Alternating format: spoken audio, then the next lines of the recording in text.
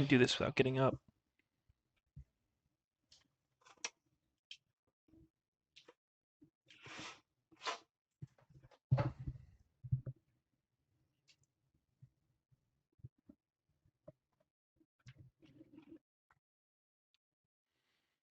First.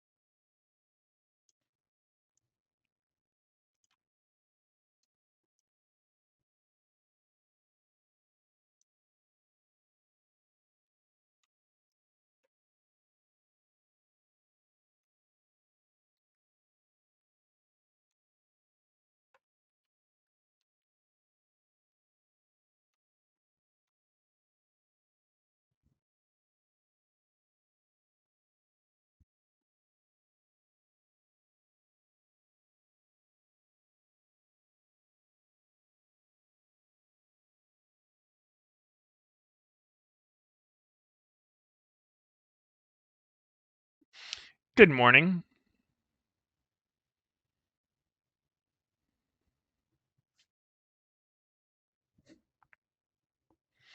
How's everyone doing this fine morning?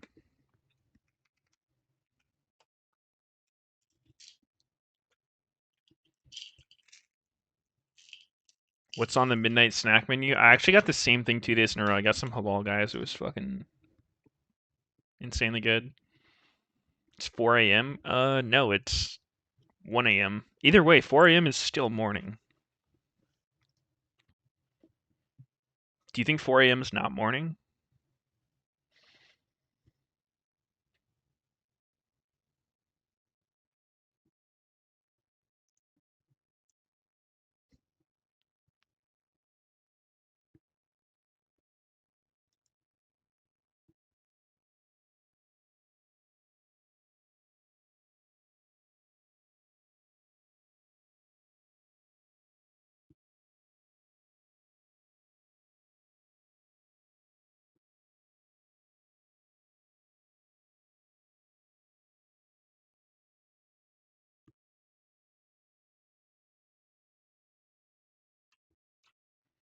I would argue 1 a.m. is not morning.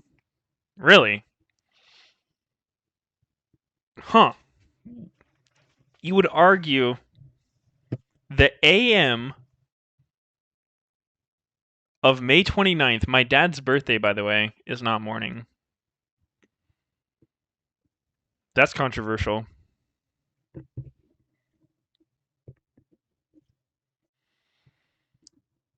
What'd you get your dad? A plumpkin? Yo, that means my birthday's coming up. My birthday is here. A little over 2 weeks. I'm about to be 35. It's actually crazy how fast time's gone. I feel like just last year I was turning 28.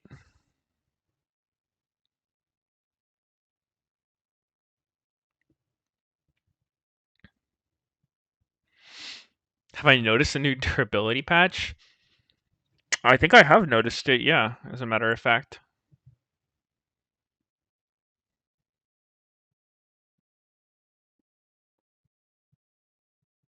I did not think you were over 30.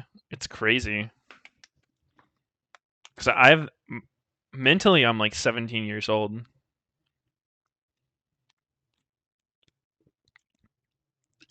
Have you noticed how durable DN are now? What is DN? You mean Diana?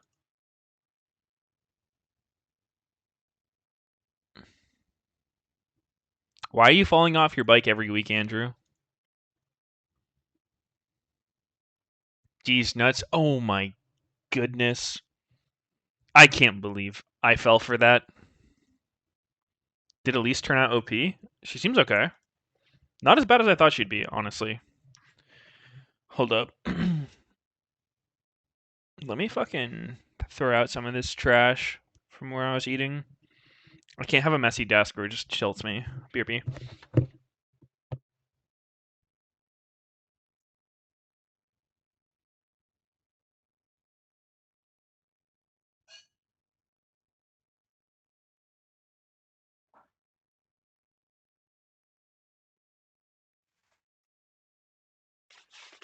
The old SKT winning ways is actually so exciting to have another chapter still left in Faker's book. No, look, you guys say it's fitting. You know what would be fitting now to like finalize the passing of the torch from like the Uzi era to the Xiaohu era of RNG finally beating T1. They've never been able to do it. This would be a great time where again RNG didn't come out of LPL looking super dominant. People thought Victory 5 would be here. People thought Top Esports would be here. And if RNG could get it done today against the T1 who has, you know, kind of struggled on and off for a few years. I think it would be really nice now that T1 are back at the peak. That's why I like the test today, because RNG in the LPL, they dealt with teams that are very early game teams. They dealt with teams getting big gold leads on them, and they still came out ahead. I will say, I think T1, even with all of the things we've talked about with their like Barons and their, you know, picking fights, like even in the G2, like they learned their lessons. Yeah, you know, they're not top esports. Top esports are a little, you know, they're a little bit more fighty. Yeah, I would say it's a perfect they pick clash of styles between our two finals teams. I also want to see how the clash between analysts breaks down in our predictions. Kobe, you're first on the graphic. I mean, I can't go against Faker. Honestly, this team being remade around him, I love the stories that follow around Faker, but really I'm most excited about the younger players on the team. Yeah. Zays has won over my heart. This kid leaves it all out on the rip. He plays so aggressively. Also, as you mentioned, you know, going for these counter picks on top lane. Honestly, I have to go T1, 3-1. 3-1 for T1. Emily, what do you got for me? I am so happy this is our final, first of all. I love both of these teams. T1's journey from last year at Worlds to having like not nearly as many expectations, with the team growing, adding Zeus to the lineup as a starter. I really have loved, in particular, like Owner's growth as a jungler, yet another jungler that kind of Faker is helping raise through his actions in and the Bengi mid lane as a coach. Yeah, there you go. So it's all like it's all coming together. It's all coming for full circle. I do think it's going to be close in terms of gameplay, which is why I'm going T1 3-2. 3-2. Let's go. One a little bit closer. Again, I've been nervous all this long. Yeah. That's gone. We are coming in strong. RNG are going to 3-1 T1. I think people have seen it online. Kenju, you know, the coach of RNG, won LPL Summer, won Worlds with EDG, won Spring Split, and now would be able to win MSI. And I believe Xiaohu will finally be able to overcome the barrier that is Faker. They will manage the early game, and then mid-game RNG is just better. You talk about the Golden Road run. There you go. It would be right there. That's the first person in league history if he does pick up this title here. I'm with you, Lyric. If it weren't for yesterday's series from T1, I would have been squarely behind RNG, but I do think it's going to go back to the unkillable Demon King. I think T1 might be starting a new era of dominance. The stage is set. The teams are ready. So without further ado, let's go ahead and get inside that arena to kick off the MSI 2022 final with the opening ceremony presented by MasterCard.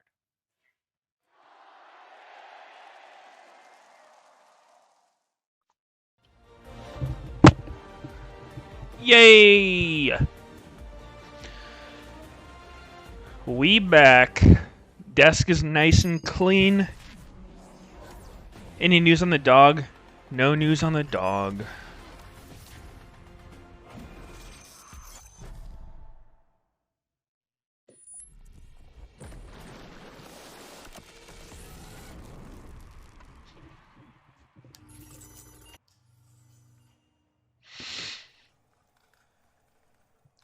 I'm thinking about going to like a dog shelter maybe tomorrow.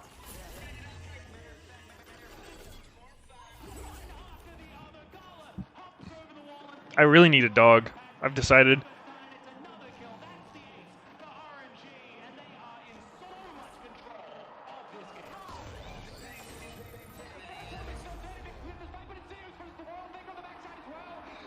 What kind am I looking for?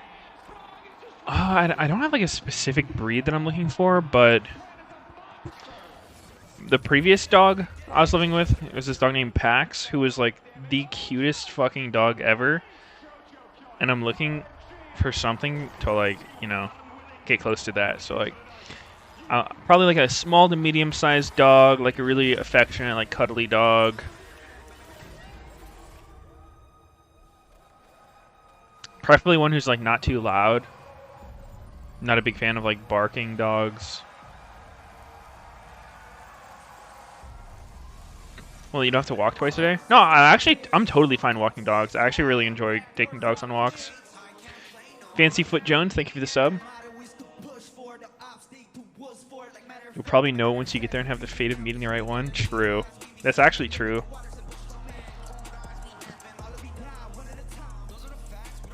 Oh yeah, I guess I don't want a dog that sheds a ton, huh? How do you know if a dog's gonna shed a lot?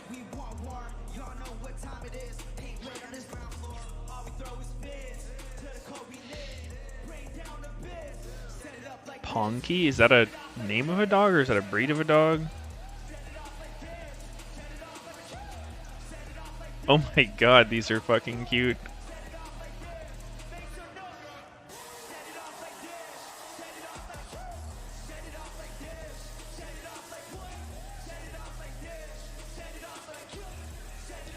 Is this one dog though? I can't tell if this is a breed. They all shed? Yeah, not all of them.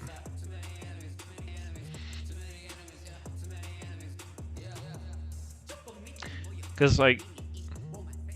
Oh, it's one dog? Oh. Because I was going to say, like, why are they all sticking their tongues out? It is a very cute dog.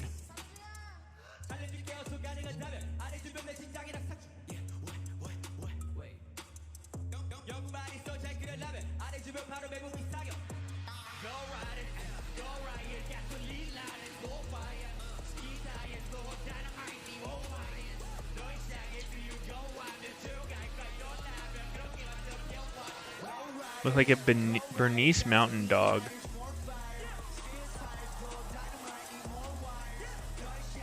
Ooh. That's cute. It looks kind of big. Lifespan. Wait, dude, this is actually the part about big dogs that gets me. Like, they only live 6 to 8 years. That's so short. I need my dog forever.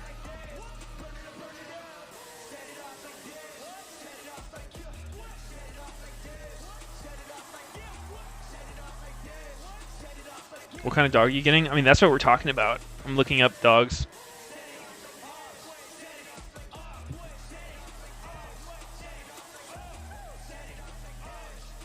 No king can rule forever.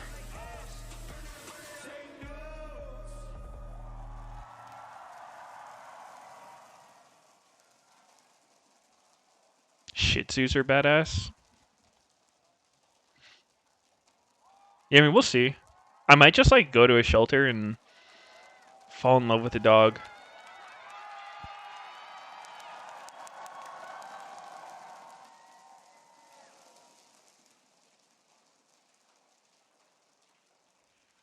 Welcome to Busan. Welcome to MSI. 다시 한번 부산에 오신 여러분 환영합니다. Don't always have a huge selection of breeds at shelters. Hypoallergenic dogs. Yeah, I've heard this term before. 그것도 각각 3회 우승에 도전하는 두 팀이 대결하게 되는데요. 자, 그럼 먼저 그룹 스테이지 1위, 럼블 스테이지 1위, 디펜딩 챔피언. This looks like a cat. 2회 연속 우승에 도전합니다. LPL의 RNG. This looks like a rat. Oh, this is cute. 자, 무자비한 공격력을 자랑합니다. 탑핀. 그 누구도 내가 가는 길을 막을 수 없다. 정글러 웨이브. RNG 플레이의 Oh, 중심. this sounds perfect. I want this dog. I will show you 바텀. You have that dog? No, you don't, Xerxes. You lie about everything. 14.3. Sorry to break it to you. 좋은 의미로 서포터 매. One more time. LPL. I swear, some of these dog breeds, like, I acknowledge they exist, but I've never seen them in real life. Like, this kind of dog, like, I've seen pictures of them. I've never actually seen it. Same with, like, this kind of dog. 이에 맞서는 17년도 이후 무려 5년 만에 세계 무대 정상에 다시 한번 도전합니다. 그것도 I need a companion dog. 3대 0으로 꺾고 결승에 오른 LCK의 대표 T1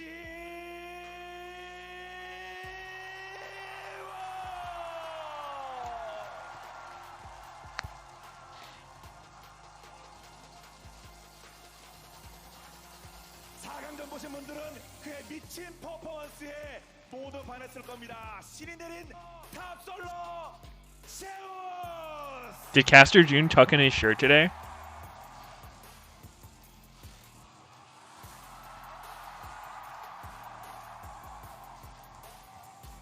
Bulldogs are amazing companion dogs.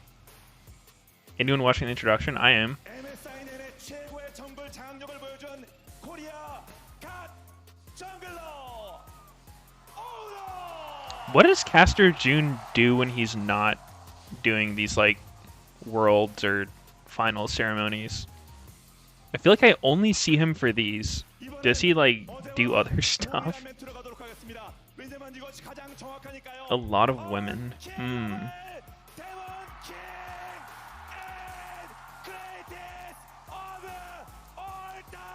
Your family sells portion. Oh, here we go again with the lies. Xerxes, we're gonna need you to stop lying for just a bit here. We're talking about dogs. Dogs are pure, lies are not.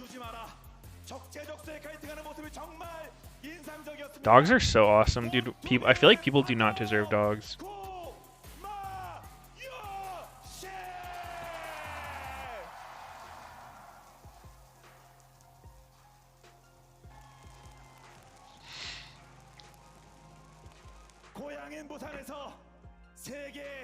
Get a wiener dog.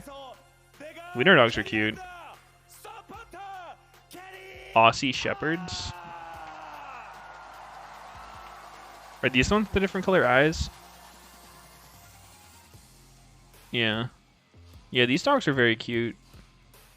여러분, T1이 가지고 있는 유일한 어드밴티지는 바로 여러분입니다. 여러분 한 번 더 부탁드립니다. LCK의 T1. Doesn't Caster June cast? I mean, that's what the name would suggest, but like, what does he cast?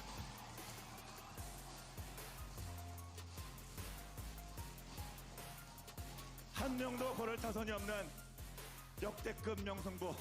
아름다운 부산 LCK? 대회 이제 CDL? 파이널만을 남겨두고 있습니다. 달려보도록 하겠습니다. Let the finals begin. I'm about to Google him. 2022 MSI 대망의 결승전을 함께하시는 많은 분들의 뜨거운 Because nobody seems to fucking know. 시작. Primary game lol? Wait, is he he's an LCK play by wait, so he's just a caster in LCK?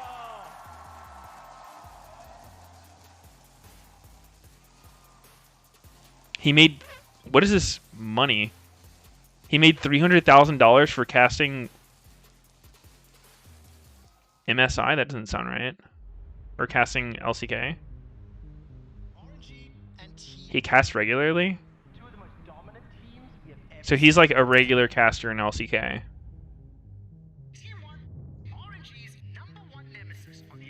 Pardon me for not listening to the fucking Korean announcers that I can't understand. But Shahu is to me the epitome of RNG.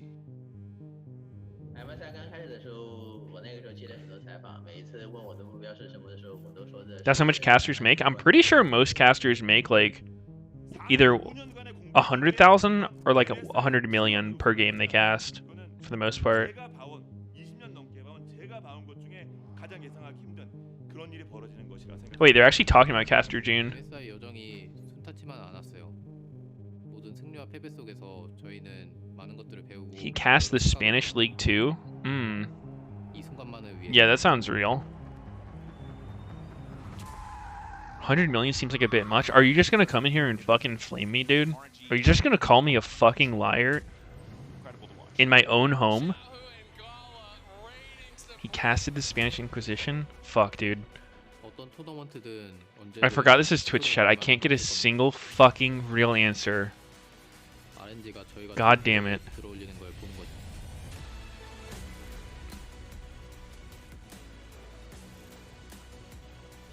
I'm mod checking Sneaky right now. 한국을 위한 겁니다. 팬분들은 저희 I hate liars. Nah, wrong. You are a liar. 해결하면 저희는 무엇이든 You lie every fucking day of your life. You've never told the truth. You forget what the truth is. You've lost sight. You've lost sight of the truth. You are truly a lost soul. I pity you, Circes.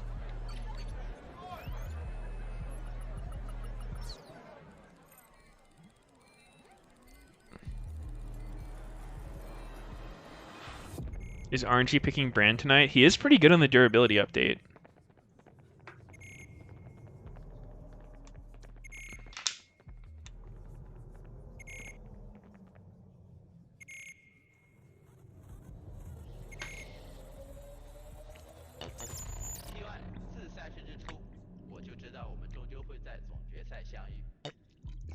Holy shit, what is this Xiaohu?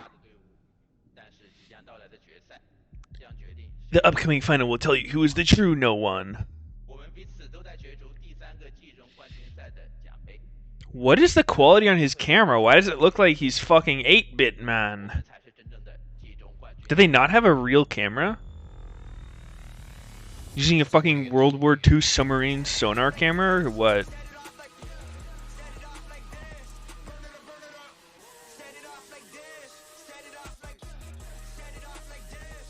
Can I win a 1v1 versus Faker? Nope. I've laned against Faker a total of 1 time in my life. I didn't hard feed, but I definitely didn't win lane.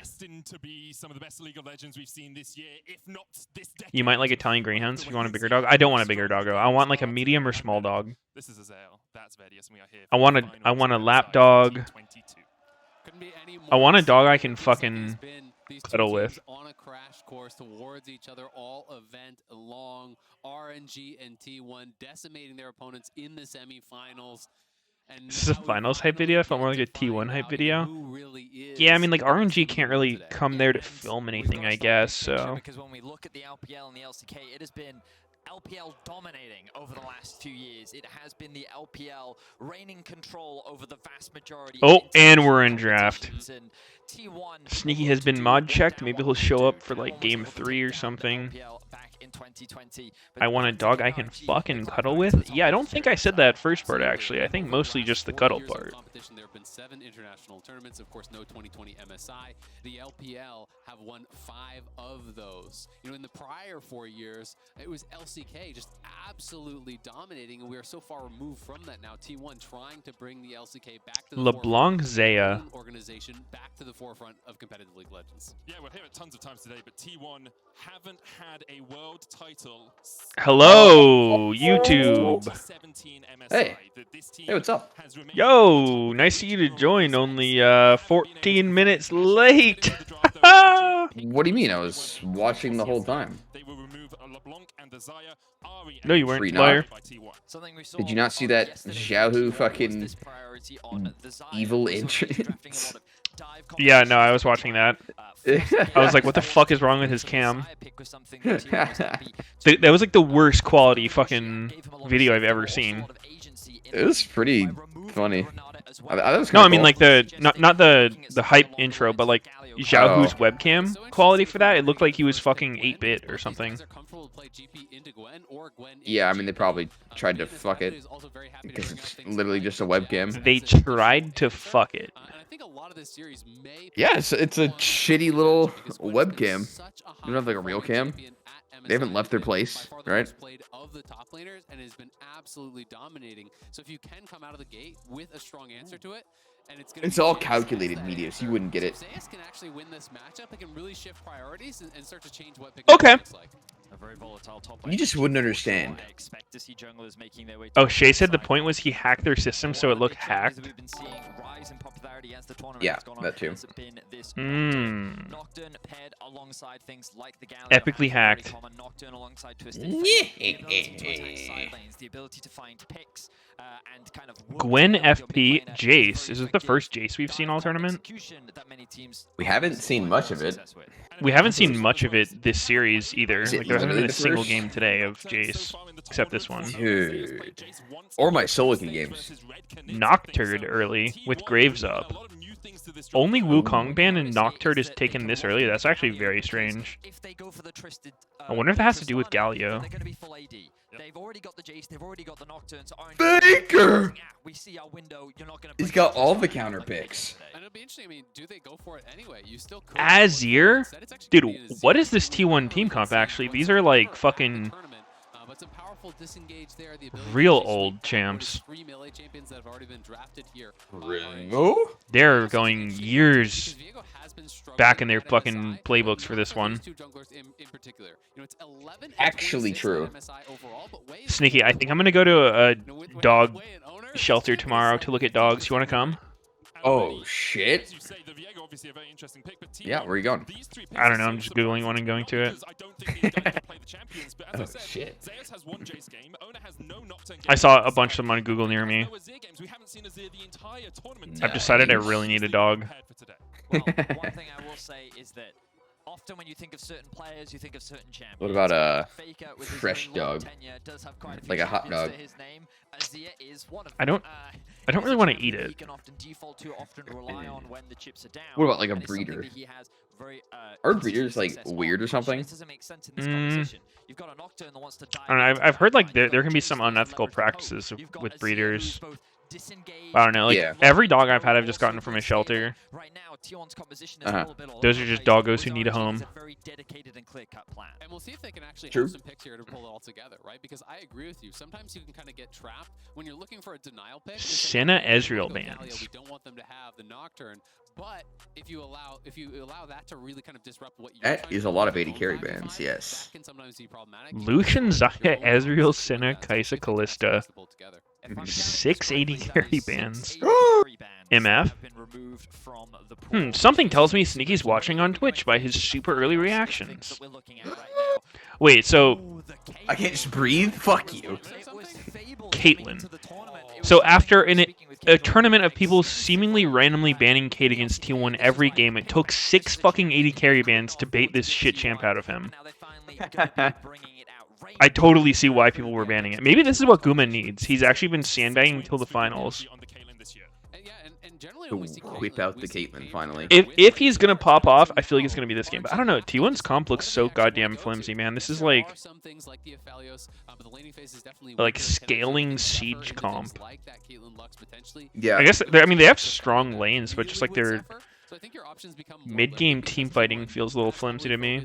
ADs in the pick ban, RNG did as well, Mhm. and potentially with If Nocturne's not snowballed, for sure. going for that 2v2 dominance. You think he's gonna run Snowball on Summoner's Rift? He could. He could.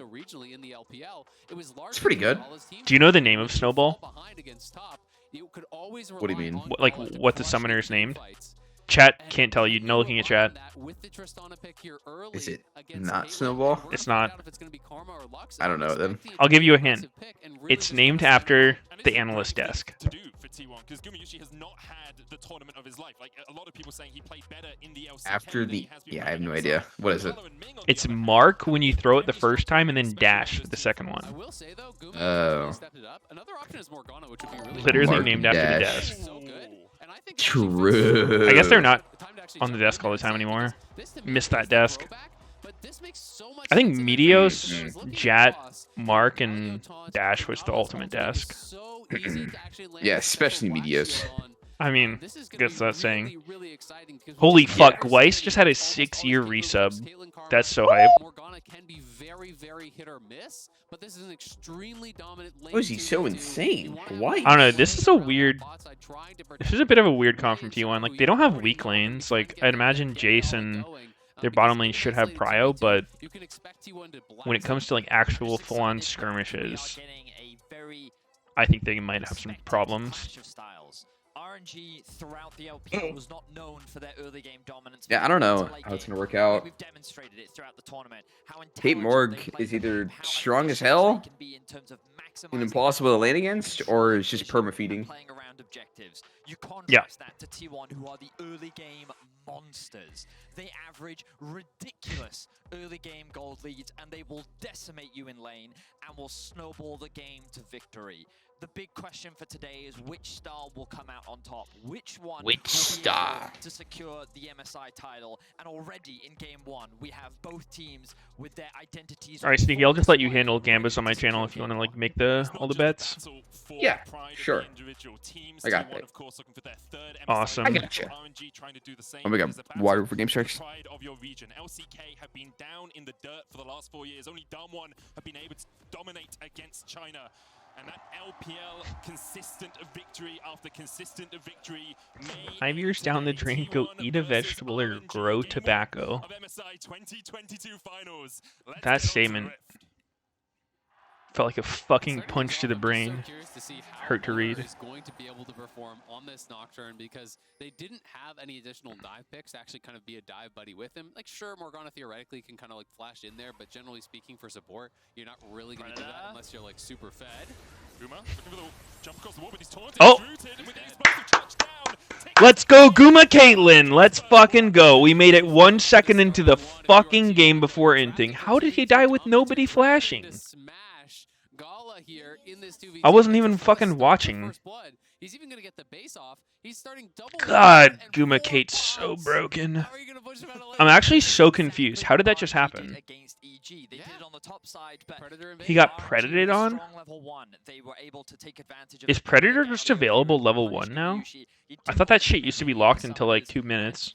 I think it was wise because RNG, they know how to punish that. I think when we look back to their EG series, the moment that Impact lost his flash, what did they do? They dived him at level 4. How do you pronounce that? Is it predated or is it predated? So, while he does hold on to his summoners, we'll see how much it affects the lane. Well, and I'm really curious, did he actually skill E, right? Did he try to skill E and like try to get to the wall and jump over? I wonder if that's why he was actually holding onto the flash.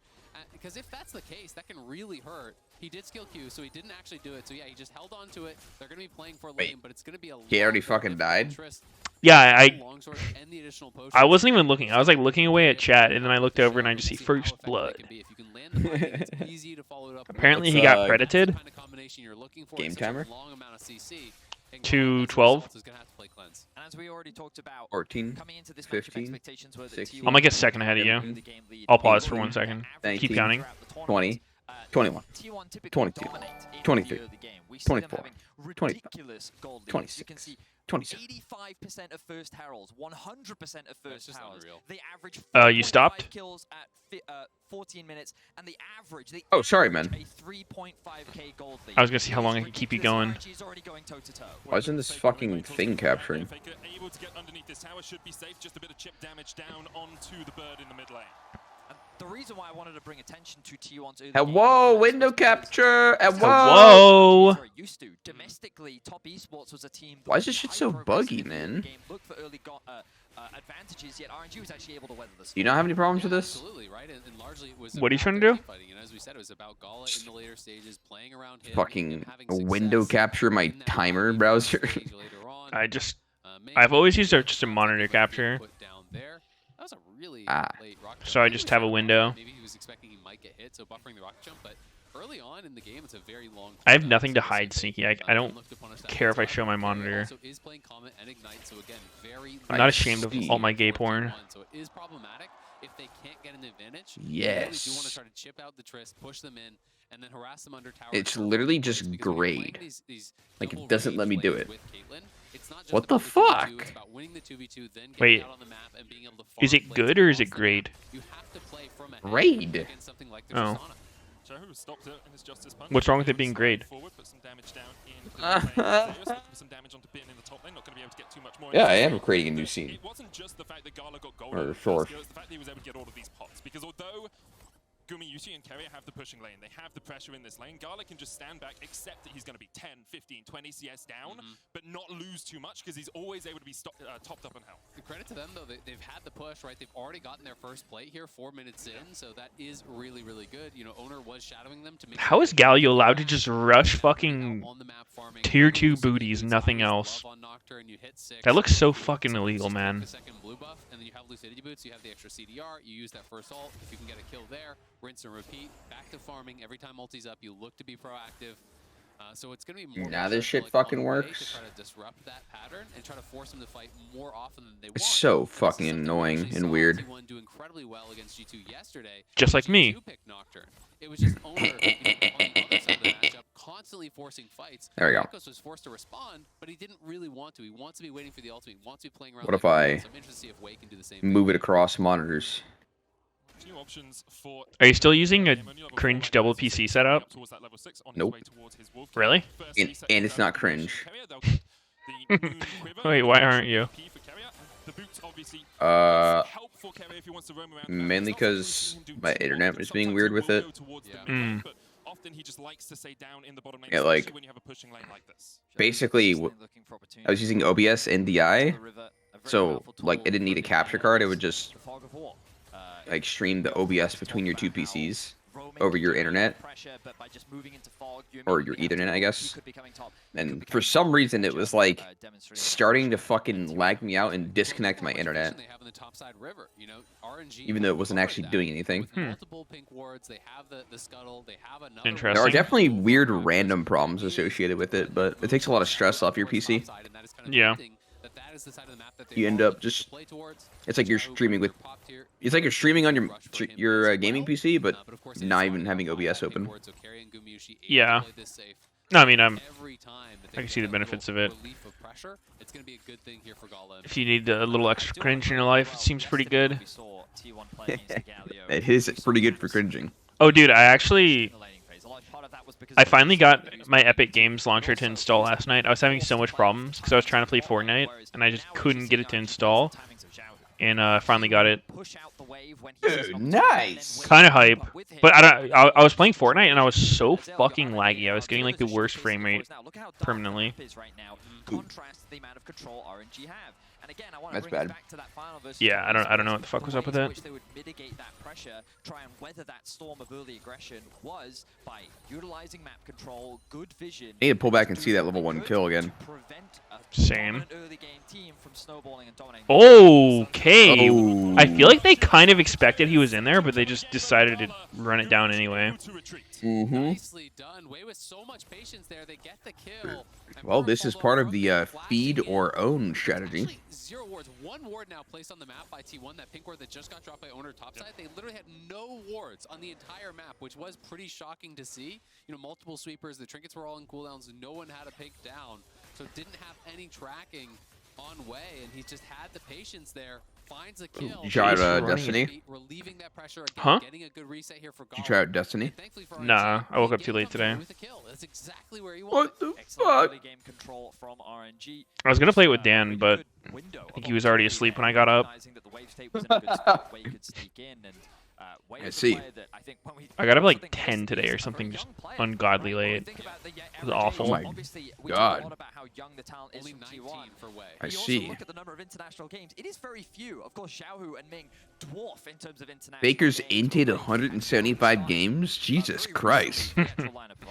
Yeah, he Who's only the started least? with them, you know, Who's at into the the start of least? 2021, Zeus? Been coming in at the start of 2022. Yeah, Zeus, I Noah guess. has only been there since summer 2020. You know, the 3 young players are on RNG have not been around for that long. You know, it's 19, 19, and 21 for Gala. So it's a lot of young talent between these two organizations. Yeah, you just have to look at T1 side as well. No one but Faker was playing professionally when Faker won last one in international. Dude, have you played Fortnite recently though? It's so fucking troll with like some of the skins in the game. I'm just I've getting seen some. fucking like killed and teabagged by Naruto and Thanos. Like it's I think it really speaks to the scouting so capabilities fucking that insulting, man. everyone except for Curry came up through the T1 organization, through their academy teams and kind of scouting teams. I watched a Donkey video. I think I told you about it. It's like maybe not. There's fucking there's an Among Us mod in Fortnite.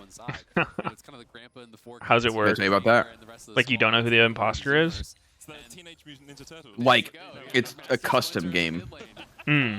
So you're in like a spaceship, and you do the same shit as Among Us. That sounds fun. Donkey made a video on it. It was pretty funny. There was like actual like literal 10-year-olds just like screaming that they weren't the imposter, getting like so upset. What the fuck? You're just trolling the fuck out of them. Yeah, dude.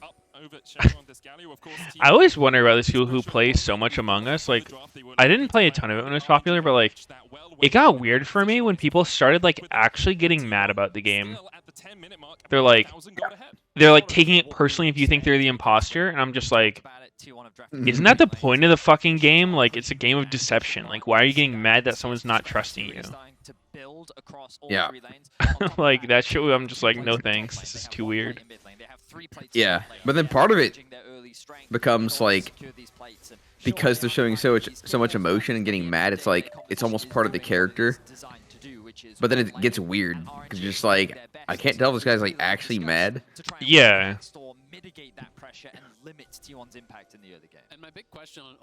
I'm like, I'm playing games to try to have fun with my friends, not fucking ruin friendships. Get yelled at. Yeah, and then like you fucking are like, all right, fine, you're not the imposter. Like, don't get so upset about it. Then they were the imposter, and they're like, haha, I got you. I'm just like, wow, that is some serious fucking manipulation. Gotcha, bitch. You fell for it. It's just like, wow, nice, dude. You almost started crying to sell that one.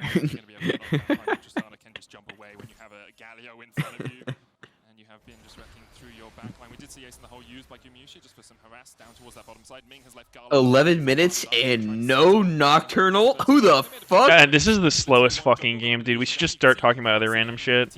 More Among Us. More Fortnite. Nah, dude. Have you ever seen the thing Feek does where he just fucking... He goes into random, like, solo queue Among Us lobbies, and he just, like, trolls as hard as possible. Like, he'll just run up and hit the fucking button immediately. And then just get himself voted. He'll just keep doing it. It's so fucking funny. Wow. Or just, like, be the imposter, run up and just vent in front of everyone immediately. And be like, I was the engineer. It's actually so funny.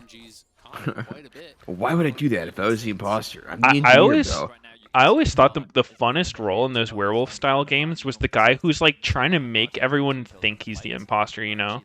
The jester. Yeah, or like they have different names for it, like the Tanner. Yeah. The Tanner From high DeMonte. Tanner DeMonte from high school. Mm-hmm. And again, want to bring your attention to the minimap. Notice this control that RNG. Yeah, that's my favorite role. Just they have this ward, they have this causing ward, they also have chaos. two control wards in the top river. It's just complete Yeah. river dominance from the side of RNG. You can't be too obvious about it.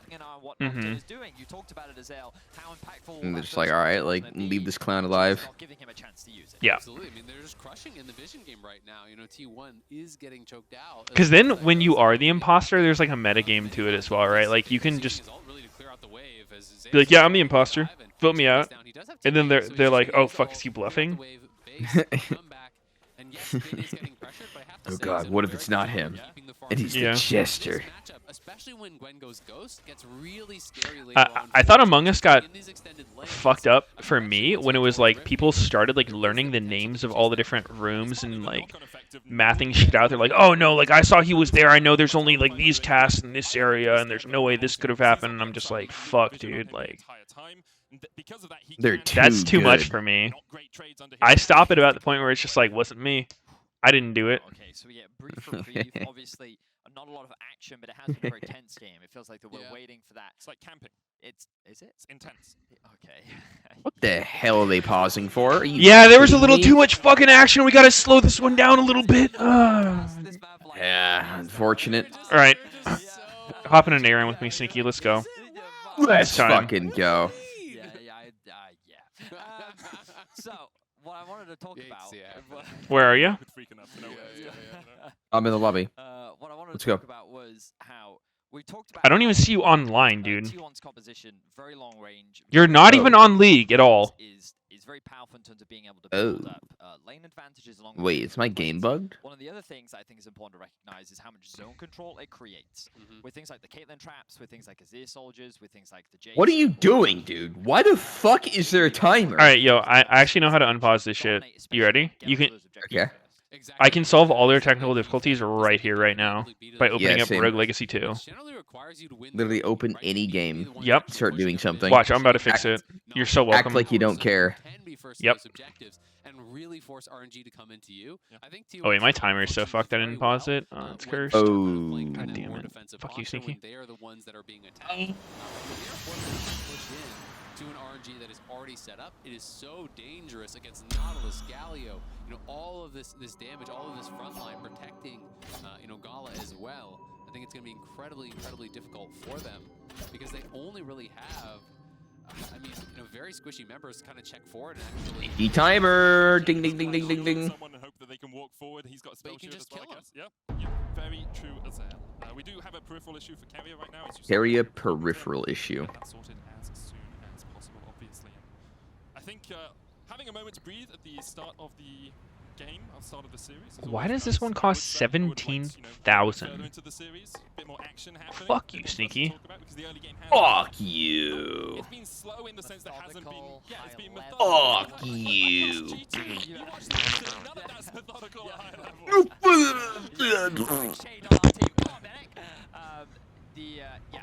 Of course, in terms of action, it has been very limited, but I think that RNG are kind of getting exactly what they wanted. The fact that they're only at about a 1K goal.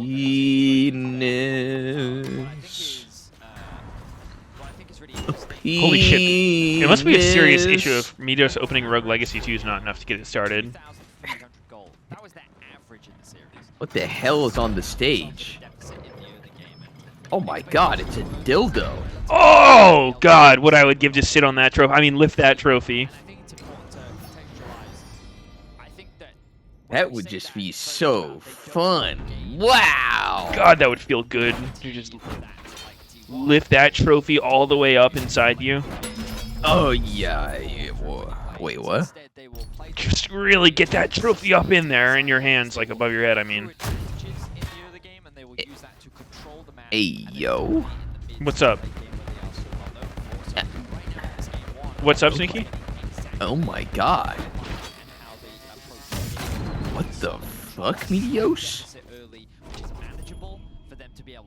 What the fuck, dude? I found a huge fucking dragon, Sneaky. What is this shit? Are you gonna kill it? I don't know. Land in the dragon? Land in the dragon. Relative to other LPL teams, right? And they do dominate, through objective play, right? And they have been able to take both the Herald and the first dragon here. They're a team that loves to really have great setups around this. They have excellent vision control. Thank you. Tell Meteos I had my first cheesy gordita crunch, and it was the best thing I've had from Taco Bell. Nice. To ask him how it felt spending $10 fucking on it. How did it feel to spend 10 doll hairs on said treat? Food is actually getting way too expensive. I'm about to just stop ordering food ever. Just only make PB&Js for the rest of my fucking life.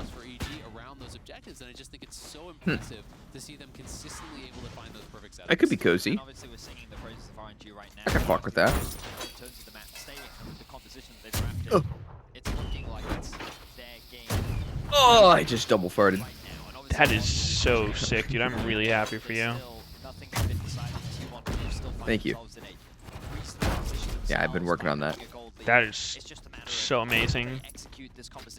Truly an awesome day. Oh, I got it started by playing Rogue Legacy. You're welcome.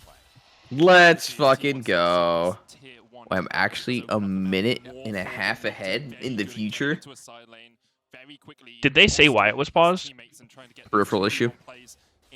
top or bottom lane. And I want to very quickly But did they mention say potentially whose Ming peripheral? supports their road Syria. timings. Ming missed Ming that will be ward. spotted out. But did they say Doing the exact which same thing. player? Vision war is really going to be decided by The support the best supports for out T1? It's huge, though, 'cause Spain But did has they been say in which a champion he no-win was game playing? with this push. So unless No, they they didn't actually say that. exactly where they Oh. are, Kerry is So they're just leaving it up in the air. Okay, Oh. Zeus knows they're here. What can T1 do? This is one of those situations where, like, T1's comp, you just have to avoid this kind of shit. Like, I think even if you know it's coming, even if you counter, I'm not convinced it's going to go well for you. Yeah, they've unleashed TP right now. Oh. I guess that they are bringing Kate, so they'll have a number advantage. Yeah, they're gonna go. Oh. Wait. Okay, they have a Zir coming in. They're going hard in the fucking paint on Nautilus. Oh my god, Baker's too crazy! Baker, what was that? Waste dead. Oh, no way he dies here. Eh. Alright, so what is that? A 2 for 2, even though it was a full-on 4v5. That is pretty bad. All things considered, I think Yeah, T1 that's pretty good, played that better than I expected it to go. Wait, what is this Nocturne build? Really? Gourd Drinker, Conqueror, Nocturne. Sounds pretty turd. What do you mean played it better than you expected? I mean, I just like the fact You said that they're RNG or playing T1? this comp and then opting into one of those fights. Like they know RNG's Oh. camping and they just take the fight. Kind of facilitated by the Morgana though, right? Yeah, but I mean, I feel like this comp is like actually made out of fucking paper. It's just 5 Yeah. hot dogs. Seems very hard to team fight with that. I think they played the fight pretty solidly. How is Right. Owner so far ahead of Waze? We highlighted the ward. Wait, Ming God, trolled. that's so weird, yeah. Holy fuck. How did I not even see it? Yeah, holy shit. I think this is part of why T1 wanted to go for this so bad. They're like, I feel like in competitive, this kind of play always goes well, where it's like you have info that the other team doesn't know you have. Like Yeah. RNG is thinking like, oh yeah, like we swept. There's no way they know. And T1's like, holy fuck, he missed the ward. Like they're gonna get baited. Yep. If Nautilus had Aftershock, this actually is just like, no one dies. Oh no, literally every Nautilus is doing, uh-oh. Zeus? What's he gonna do? He has Flash. How does he get out? How does he get How out? does he get out of this one? And he's gone. Oh. I don't know, man. If I have the choice between playing these two comps, I would always want to play something like RNGs, where it's like, yeah, you'll probably lose your lanes a little bit, but like any fight you take anywhere is going to go well for you. I guess the towerless Zeus in that position. Yeah. As soon as on the top side of the map, he ends up getting caught. And it's going to be hard now because Ben actually It's actually hard kills, right? He is to gonna talk be about their going scaling. for the split push build. I feel like it's pretty good, but Yeah, I mean, they scale well, but it's just about like actually playing out the map, I think becomes difficult. RNG have been great with the vision, so if they can continue RNG? maintaining vision control in the No, side, for T1, like, allow them to push just this up. They've already grabbed getting in a this situation position. where It's like, gonna be Ocean Soul. you know, like we just saw on Zeus, where they can't just like force a fight, right? Yeah. Because like you kind of need vision to be able to play out the map correctly, and most time to get vision, you have to end up fighting over it. And if you don't have any vision, it's hard to know what they're trying to do. It's Cedara, it's Cedara. Guma Yuzi's going overgrowth, or not overgrowth, the overheal thing. Thoughts? I still remember those barrels. Questions, concerns? Pretty awful. Pretty awful. Pretty worthless. Pretty worthless. Sneaky not a big fan of HP, More effective hit points? Well, actually, it's unprockable. Oh, I see. So these big shields that Caitlyn has, they're just And I would say most of his This big little 10 HP shield that he can very rarely obtain. What do you think about the Gore Drinker on Nocturne instead of Stridebreaker? I wish Overheal was more usable. I feel like it's like a good AD carry rune, but I mean they literally just nerfed Life Steal too, right? Yeah, I mean, isn't it kind of one of those like abuse runes? I don't know. I'm not a huge fan of that effect. Well, okay, they either remove it or make it useful. It's just fucking it feels completely unusable right now. Mainly because the other row or the other option in the row is just so good, like presence of mind. Yeah. Like Or you Triumph. actually need to run that like every fucking game, AD carry. Yeah. Yeah, Triumph's good too, but oh, How does that happen so fucking often in pro games, dude? Someone just fat fingering a stopwatch, or Zonius in this case. it could be moving it around their inventory. I know. I mean, it probably is, or them just having like it on the wrong slot and trying to put down a ward or something. But like, it happens so much more frequently than I would expect that to happen to, right? Like for me, it might happen one every 10,000 games or something, but we see it in pro like multiple times a year. Yeah, for Meteos, it would never happen. Well, I mean, it'll happen, but like maybe once in every 100,000 games or something. Yeah, he is far past your little mistake on the keyboard era. He just fixed his peripherals too. True. I guess he didn't fix them enough. Can we pause again? Posturing around the bottom river, trying to once again that vision battle constantly happening between the two teams. Right now, RNG do have that control ward advantage as they've just reset, and now they're pathing towards the bot side of the map. And I was really curious to see what build Carry would have gone for. You know, if he was going to do. Is there an option to disable clicking activatable items? Alongside owner, because you can go in there with that Zonias. I think there is. I think so. You do think so, really? A lot of the different support options, so I think this one makes a lot of sense. Yeah, Deathcap Rush. I mean, when the fuck am I ever gonna click my stopwatch? I feel like that shouldn't even be an option, huh? This is a strange play by T1. They're just hardcore four-manning this bot lane. Now RNG I feel like RNG doesn't need to respond to this. They could just have Gwen continue pushing top, but they're not gonna do that. This seems like an overcommit by T1, but they did get RNG to respond, so it actually ends up being pretty good. If they can... I'm really curious to see, is RNG oh, it's disabled click to activate all abilities. The problem with that is if you're like fucking hitting the bong or something while jungle clearing, you need to be like clicking your abilities.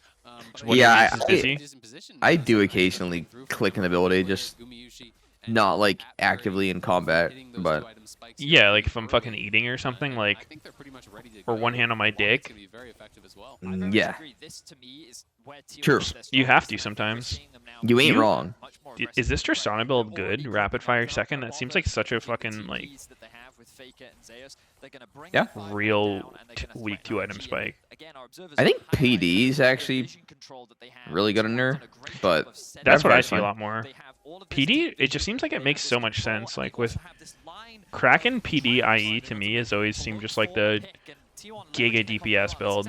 Like, I like rapid fire, but second on most champs. It helps a lot getting out range, but yeah. Yeah, I mean, getting out range sucks, but like you're Tristana, right? Like you're fucking jumping in that ass. You're not just like one-tapping people and then... Oh, God.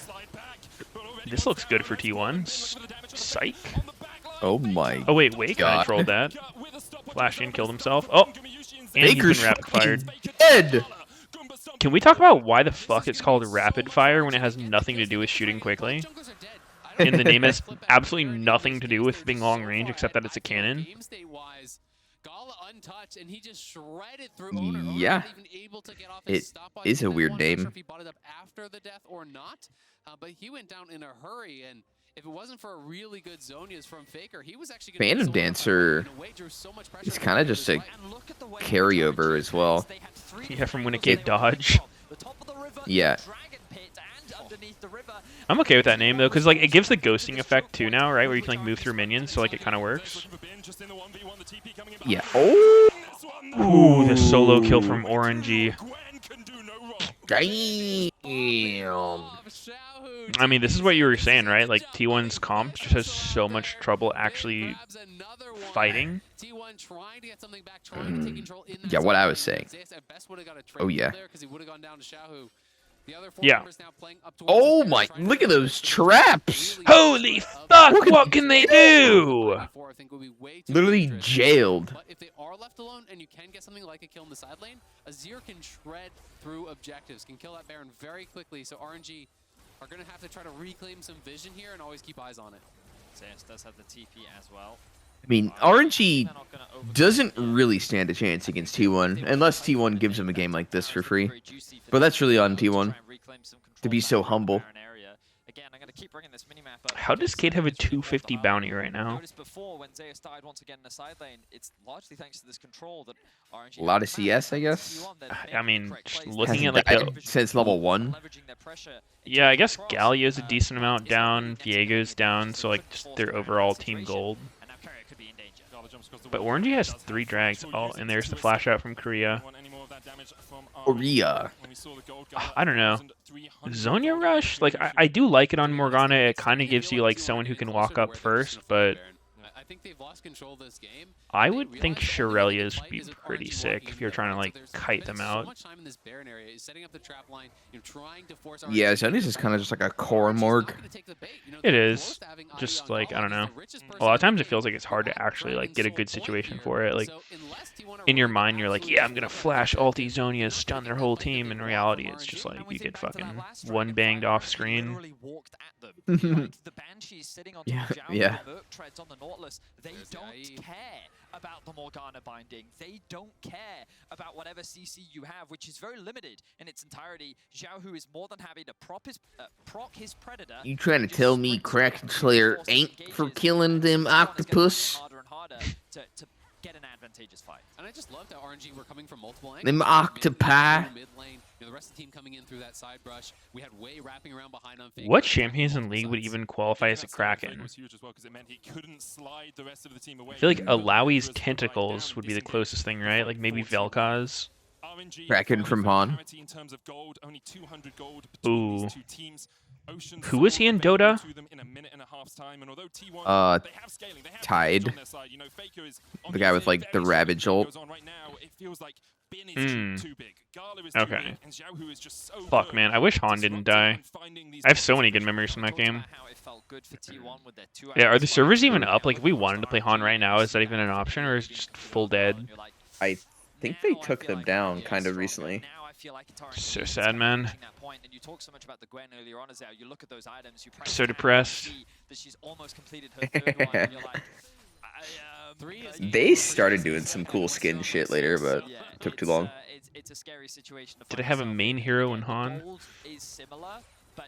I just played whatever No-Tail was playing. I actually just like fucking was a huge No-Tail fan in Han. I would just like, I'd watch his stream every time he streamed. If I missed it, I would watch the full VOD. And I would just like go through his match history and just like watch replays of his games. Jesus. What? I was trying to learn the game. No, I played like the same shit he did, like fucking Pebbles, Torturer, Polywog Priest, Silhouette. Very, very important that T1 have that perfect beginning to the fight, or it's going to go sideways fast. Oh, Han is up now, shutting down next month. Really? Next month. Soon. Alright, well, we got 1 month to fucking go pro and Han before it's gone stinky. Oh! Uh-oh.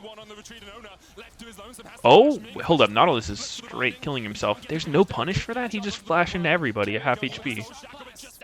Huh, T1 actually successfully kited that. I think the Nocturnal played a pretty big role in giving RNG aids. They do get the soul, though.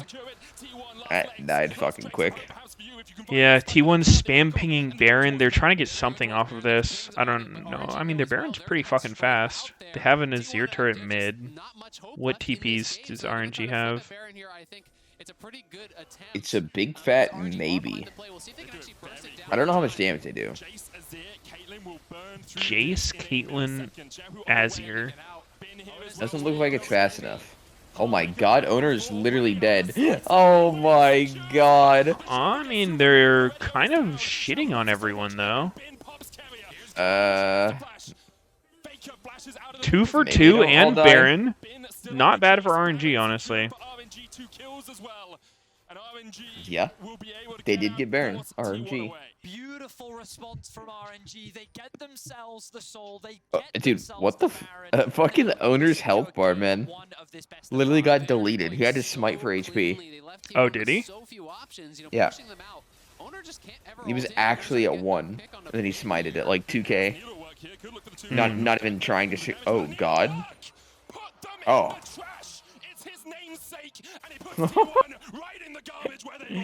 Huh. Oh. Gwyn looks fucking balanced this game. Well. I don't know. I think this is just T1 got a little fucking ahead of themselves in draft. They forgot what year they were playing in. Maybe there was some meta where this kind of comp works, but I don't think today's day and age is that.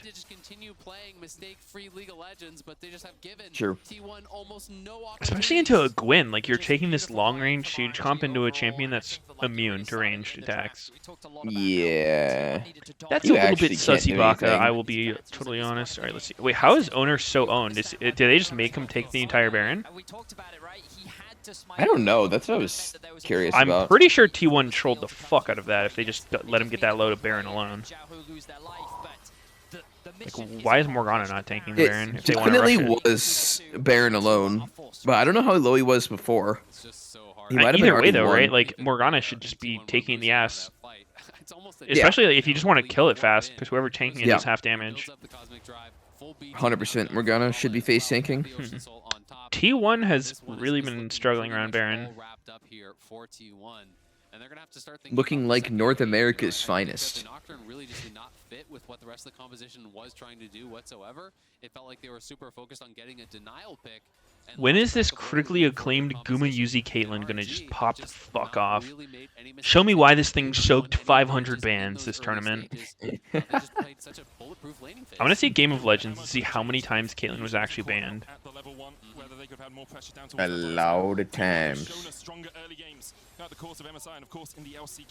Ow. That was a chunk. This game is looking done and dusted. T1 defending at their inhibitor towers. Baron still 9 Caitlyn bans. 5,500. Over T1? Or I don't know, probably. probably. Okay, that's an answer. I mean, I don't know where the fuck I'm gonna see that stat. Big fat maybe. Oh, how does Zeus get out of this one? Whoa, he's phase rushing out of there. Holy shit. What the fuck, Nautilus? I wonder if he was like trying to hook somebody who was like edging the gate, because it definitely wasn't aimed at the guy he halted. Yeah. Yeah, RNG just playing it really calm, cool, and collected. He baited the Black Shield there by hooking the inhib. Inhibitor tower here. Owner with no ult. Zeus still dead. T1 not really much hope here. True. Testing this. Maybe when Zeus resets, That's true. Go for one last big play. It has to be, you feel like some sort of huge ultimate from Faker to set it up for them to have any chance. But RNG just Why can't Baker scoop the whole team, man? that they just collected here and set up for Elder.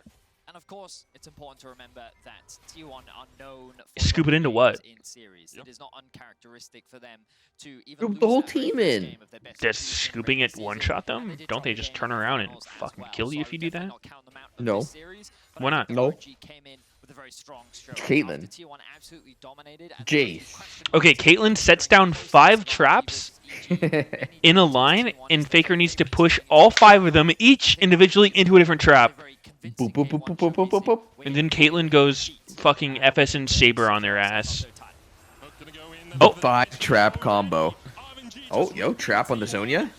Whoa! Guma Yuzi's doing literally everything! Holy fuck! And Gwyn's too fucking broken. It's actually so disgusting, dude, how useless you are as a range champ versus Gwyn. Oh yeah, it doesn't make any sense for this champion to have that ability. At minimum, that should be her ult, with how strong it is. Yeah. Not like a fucking 10-second cooldown. Guaranteed every fight. Yeah. In game number 2, the Jace pick not really working into Gwen, the Nocturne not really fitting in, and RNG are cruising. RNG weathered the early game storm that was T1 and take game 1. Casual 5 kill participation from Viego this game, by the way. 2, 3, and 3 in a game where his team was absolutely stomping. Well, that's just what a good team looks like, Meteos. Jungler just doesn't have to do anything? Yep. Okay. Jungler can literally AFK. It's not their job to win. Interesting. Not my job. Alright, hop on League Sneaky, let's go. Yeah, dude, yeah. Jungle, something like a Lee Sin would have given you the ability to create a split map, give you more opportunities. Yeah. Better snowball that side of the lane. And I think that, yeah, their comp was a little disjointed, but even with that, they demonstrated their strong mechanical prowess and ability to generate leads in the early game. Moving into game 2, I just expect their draft to very much make changes. I mean, one Baker of the big things picking I also chicken. highlight is how good RNG were with the vision control in the early stages, right? You know, they knew T1 had to snowball this game. How can It was such a RNG huge be investment so in good? Early pink wards, everyone was buying them. It felt like every single base for RNG. They were dominating the vision game. It felt like in the first 10-15 minutes. And T1 just weren't really able to find those plays. It might be for the so ARAM late Sneaky. that we actually saw Owner's first ulti, and even in that play, it ended up being a pretty even trade. Yeah, struggle for T1. Invite for the boys. In the mid game, so we'll see if they can Duh, bounce back as we go. But let's check in on T1's comms boys. from their clean sweep versus G2 The Esports fucking Games. boys. Game presented by Bose. My favorite anime. 나를 조심. 나도 동인이다. 다른 거 같다. 미드 갈게 우리. 미드 전력 가자. 괜찮아. 미드 전력 갈게. 적당히 죽어 그냥. 올 수 있는 거 있나? 오른 있다. 다 가서 다 갈 거야. 다 갈 거야. 게임 끝낼 생각 할래 그냥? 게임 끝낼래? 가자. 오른 누구야? 오른 너 미포 노플이야. 오케이. 리포는 구안 썼고 오른 누구야? 이거 생으로 깨야 될 듯. 이거 게임은 못 끝낼 수 있어. 상황팩이거든. Bongo? Oh? I know this guy. 잡을래? 아이씨. 아비. Who? 오케이 이거 오케이만 하자. 오른은 노궁이야 대신에. 상타 하나 볼만할 듯. 나풀 7초. 나 티포 좋아. 나도 궁풀 볼게. 나 이제 메가 돼. Oh? 간다. 아칼렌 더블 줄게. 해 싸움. 리포. 다 달았어. 좋아. 텔 탈게. 가자. 미드 가자. 잠깐만 맞아줄 사람 있나? 잠깐만. 얘 프리 써 미포. 안 썼어. 잠시만. 실드. 형.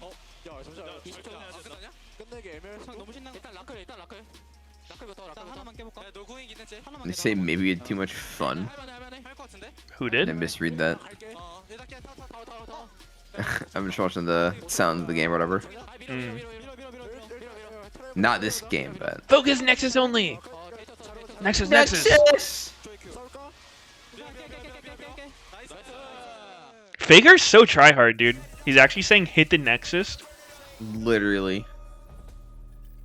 Meteos is there, we calling for the fountain dive. If Sneaky was there, he'd be jerking himself off. Oh, I mean, you're not wrong. But what the fuck, Dan's game? Who the fuck is Dan? And what does his game have to do with anything? I don't know. It's just a saying, man. I don't get it. If there was one Twitch emote that could be added to the dictionary as like an actual word that means something, what do you think it would be? You could only pick one. Poggers. That's what I was thinking, actually. Poggers was definitely the first one that came to mind.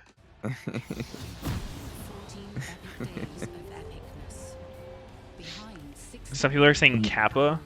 In an expression Pog of champ? excitement. Behind every match, every broadcast, every moment at League of Legends MSI 2022 is the network Borba spin. Ooh. People come. People come? I What don't know about if that's an Sneaky emote. W? That could be a good one. No, I don't think so.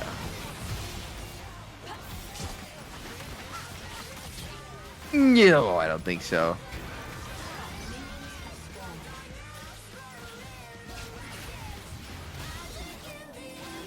God, this durability This is patch is commercial. just so lame. Oh. I hate durability! Why is everyone so tanky?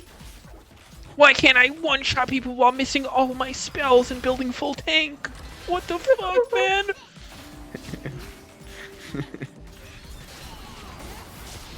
What the fuck, dude? Ugh. Oh.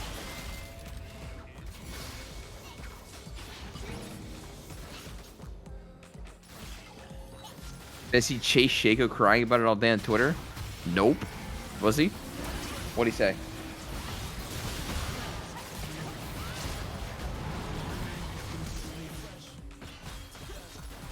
I, for one, have never seen Chase Shaco complain about anything on Twitter. Yeah, that's not a normal occurrence. That's totally out of character for him. Yeah.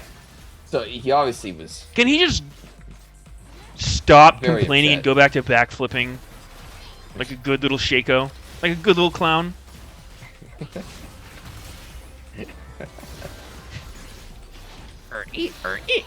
You're an idiot, Honks the Sneaky. nose. Why are you even allowed Thank to you. talk? They should take my talking card away.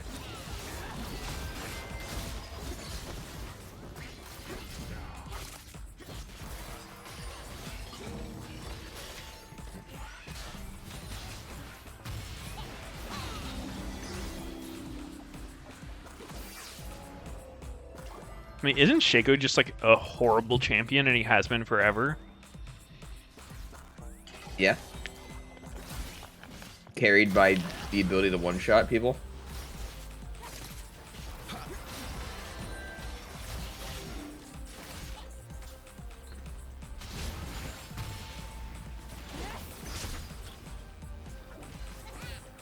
Chase actually has some funny fucking tweets. I like his Twitter.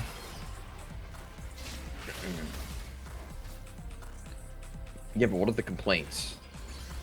I mean, I think anyone who's had to play Shaco for that many games is probably going to see the game a certain way. Probably lost their mind. Yeah. Unfortunately. We haven't gone through what he's gone through.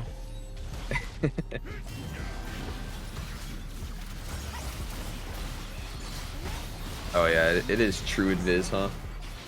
What is? His Q. As opposed to false invis or what? Instead of like camo or something. How the fuck do I get all these chimes?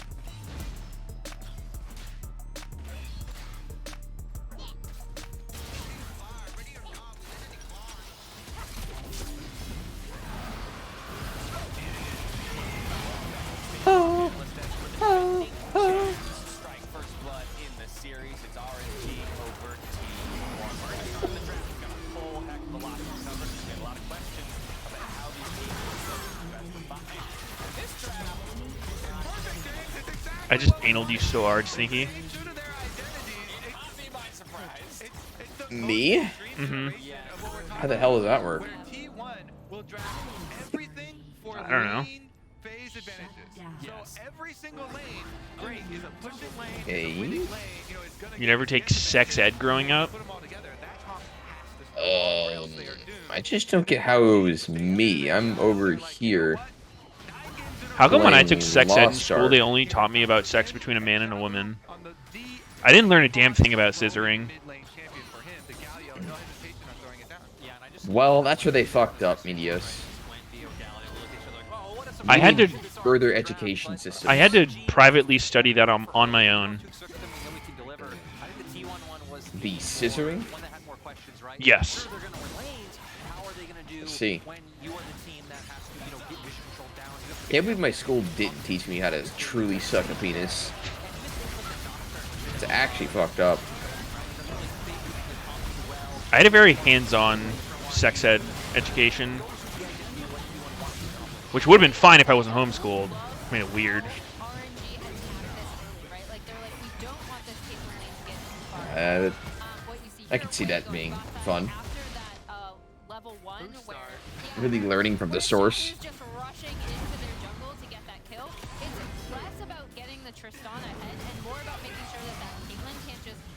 that initial turret and rotate around. They also, RNG, spent their Herald to go bot as well, so you could tell it was a very targeted early game attack.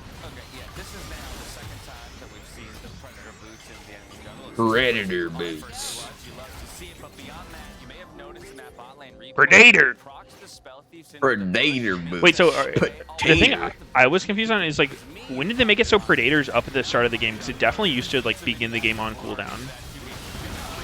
But I guess now you can just no idea. Predator run up and fuck somebody at level 1 or what? Ooh. I don't know. I've never really used it. This is why you pick the Nocturne in this match, because you know you have to push with all the lanes, so Nocturne is supposed to deny Nocturne. the enemy team, and they do get the playoffs against the initiation there, but then the response comes through after. Yeah, and I mean, I think the big thing All here, right, we're going to boys. start seeing It's cube time. Bins just starts to What is that? Cube.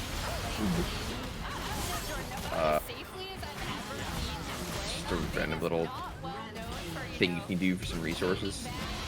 letting things go. So yeah, credit to him. Yeah, and I gotta say, you know, as the game progressed, this fight actually was That seems so much more fun than ARAMing with Meteos. Yeah. I'm glad we're doing that instead. Cubing. Hell, Cubing is so fun and woke based. Hot. throw out all their skill shots, Yeah. throw out all their artillery pieces. You. Gave them the chance. Yeah, I mean, it's just a matchup of two classic archetypes. Didn't Oh. Sneaky play Jin with Predator? How do you play Nope. Sneaky? That was a wild turtle tech. Double plug. I remember Wild Turtle did it against my team in scrims once, and we thought he was fucking trolling. As he was.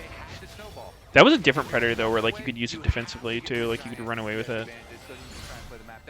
And then here to me, I wanted this so badly because if you're in this losing scenario and you're going Fuck Predator. That's all I gotta say. his owner taking the Baron, he's the one whose health that you care about. Remove Predator. Vote Sneaky for president.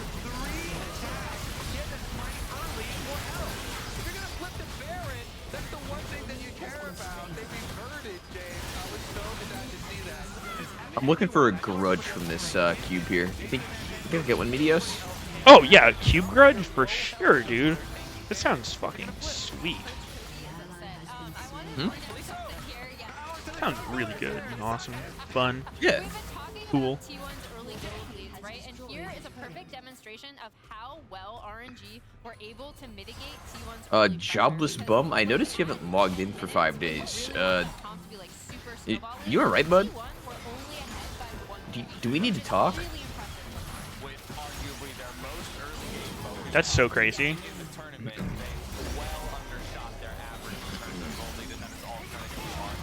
I know you're jobless. We need to get you a job. In Lost Ark.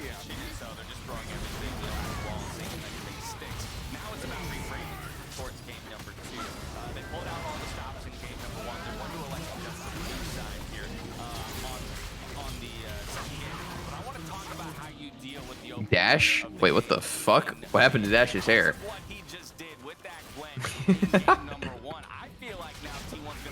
You see it?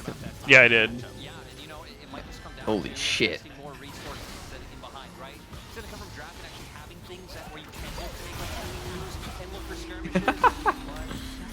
Lil Pump wants his hair back. Against RNG in the LPL all year. It was attacking Bin up in the top side. If you get Faker back on something that Oh my god! Mega Lucky! Whoa! Make their way up, shut him down. Gala and Ming, even though they are super good, they're typically not the kind of lane that are going to snowball out of control. It's about coming online later. So yeah, if Bin's going to keep having monster performances, Buggies! T1, I'm sorry, going to have to start investing resources to shut him down. And I think the most surprising thing for me, I don't know if you agree, I Jordan, liked is Dash's how original hair. Bin played this lane, because in LPL, Original. he's I think that was my really favorite known Dash for playing style. Vanilla. super, Vanilla super Dash. aggressively without Some cheese pizza changing where Dash. the enemy jungler is, right? And I thought I saw him play like probably No the most pepperoni. conservatively I've ever seen Not him even play a that single lane, despite the pepperoni. fact that he is obviously getting shoved in by many. Pepperoni!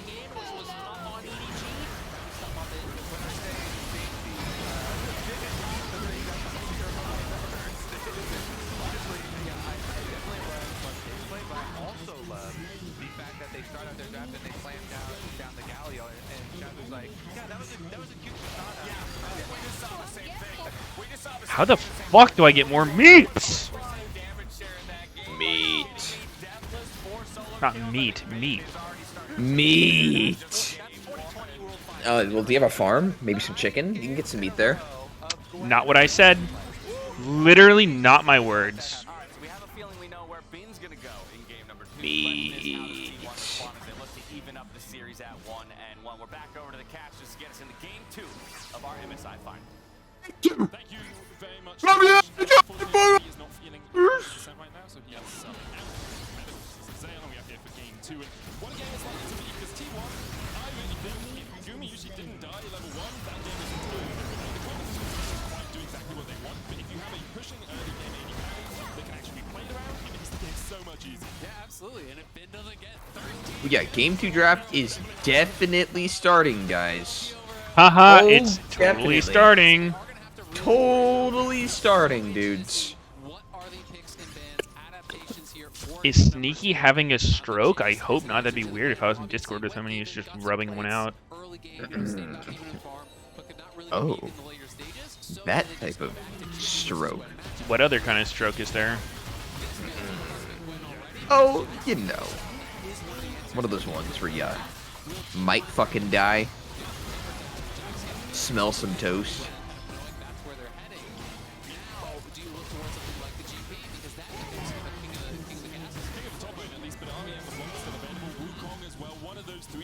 Wait, Wukong's up? Meteos?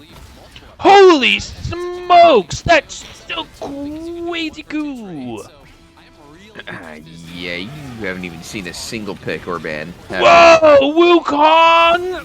Whoa, I love him. He's funny monkey man. Okay, real mature today, aren't we? Whoa, that's really cool. Funny monkey man. All right, let's get you your medicine for today. I you love pills monkeys today, Grandpa. Me like monkey. Me really like. Monkey bird, yeah. Monkey's so funny. Monkey sit. Monkey eat. Monkey man. Monkey shit. Oh. Monkey pee. Oh Can my you god, I'm leveled up! Just once you could grow up a little bit, Sneaky? Does everything have to be such a joke to you? Well, actually, every day I happen to grow up. Every day you get older, time goes on, your organs get a little bit more crusty. And yet you somehow get less mature with each passing moment. It's really quite astonishing. Scientists everywhere completely baffled. Why can't I enter my fucking tunnel, man? What is this shit? Like the Rek'Sai. No, Bard. Oh.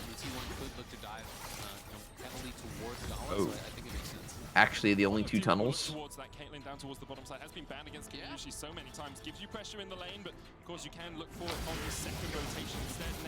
Ooh, Zaya and Ari 1-2 for RNG. They have to pick Rakan on 3 or set.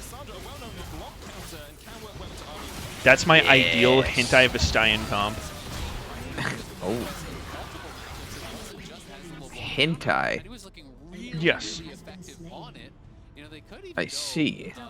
To blind GP, I think it makes a lot of sense here. I love this because GP can play weak side. Now you focus down towards bot. Is there a problem, Sneaky? GP to set up the engages on Lissandra. Is there an issue, sir? Get it. Where's the hentai? There's no tentacles anywhere to be seen. Now the question is, do you actually match top or do you match jungle, right? Where are you going to go as far as something is concerned? Looks like it is going to be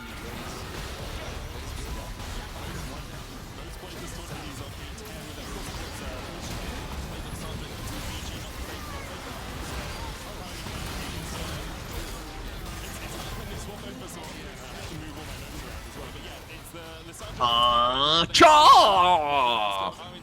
Likely to look towards banning AD carries, T1 likely to towards top laners that would work well as yeah, that is definitely an expectation. He is a very flexible player. He is an aggressive player. I'm curious. Wait, Faker GP? Hold up. This is actually an insane pick. He counters Ari. Well, yeah, you can't With charm him because he's GP. orange it. That's insane. Whoa! Oh. Bin's Camille, although often teamed up with Xiaohu's Galio. Wait, isn't Wukong Vestayan as well? He's only had it once so far at MSI. Looking it up right now. It's literally anyone who's a furry, I'm pretty sure. Is Vestayan. Those would be the three that are left up that he has Furry. already shown us. Yeah. And he is willing to play some of these aggressive matchups. I think if you're going to play Camille, you have to be willing to play heavily towards topside. You know, and really try to punish this GP. You generally want to be able to look for those all-ins in those melee versus, well, GP is melee, Scratch so his it's head. more like range because he's Furry. kind of harassing you down with the parlay. Scratch his nose. Scratch his balls. Scratches behind Furry. his long ear. I think these days, His long furry like Wag's ears. tail. I mean, I go even guess. team fighter there, and it feels like RNG I wants guess to you could farm do build that. for that team fight. And back-to-back games, we're gonna have I don't get where this is going, Meteos, but all right. Lock in that fifth pick, Morgana. Sorry, you're just not cute enough, Sneaky. You wouldn't get it. Oh, whoa. For that 2v2 style Ooh, woo. Ooh, Jinx Tom taking a page out of the fucking Evil Genius playbook. Very, very mature of them. Literally stealing strats. So fucking pathetic. What support do you counter this with? Xayah plus what? Rakan is banned? Rakan, easy. Nope, it's actually banned. Can't pick it. Well, I would have picked it earlier. Nautilus is banned too. Kama? They're gonna pick Kama and have a no front line draft. Alright, I like T1's comp much, much better here. Actually FFable. Actually FFable. I think this is gonna be a 1-1. Should just cash out the bets now. Oh, GG, man. I don't even feel good about making a bet on this game. I feel like it's just wrong. It's just unethical. It's just stealing all the points of the T1 voters. I mean, RNG voters. Literally just free cash for everyone who actually votes for the Dude, these for the gammas winner. are such low points. No, absolutely. It's like, no, Why? there's no stakes.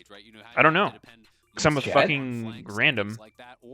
Chat? You have to be first to the objective, right? If Start first gambling and they're engaged now you, it can be very difficult to walk on through Meteos' the side channel. feathers through the karma poke. But if RNG There's a new bet up right now. If I don't see over 10 million points in the pool, that's it. I'm done. I'm jumping out my fucking window right now. Into your backyard and gonna roll in the grass, right? Yeah. Okay. You know I'm gonna take a shit in my lawn. Oh, that'll show him. Yep. Gumayusi and Kerry didn't struggle in the lane itself. They struggled because they were ganked and Gumayusi died level 1, but the laning phase, they were like 20 CS up, they had that push. Here, they won't have the pressure in the 2v2, but my expectation is they should still be able to weather any storm that RNG puts down towards that bottom side. Yeah, and we'll see. I mean, That will show them. has been about, unlocking mid lane, right? And being able to actually get 10k on RNG and Sneaky's channel, 10k on T1 and Meteos' channel. Either way, he's winning. He literally doesn't lose. I kind of fuck with that, dude. I think that's the optimist approach. Because, like, no matter what, you're going to be winning, right? Yeah. It's hedging your bets. We'll see if RNG Literally just dubs, but different types. Different waves. Holy fuck, we're in game. Wukong rides on a cloud. That's I'm so thinking quirky this is and a cute. coffee angle. What do you think? Yeah, I actually got Starbucks delivered at 10 p.m. I did not think I'd be able to do that. I don't know why the fuck it was still open. Holy shit.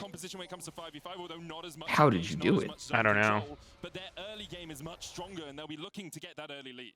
Yeah, absolutely. It's going to be really interesting. Both mid laners are going for the electrocute. We're not seeing as much of the aftershock Lissandra. Of course, that was Came from Sneaky Stream to vote, but it's closed as it's still going. That's crazy. Why did you close the votes early, dude? Yeah, it's You so scared? wild that it's closed and open at the same time. Schrodinger's fucking vote. Instead of the self-ult because you don't have those resistances from the aftershock to stay alive. But as far as the trading is concerned, Agree, that's pretty weird. Electrocute is just almost always going to be better against the Ahri. Ahri's not like that Blanc where she's getting, point blank range. I think you're addicted to caffeine, Sneaky. It's time for an intervention. Ming is going to be Comet and Ignite, so this is really I'm not okay with this. Drug. Oh, this is just a crazy all-in. Wait, Xiaohu started Q. Wait a second. That's quite rare. Is he trolling? Surely a W start would have been quite better. Nice timer. Little bit of trolling. No timer. XDDDD. With 2 MSI titles of his own, both of them fighting to be the first to 3. Absolutely, and I mean, all time Faker was 13-6 coming to this series, so make it 13-7 as far as. What's your timer at, Sneaky? Who has historically had a slight guess. advantage in lane, but these guys have been very similar top performers for the team. It's probably paused because you're an idiot and didn't start it. Am I right? Nope, you're wrong and stupid. Oh, and ugly. And perhaps ugly. Oh, fuck. The trifecta. So sad. The Trinity Force. For the team has been for many years across multiple positions. It's just incredible. It's something we, I think, almost take for granted. The fact that So what's your guess? won last year in a different role, and now here So he is waiting in on the the finals guess. again. I did my guess. I guessed that you were a fucking moron and I was right. Holy shit. Gameplay just flashed in. These That's fucking aggressive. balls.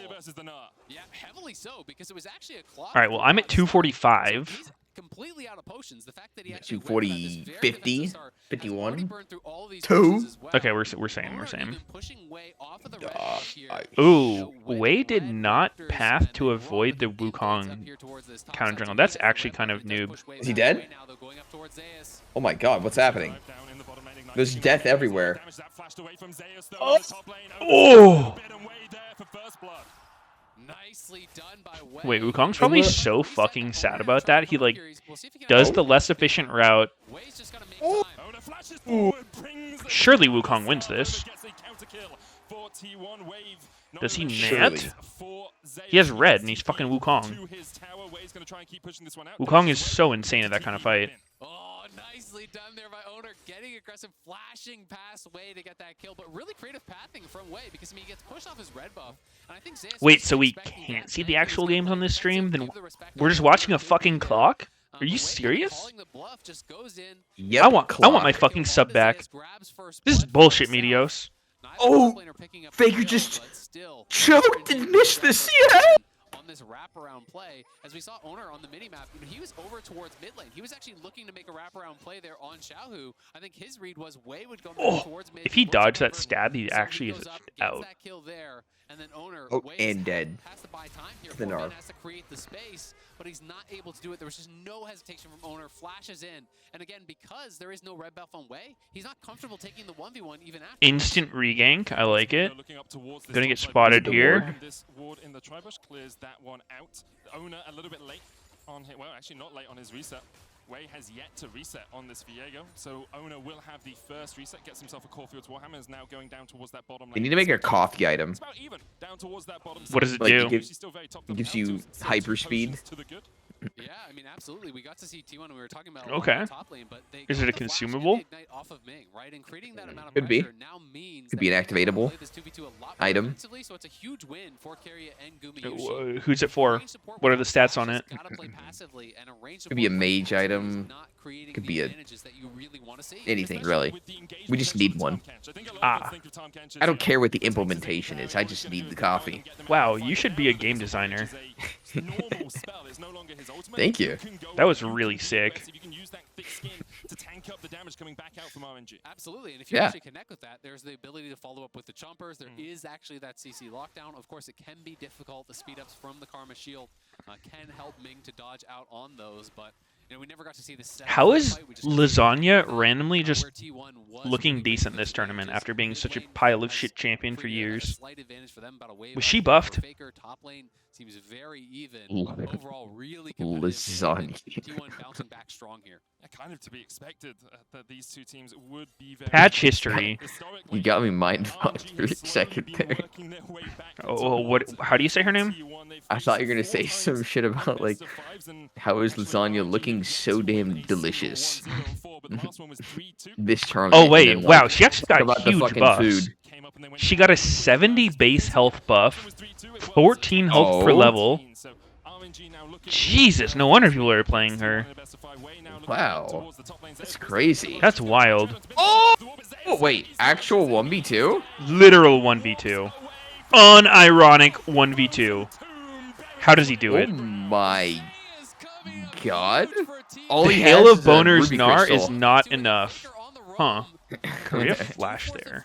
From Carrier, so RNG getting Oh. something back, but when GP is getting ahead early in this matchup, there's no worse scaling in the Gnar versus GP matchup. GP is going to outscale you, is creating this advantage already. And T1 utilizing their mid-pressure, just have that roam, comes up to great success. It's what you said, the ability of Faker Let's to see get it. out of the lane, but Let's also see this Zeus again. showing So he's what coming into jumping the Oh, on Nar. Zeus. top laner in the tournament. This Oh, is never what mind. we I was gonna say expected Nard from didn't T1. have full, and he just slapped him into the wall. Just to get out of the Gnar How did ult, Gangplank get out of the ult so quickly? and way He overstated pressed it, trying to get some damage W. onto That's Zeus. so crazy. Absolutely, and there W. is that electric. You see the bounty hunter proc for Faker as well. So 100% of gank 1v2s involved with Viego jungle. he's up farm, Kind he's of made the true. roam happen. T1 have done such a I good don't job know, dude. taking Xiaohu off his Galio, meaning Viego he's seems not kind of overpowering the bad. map as much now. Only 600 gold ahead, but still a Does he much though? better start in terms of how the compositions Yes. scale into the game. Exactly. You know, I actually really Not favor what horrible, T1 has drafted in the but- five this Dumb. round, where last game I was much more on the RNG Oh. side. So yes, the gold lead is smaller. I than think last even game, if he gets a but clean jump compositionally, I on think their owner, game he state still is loses.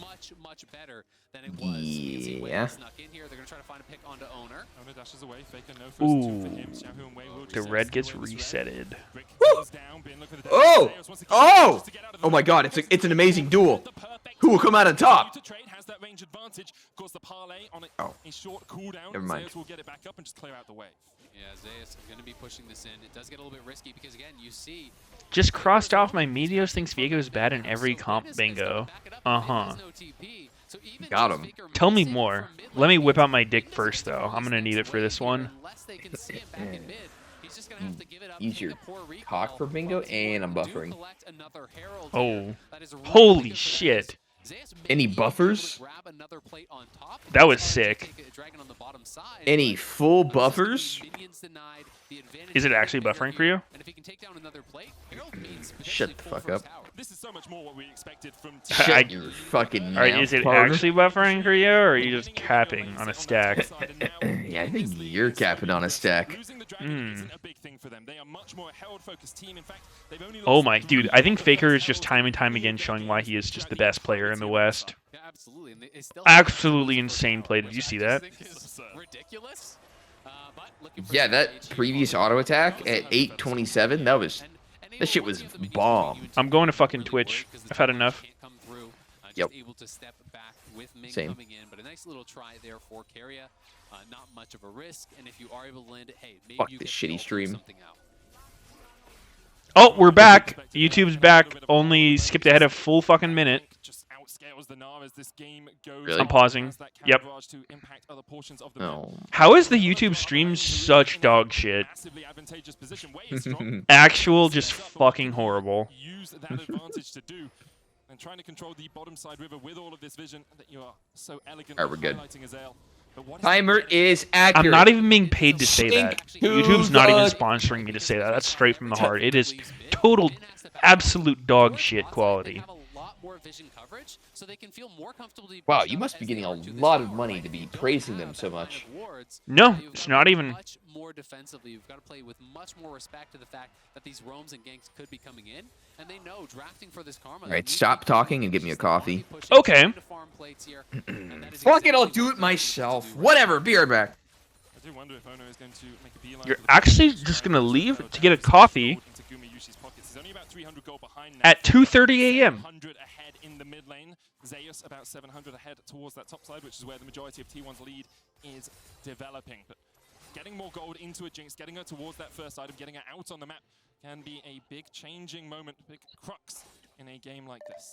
Yeah, absolutely. I mean, Jinx is just so strong in the later stages of the game. So yes, they are creating a slight advantage down there in the bot lane. Will we ever learn who wins the Gnar vs GP matchup? You know, that 5th pick Karma here is much more. I've seen this matchup for literal years, and I still don't know who wins. To keep this Jinx safe in those later stages. Trying to look for an angle here to wrap around, but there's vision in that river, and there's not going to be much of an opportunity here, I think, unless Zeus way oversteps. RNG continuing just to look for it a little bit. Zeus, Nard back, eats the oranges, dodges away from the wallop for the stun, but Wei coming in with a Spectral Maw as well. Zeus does still have the flash, no stuns available, but the boomerang will find its mark. Bin on the board. Nicely done by Bin, just scoops it Looks in. like GP's losing. Solo killed once again. To go in, get that kill, that is critical to slow down Zeus, who's already on Triforce here, and you look at the itemization of Bin. It's not much. Everfrost, Charm comes out, Xiaohu able to walk away from this one. Huh. Faker just gonna send the ulti. Ming now looking for the chains as well. Faker has to flash. Owner goes back in the cycling spirit once again. Owner, Xiaohu able to dodge across the water. Owner flashes in and just gets killed. Oh, Guma solo kill. What the fuck is happening, dude? Actually, just the most fucking crazy fights. That was a nice E by Faker there. So scrappy in game 2. Both teams got their warm-ups out in game 1. They're ready to go. Gala trying to dive Gumayushi there. He had the earlier Gale Force, so wanted to make use of that Mythic. And he's looking for the play on the bot side. Alright, let's see this. So Gala, Gale Force is in. Almost always want to look for these aggressive plays here. He lands the root, and Gumayushi flashing back, proccing the heal there with the fleet footwork, and then has the spacing. He actually fucking dies like that? That's embarrassing. That's actually embarrassing. So frustrating for Gala because it looked like he had him dead to rights. Yeah, that single auto attack leaving him on about 10 Like, HP. that was such a weird exchange. Like, how the fuck did Guma... So he had flash and he still got hit. Oh! Oh my god, Bin is getting fucking worked by this butt pirate. Second I AFK, I make all the action happen. You better be thanking me. Thank you so much, dude. It's my favorite part of the stream when you fucking leave. Oh my god, Holy what the fuck? Wave flashing to kill the Herald. So alpha. I whipped up my phone and just started hearing screaming from all the shit happening. Gala going balls deep, Owner killing himself for Ari. Didn't even get her. Gala killed himself. Dying. Jinx getting a solo kill. This is what League of Legends should be, just constant fucking fighting. Yep. Oh my god, what is this He's Jinx chunking. How's he just casually critting every auto? He's lucky. Rolling the dice. I'm curious what the durability patch is gonna do for competitive League. I think it'll make more fighting. Like I think it'll make more spice like this. So often shown us how you snowball a game from this position. Strong composition, good scaling. Do you mean kills or fighting? Just, I mean, maybe both, but I think more fighting. Because it's like not every fight's gonna result in somebody dying, right? It's like gonna be more actual back and forth fights. Yeah, I mean that makes sense. Going to be relevant in the 1v1 unless they can find some way to get multiple picks off on Zeus. His name is not Zeus. It is Zeus. It is Zeus. Make things happen here. And we'll see if they're able to do that. But T1 are just better set up for success in this. Their 5v5 is looking better. Their early game, they have a 2,000 gold lead. RNG's lone. All right, Sneaky, fine. We can play Han ARAM between games Okay, if you really don't fine. want to play League ARAM. Fine, dude. Of course, give us a little bit of joy as we watch the players tunnel through them. Second Rift held, though, secure. Whatever, man. T1, unless Wei does something miraculous, he's backing, so he's not going to be here. T1 will get the second Herald. Hey, boys. Gold lead, and now RNG are left looking for answers. You have to expect the next Dragon will be the play, whether RNG decide to contest. Oh my god, that Karma Q. Did you see him hit that? That was so an sick. insane angle. I can't believe he did that. To be honest, Wow. that blew my mind. Wild stuff here. Faker first to move as well, so Xiaohu's going to have to take a very long way around. Coming out of RNG. Decides to continue their advance. Rift Herald will fall those What's the point of even playing out this game when it's actually obvious that RNG just loses? Oh, that Faker movement actually too clean. Oh, counter, counter, oh, Everfrost. Oh. Both these mid laners know exactly what the other is doing, and it's kind of this back and forth game of cat and mouse. You know, Faker. When was the last time a mage didn't build an Everfrost? Has there been a single game in MSI where there wasn't an Everfrost? Yes. Yes. Who? Win. Give me a name. Yes. Give me a fucking name. Yes. Oh. Wait, Faker's actually getting fucking pwned by Xiaohu. Xiaohu has an extra point in charm. Is that real? Wow, that's so weird. I think it is actually. That's so strange. Putting a point into his CC ability. Why would he do such a crazy thing? Well, more about the extra point. Really. He actually he has 5 extra points in his queue. That's. You think maybe for the wave clear, Sneaky? What do you think? I think it's quite interesting. No. And they're in a great spot No. to do so. They want to make sure that their item completions are Okay. much better. As Faker's looking for an aggressive play. Oh my God, Faker. The long way around. Tower does still stand here though, so Wei and Ming know they have the safety of that structure. Owner steps forward, puts the control ward in the bush, and decides against going further. So he's using Last night before bed, I tried watching more fucking Hunter x Hunter, and something about trying to watch that show just instantly makes me pass out. It's crazy. The character model does the same thing. So he's trying to bait the fact that he's Watching shows in bed makes me pass out. I was watching another show, totally I don't fine, know like if it's a awake the whole time. As soon as I turn on one anime, just fucking clocked out. Did you say you were in the Antarctica? Antarctica? No. I just finished the episode where they're like playing fucking dodgeball. Oh. Oh, that's like the end of that thing. That arc. That arc. You're almost at the ants. Yeah, I mean, if you want to just spoil the whole thing, it's all good. Uh-huh. It's kind of what I was hoping for. Of the more kind of bruisery, split pushy style of builds, most people are more of a fan of Triforce and crit. And I'm kind of I was gonna say I started falling asleep during the Antarc. Go your IE as the 4th, and you can become incredibly threatening towards those later stages. You know, I mean, I've been enjoying the show. Just something about it makes me fall asleep. I've actually been watching it for like literal years. I'm pretty sure it's been like 5 years at this point. I've just been like slowly trying to get through it. It's not like I watch it every day or anything, but like every few like weeks or months, I'll like just turn it on, watch for a bit, then immediately pass the fuck out.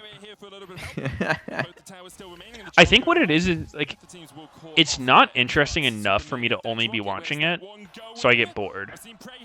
But it's also like I have to be reading the subtitles, so it's hard to do something else while I'm watching it. That's my normal issue with anime. We'll see what the resets do look like for RNG. They're resetting very late. You can see Bin's heading out towards top, and Mega is expiring. So I don't think they're even going to contest this. I think it will just be a T1 Dragon, and RNG will try to get some gold back on the map. But the problem is they don't have their waves really set up to do so. You know, you look at the waves. Why is Gumayusi only playing arcane champs? Is he trying to tell us something? Pushing in as well. There's not really anywhere that That's a RNG good can point. go to grab a free tower. You know, should be able to get back towards that top side pretty quickly to defend this if they want. You know, Zeus could even commit his ult towards top side to defend that tower and take out the mini wave. Oh, wait, he's getting. Oh, pussy. How does Keria miss his Q right after landing the knockup? So embarrassing. What an idiot. They are advancing towards the tier 2 in the bottom side of the map. I wonder how they decided which champs would be in Arcane. And which random characters they would add who aren't actually champs. Oh. Like Silco. Uh-huh. The girl that Jace bangs. Whoa, whoa, hold up. What? Oilers. Jace didn't bang anybody. Yeah, he did. Oh, well, that is for the people who watched it to decide. Yeah, and I watched it, and I decided he did. All of their key members now. Ming has no flash. Uh-oh, Ming's dead. Thank God they didn't pick a tank support. God forbid you could get vision without just getting fucking solo killed by a big frog support. Actual frog solo kill. Great job punishing this squishy support here, this enchanter support. Ming on a warding mission, knowing that, hey, post 20 minutes they have Jinx. I actually kind of wish they didn't have a sex scene in Arcane. I think it's just a pet peeve of mine. I don't know if other people feel the same way, but like for me, anytime there's a show where they just put in any kind of romance unnecessarily, I just lose interest instantly. I'm like, I feel like the show is going totally fine without just fucking adding in random sexual tension between characters. Like, God forbid a guy and a girl can exist on the screen without just having to fuck. God forbid, that'd be awful. Any avenues to advance this game.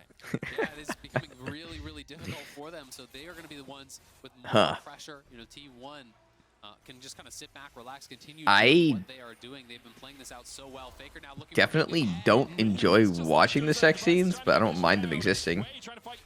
I just think so many shows, they're so unnecessary. Oh. Oh, Korea mistimed that giga hard. Oh, we're just fucking dead. Yeah, he's so dead. Yeah. What about Zeus? How is this fight's going so bad for T1? What the fuck just happened? They didn't really fight. They just got chased out. Like fucking Wukong got giga chunked and just died.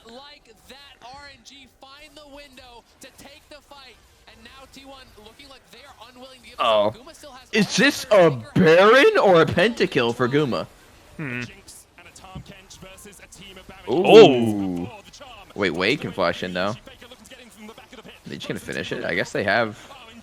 Oh, this looks fucking good for RNG. Oh my god. Who got it? Okay. Wade got it. Oh, what a surprising turn of events. Wow, doing a Baron against Lissandra. Who would have thunk? Lissandra Jinx. Lissandra's literally the worst champ. You actually can't do Baron against Lissandra.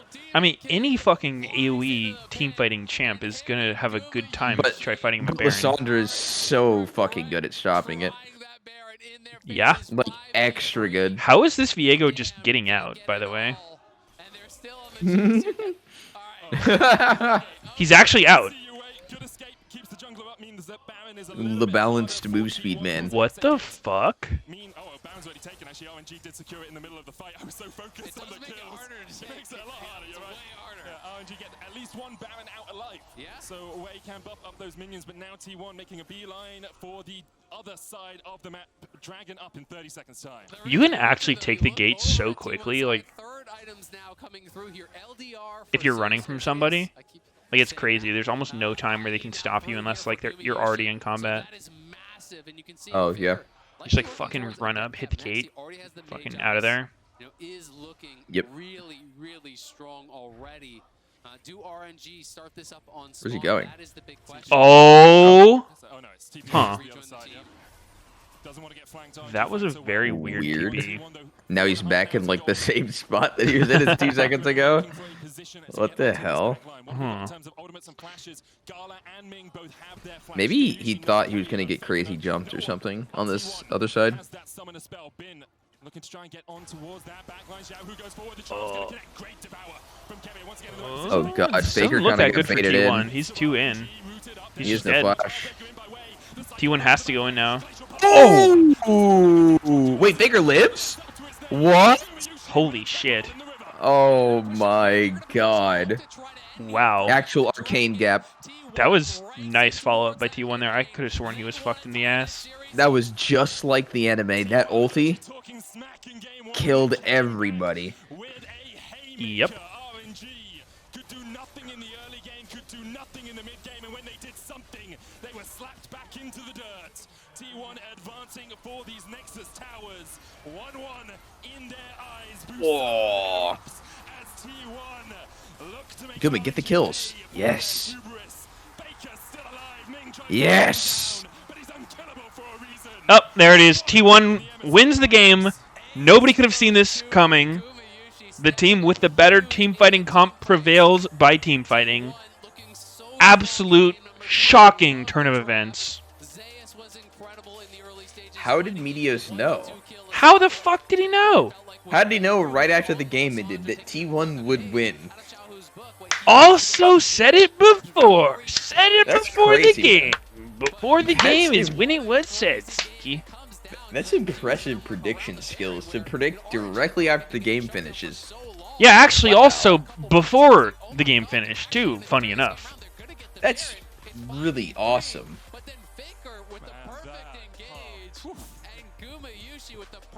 I think that comma pick was a bit troll. I think if they went for some sort of frontline, I don't know what their options were. Maybe some guy with a big-ass shield or something? Or some sort of recon?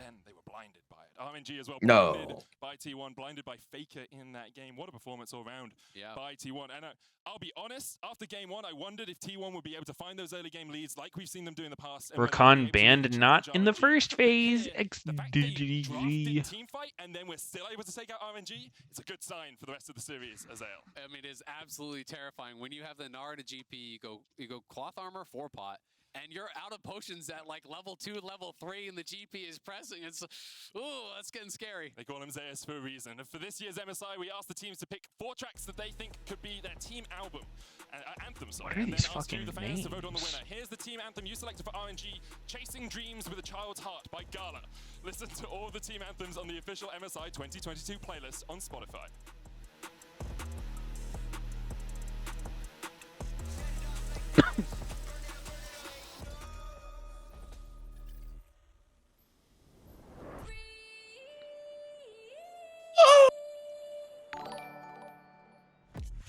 Oh.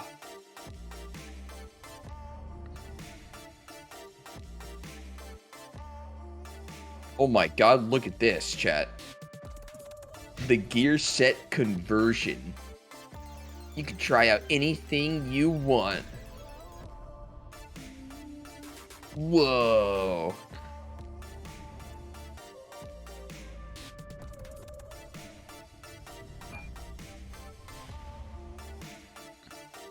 Wait, can you repeat that? You can try any set of gear that I you didn't want. care at all the first time, and I'm still not caring at all the second time. Well, now you can care because you can switch your gear set any time you want. That is so For cool. free. Holy fuck. Snowboarding on the sand? Is this a real thing? Can you actually go snowboarding on sand? Yeah. What? You never snowboarded on sand before? Why does nobody do it? Because it's so fun. No one's allowed to have that much fun.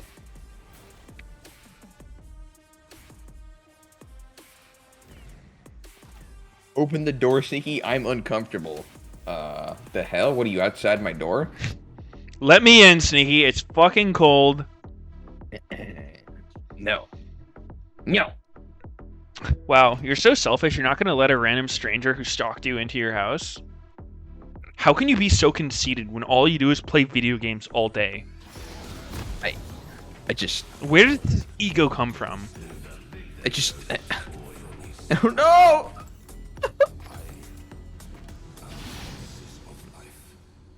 Cocks and balls. I've literally never seen someone go sandboarding like that. Or even heard of it. Well, it's fake, Meteos. It was all made up. I mean, it seems like it would be a lot less painful, right? Like wiping out on sand as opposed to like fucking crashing and burning on ice. Right? Like I feel like if if you fell off your board onto a bunch of sand, it would be like landing on a pillow. I have no idea. Is it? Anyone know, chat? Has anyone fell on sand before? Let's start a little smaller beach, scale. Has anyone been outside before? I fell on the beach, I guess. Maybe have I fallen on the beach?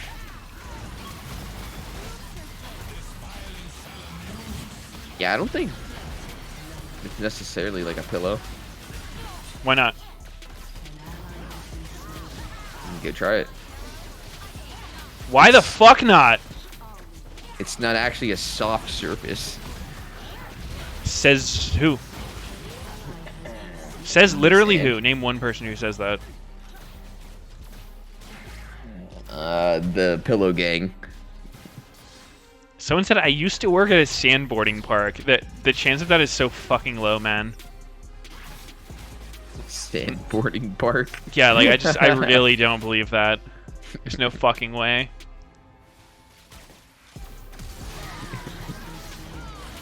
Yo, what is quicksand? Just the scariest shit ever from when I was a kid. Yeah. That I really thought would be though? relevant at any point in my life. I'm pretty sure you don't even it's die if fake? you do end up in quicksand. I mean, I think it exists, but it's actually fake? I don't think it like fucking devours you. I think it just like you start falling into it.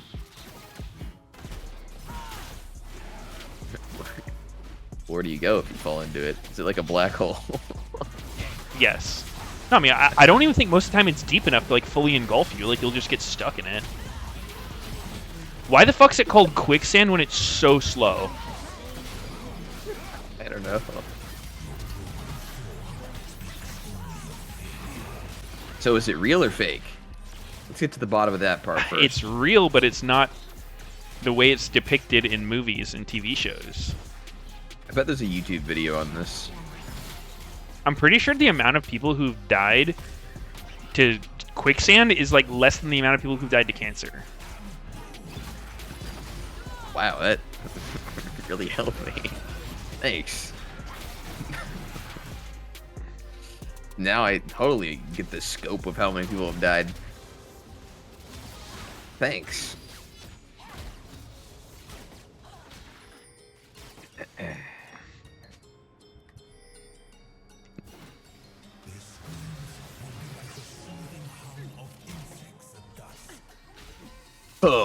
Complete. I love cum. Bleeding. Quicksand was a very popular plot twist in TV shows and movies in the 60s and 70s. The plotline was delivered in what seemed like anywhere for a spring of excitement and suspense programming. They're so common in movies, and quicksand, which actually was... What the fuck is this English? That was fucking worthless. Who made me read that? Fuck you.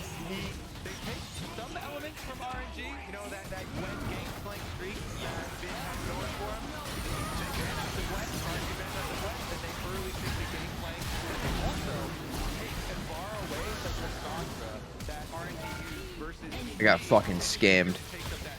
Scammed! Dude, look at this analyst desk. I mean couch. I mean area. Casting couch? Casting analyst. Why don't they have desk casters on a couch? Well, they do actually. I've seen some really nice documentaries that involve a casting couch. I understand why it happened, but I know Jordan will back me up on this. A lot of times when we see LPL teams, they're so heavily reliant on their support being the primary initiator. Yeah, Lyric, I had asked after a deathless game by Ben, how does T1 deal with the man? They found a way. Yeah, exactly. We saw RNG putting a lot of You literally can't die in quicksand because humans float in quicksand. Wait, someone look up how many people have ever died in quicksand. I feel like it's none in real life. In the movies. It's one of the reasons why we came in saying that, you know, he's probably the best performing player in the whole tournament so far, and it's great to see T1 invest more resources into him. It's great to see them counter the RNG strategy, and it led them into a very strong mid game, where against the comp RNG had, I feel like it's very hard to play up to the mid game, and even just for RNG's team, it's not a very RNG-esque draft at all. Well, like Emily was saying, right? Having the Karma down in support role, been not much of a NAR player this this split whatsoever, and this man took advantage of that. What is Zeus doing with his hands? It was good to see Xanth Gang also sign? have a game where he's bouncing back. I'm really glad Which you one? brought up the jungle attention because again, I did think Owner did a really good job as well as Faker. to Literally respond nobody to the has fact that, ever okay, died to we know you're gonna quicksand. play around the top Literally side, no to one. Try to make sure the Snar gets ahead, and just looking at the Yep. overall team composition, again, like the Gnar is pretty much their only initiation, right? Where like if you look at the other side, I That's don't know like if dying to a you Lego. guys are aware of this, but Keria in the LCK Literally is impossible. a battle Kench. I guarantee you people have died to Legos. That's why they have that choking hazard on it. You don't put that shit on a Lego if someone's choked to Obviously it. that Baron fight from Faker, that insane Lysandra play was just kind of icing. Yeah, it's nice to see you. Fuck you. Taste of the battle camps from Vulcan bringing it through to pick up the win here. Let's not forget though that RNG had a moment or two where it almost looked like the Spurs were back in their favor. Talking about that mid lane fight that gave them at least the permission, or so they thought, to move towards the Baron. But You have a higher chance of dying to a vending machine than quicksand. Also have a higher chance of getting snacks out of a vending machine than quicksand. it's all the man Faker on that Lasan. That's true. They set up on Baron. 5 members of RNG. Gumayuchi flashes the charm critically. His backup damage behind the engage from Faker is how they win it, but Faker goes in, locks everybody down. The ultimate AoE on everyone, sets it up for the rocket from Guma from the outside. Just perfect timing there from Faker on the initiation, giving all of them low enough for the execution damage, and they block the 3v5 scenario on Baron, even though they don't get the dream scenario where you also get the Baron steal. They're still able to use that gold and chasing way off the map to further advance. No way, dude. Opponents dying in the span of 0.3 seconds. That's going to feel good. And again, it just speaks to the playmaking. Dash's hair of is Faker. It actually speaks to the wild. very potential of Faker, regardless of the type of champion he's on. That's the veteran experience that we talk about when we talk about Faker, right? Is understanding what he has to do on the given champion to carry. And it's not always going to be picking up the kills. In this case, it was Guma, but he's setting up for those kills. Yeah, and actually, I kind of want to highlight Guma for a second because I like that we're still seeing him keep the trend of like going back to champions that he is more My comfortable dad with. tripped on a Lego into quicksand. That's Yep, so what about- unfortunate, dude. Wish you could be a little bit more sensitive to that, Sneaky. You think there was a vending machine nearby? Getting some snacks, maybe? Neither of these teams had taken a loss in their semifinal, and now they've traded wins back and forth as we play through the final moments of the final fight in this game. I kind of want to talk about where we stand now in evaluating these two teams. We stand. T1 bouncing back so heavily. That play right there was so beautiful, though. You know, Faker with the self-ult into stopwatch, baiting the Viego ult down, and then just causing them to run Caitlin's through it. fucking broken, man. In this game, really flexing their versatility and their adaptability in the best of 5. Caitlyn? Is a key true. for this series because they utilize a lot of components. If there's an Aatrox in this next game, it's actually clear to me that Looks so good now. the only thing teams are doing backstage is watching my Because you RMs. might as well try it. Like, you might as well be like, you know what? Can we do this super Yeah. heavy, like, Yeah, I push think so. lane, you know, snowball the early game to the point where, like, you know, If there was a RNG button in can which every time you respond, press it, you but, gain you know, $10,000 for when a Liger, random person they're dies, how many also times would you really, click really it? strong at team fighting, and they can So What if many. the random person's you? about who's going to be controlling that mid-game vision, and we're It'd still be Would you. people know I'm doing this? Like, would I just be real low-key? Like, those people are probably going to die anyway? And I'm just getting rich off of it? Or is it like, people know I'm just killing people for money? That's been the winning part. Do you think then, Lyric, that the priority still has to be around Push the Faker button, and you instantly die. foremost his matchup before we fill out the rest of the draft? I don't necessarily feel like that has to be the go-to. I've definitely watched a movie recap about that. See more of But I'm pretty sure the movie recap was different. It was like $1 million, and it wasn't like you could press it multiple times. It was just like a button would show up to like different people, and like you'd be like a person you know would die. I don't That's know. not really It's a weird. role that suits Bin too Oh. well. He's supposed to be the damage guy, so like get in your face, just hit you with a stick if he's playing Jax, hit you with scissors if he's Oh. Gwen, anything like that, I'm happy with. More than anything, I'm excited to see our team trading wins here in our final. No It's 3-0, all 3-0. yeah, no more Meteos wouldn't stop pushing it. way to 5. We'll see who gets it done here in game number Is it 3 true? as we're back out to I mean, okay, what if you're putting someone out of their misery, right? What if it's somebody who's just hardcore suffering, like going to die of some awful disease, and you're just but it's euthanizing random. them and getting paid for it? Like, I would Yeah, argue you're kind of helping them. You could hit that guy, or you could hit the freshly born baby, or you could hit your brother or your mom. Wait, why are you talking about me hitting my own mom? Or Fucked literal BK Randy's. That's why it's RNG. Hit that annoying kid on Call of Duty. Anything's possible. In the 10K button scenario.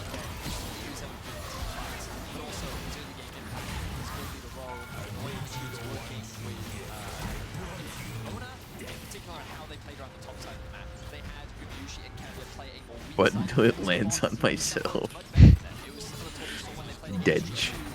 I mean, the chance, if it's a random person, like, just in the world,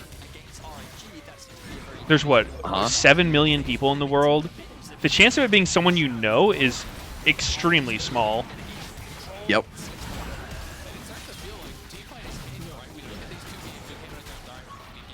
Yep, cock.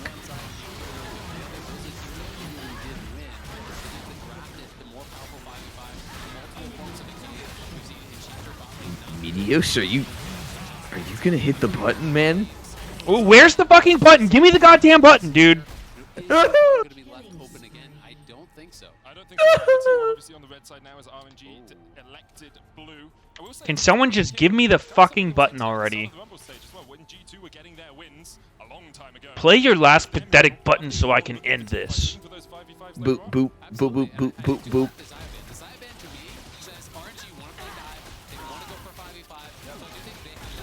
That's like 1 in 7 chance it lands on you? Holy shit. Wait, that's kind of high. How often do you just go around random streams and put the, like, audio off tag on and just say stream muted? Tell them you're muted. Yeah, be like, yo, your audio's broken. Or, and then when they fix it, you switch to the eyeball one and go, I can't see anything. Switch scenes. Stream broke.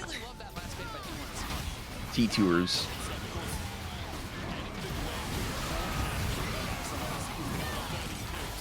It could work. You might fool everybody.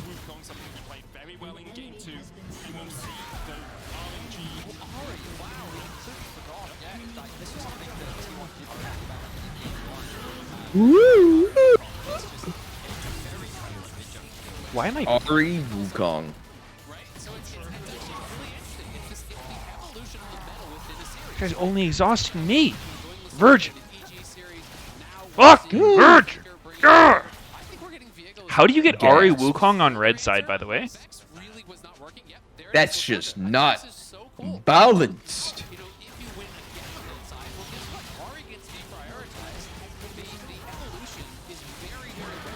The evolution.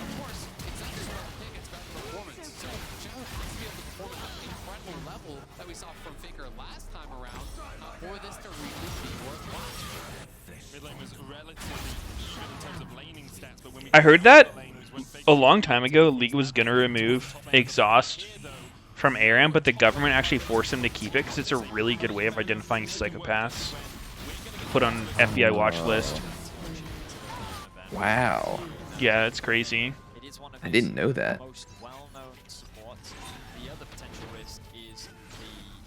Damn, really cleaning up society.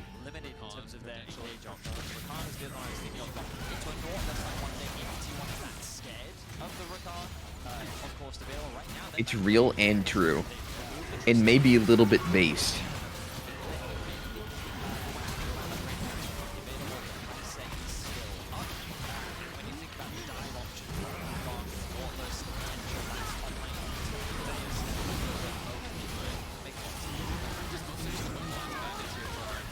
Do you change your name, Jobless Bum? Are you Jobless Drifter? No longer a bum. He has reinvented himself. I am now a drifter. The Jax is gone. These are kind of all the answers that we had been seeing. You know, where is he going to go to? He's had a very deep champion pool. We've seen everything from Yone to Rumble to Aurelia. I was debating whether the cannon might be a pick, works so well in the later game fights alongside. He's getting jobs everywhere. It's okay into the Gwen, you can auto attack your ass because you have. Is he? Because he's jobless. Doesn't sound like he's getting a job everywhere. It sounds like he's not getting a job in it everywhere. Oh, he's drifting into the job.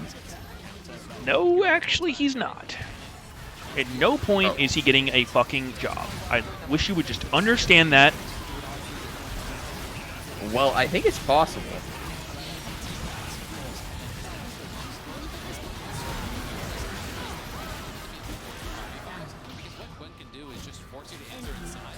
Oh my god, Kennen! Is this the legendary No Zonia Kennen? I think so. It's just the build. I think it's so weird when I see that shit, because it's one of those builds that's like on paper you can kind of justify, be like, oh yeah, you know, like I get Omni Vamp, I can split push, but like I really feel like it only takes trying it one time in an actual game.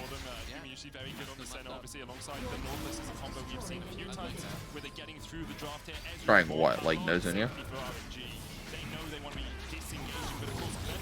Yeah, I mean just trying like this fucking AP split pushing Kennen build.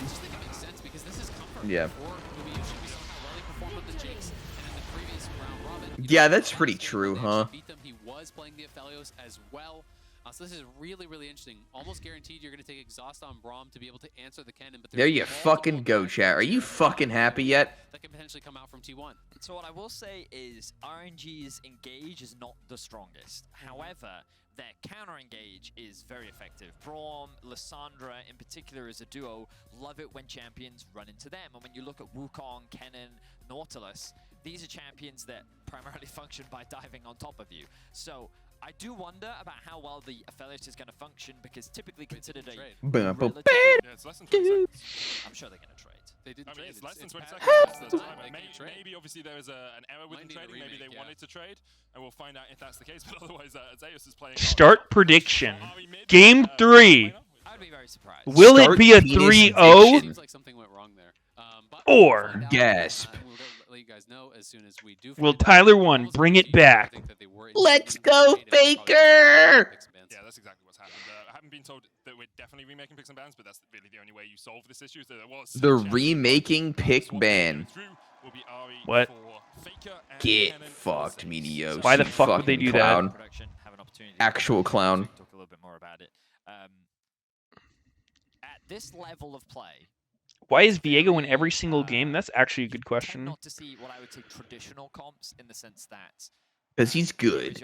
And Nope, you're bad. wrong. Just take Graves. Pick fucking Graves, man. this doesn't apply just to T1, Nope. but Korean teams in general Nope. love that carry top style. Pick Lee Sin, man. Absolutely. Jarvin. Fucking not. And they leverage their ability to play the map and just At Meteos, can you please ask Sneaky to show cock?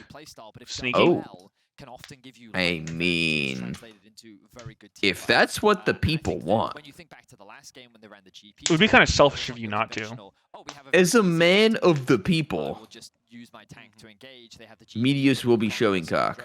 You have to be very Oh, cautious about how okay. you approach these fights. I got That's why you. really love watching games like this, because Right here. Look at RNG's comp. Hawk Traditionally, and it balls. doesn't have your atypical my tank Oh, presses R, goes seriously? Instead, they're going to have to be pretty creative in Yeah. terms of their ability Fuck, to I fight only showed flags, how cock. they navigate around the Kennen ultimate that's going to be flying Well, towards them. I mean, the Braum shield they're is right gonna be next to it, really so important in terms of when shouldn't be it's that hard. used. You can block all of our That's actually what the sub Snapchat's for, Sneaky.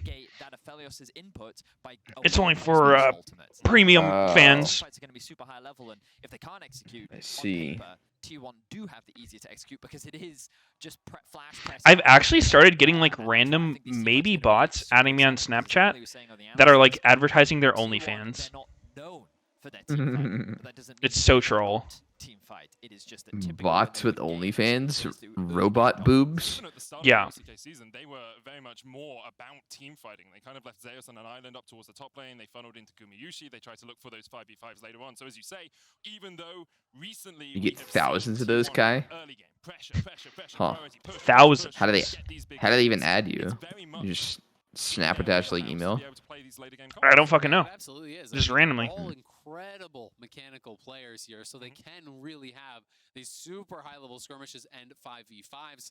It's going to be really interesting to see how that early laning phase goes up in the top lane. A lot of pressure on Zeus, I think, to be playing from ahead as that Kennen. We know what Ben did to the. Sure you didn't click any links? I mean, I entered my credit card info out of curiosity one time. That can be the X factor here from RNG because I agree with Seeing what's happening. The kind of Yeah. easier to engage side from T1. You know, RNG can look to try to find flanks and can look to try to find unique angles of approach, but they can also just play 1-4, right? Yep. If the Kennen never joins and the Gwen never joins, it's way better for RNG to have that sort of a 4v4, and I think that's why they really want to have Gwen ahead, and likewise why T1 want to be able to have their Kennen ahead so they can have the push and move. And when we get into the nuances, I love game delays. and So how fun. individual players perform.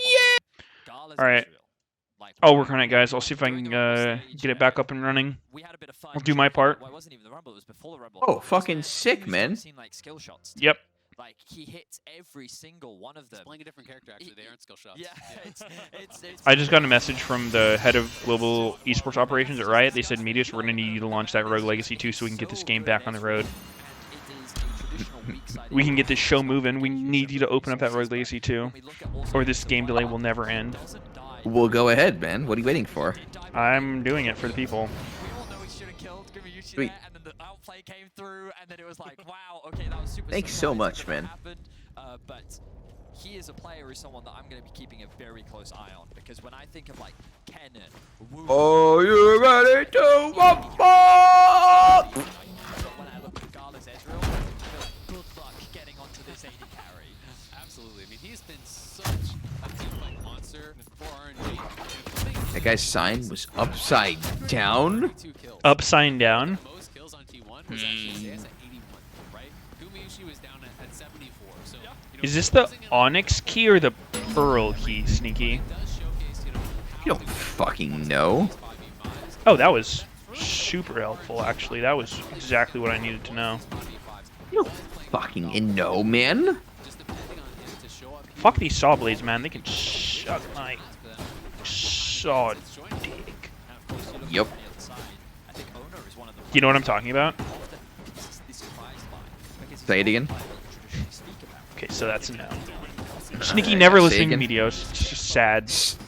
Yeah, let's go ahead and hear your random rambling bullshit again. No. No, you missed it. Oh, I don't repeat my rambling bullshit. It's a one and done kind of deal. okay. I see.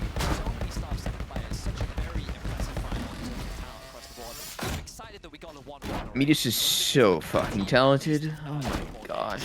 Oh, so fucking big.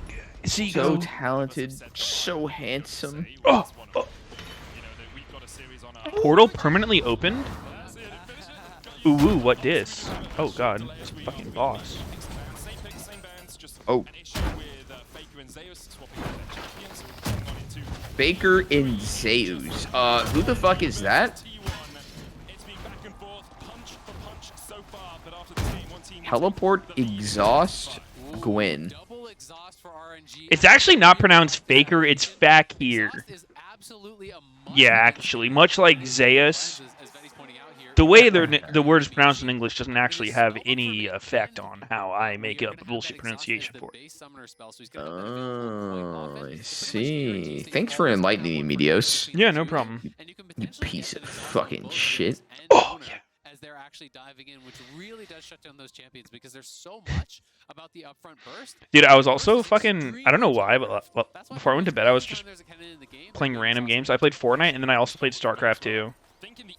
Oh! I played a game of fours, and I was going for like Colossus Rush, and I got fucking rushed by every single person on their team, and I was like, yep, I don't want to play anymore. Sounds like Age of Empires. You have to be such a fucking cheeser. Like, who queues up for 4 vs 4 StarCraft 2 and says, I'm just gonna make a fucking pool and send all my lings in instantly. I'm not gonna make a goddamn worker this game. That's what I wanted. That's my idea of a good time. What? It's fun. They're a tough one because Oh shit, timer.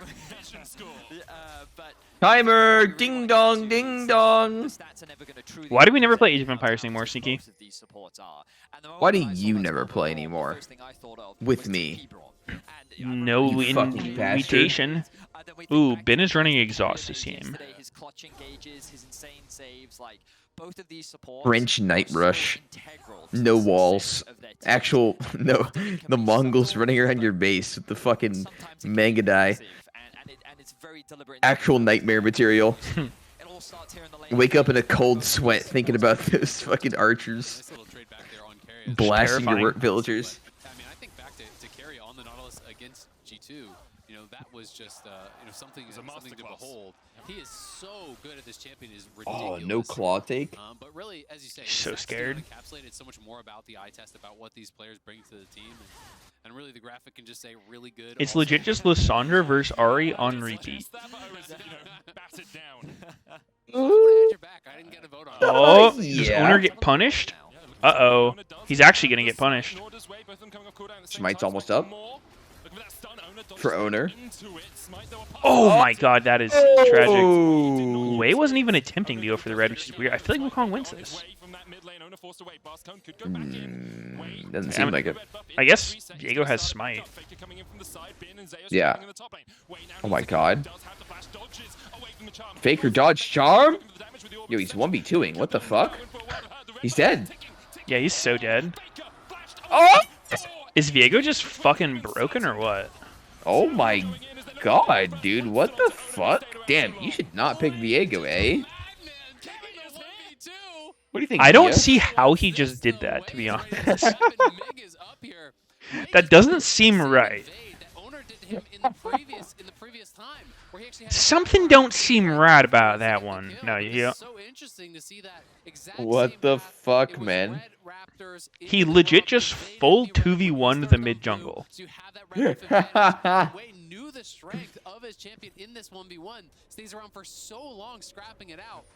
And it was also critical that Xiaohu was trading so aggressively with Faker and had him. That was pretty nasty. Yeah, that was really weird. I thought Wei was gonna go for the red. Like they both had Smite coming up same time because they both have Cosmic. But instead, he just wanted the fucking monkey. He just beat Owner's ass. And then he walked backwards. I mean, I guess beat Faker's part of it is ass. like Owner didn't have red and Wei did have red. That does play a pretty big part in these duels. Yeah. That is only possible because of this mid lane matchup. And something you talked a lot about in the draft was the evolution of the series meta.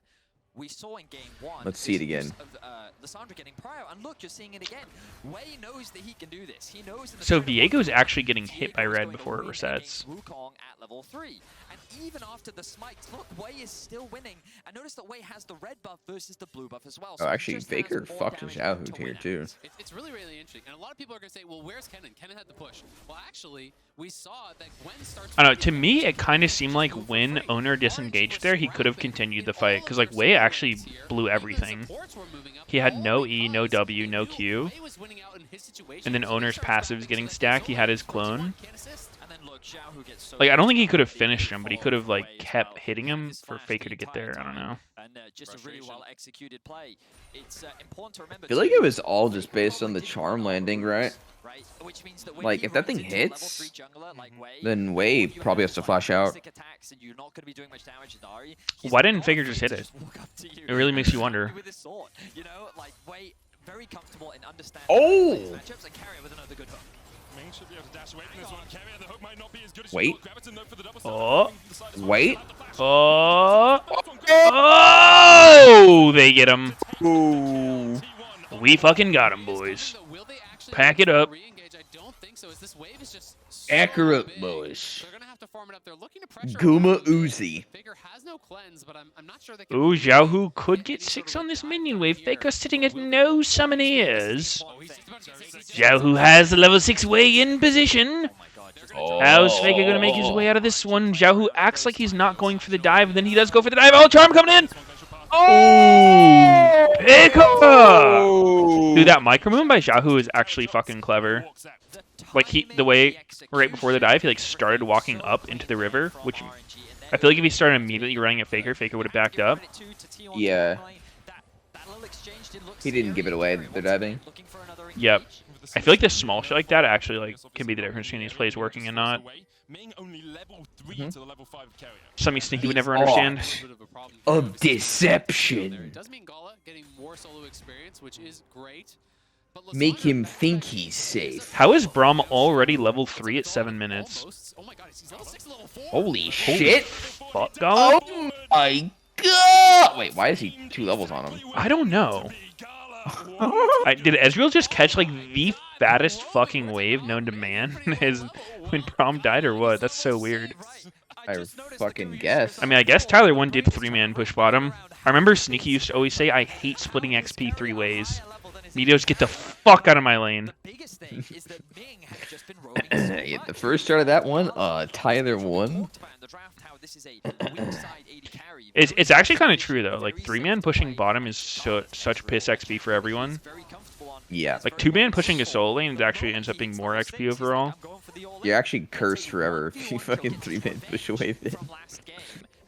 Especially if it's a big wave. I mean, just being 2 levels up there is absolutely. Yeah, I mean, if you make them miss it, then it's worth it, obviously. But in a situation like that, Azariel just got Giga XP. Guma was down 2 levels after getting a kill is pretty fucking weird. Yeah. Get a kill, push in the wave, come back 2 levels down. You're like, wait a sec, what? I would be so confused if I was just like, how the fuck did that happen? Yeah. That don't seem right. Some shit don't seem right with that boy. Some don't seem right with that boy. But overall, T1 still not in the worst Wait, positions, oh, even with Q-Master. Oh. And Zeus has created a large CS advantage, right? You know, Oh. so that is gonna be untold. Oh. I'm not sure how much Bin lost off of that scrapping because when Wei was doing the Herald Master. Oh. Ezreal has ult. I think he should send across realm ulti here. And if it hits, RNG takes the fight. Ooh, I like what Bin's doing. He's sitting here ready to get to the fight. What the fuck's he clawing into? Oh, actually misses every single person. I think we fucking bail, guys. Hell? Oh, nope, we're going for it. Straight up God. 4v5. Engage has been sent. This is insane. They're actually winning a full-on 4v5. Oh, Faker just can't kill him. Oh! Wow. Yeah, it's sneaky. I think Viego really is a bad champion. You might be right. He's so bad. He just happens to kill everyone, everywhere. Literally solo carrying the game. Yeah, dude. I think Viego was a big mistake here. Huh. I didn't even see it because I was watching Faker try to kill fucking Gwen. I'm pretty sure Faker like left. He assumed the situation was done so. No, he was trying to kill Gwen like the whole time. No, I mean like look at the replay. Look how far Faker is when this fight starts. He's mid. Oh, you mean like before? Okay. Yeah, I mean it starts as like an actual 4v4, and then Faker like he uses 2 charges of his ult to just get there. Huh. And then he's just auto attacking Bin to death. Wait, he had to flash the Q? Yeah, he actually couldn't kill him. Faker contributed very close to nothing to that fight. Oh my god, Ming hit 6 off that ward kill. That's so fucking unlucky for T1. Wait, he's actually just dead. Is he though? Yep, he's dead. Oh, well, now he's dead. Wow. I feel like nothing's going right for T1's game. Legit, every single thing that could go wrong has gone wrong. And he is going to be such a problem now for T1. He's gonna be a bit of a fucking problem. A bit of a fucking problem. Kennen is up 30 CS though. I'll have you know, Sneaky. And he's Q-Max. Oh, Q-Master. Oh, the charm lands! Holy shit! It's fine. Oh, we're good here, Meteos. I need to freak out. Oh, the Q almost lands. The W connects. Oh! Jesus! Wow. Oh. Uh-oh, pick her! He has to pussy ult out. So scared. Not even gonna go back in with the last charge and get himself killed. This guy's not a true Ari player. Pussy. Ooh, Faker just used his ulti before recalling. That's gonna lose him a game at Worlds. He is only an MSI right now, so he's got some time. He's got some time to shape up. You still find ways to. It's the mark of a wonderful couple, you know. How does Viego carry a fight? That's always the weird part about Viego. Even if you're fed, I feel like you do the same thing. You just get a single kill, like you say.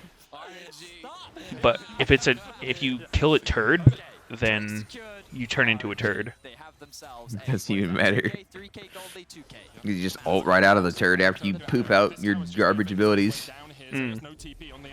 Maybe as Viego, you want to not use your real ult before the first kill. Maybe that's how you... Yeah. Oh. Because it actually feels so good if you can, like... Kind of like this situation, he uses the ult. I mean, maybe not this because they're out. But, like, you use the passive ult, and then you still have your actual ult afterwards. Double gap close. And double nuke the fuck out of them. Yep. To perfection here. They take the easier kill, but they get both summoners off of Gumayushi at the same How does the reset champion carry a fight?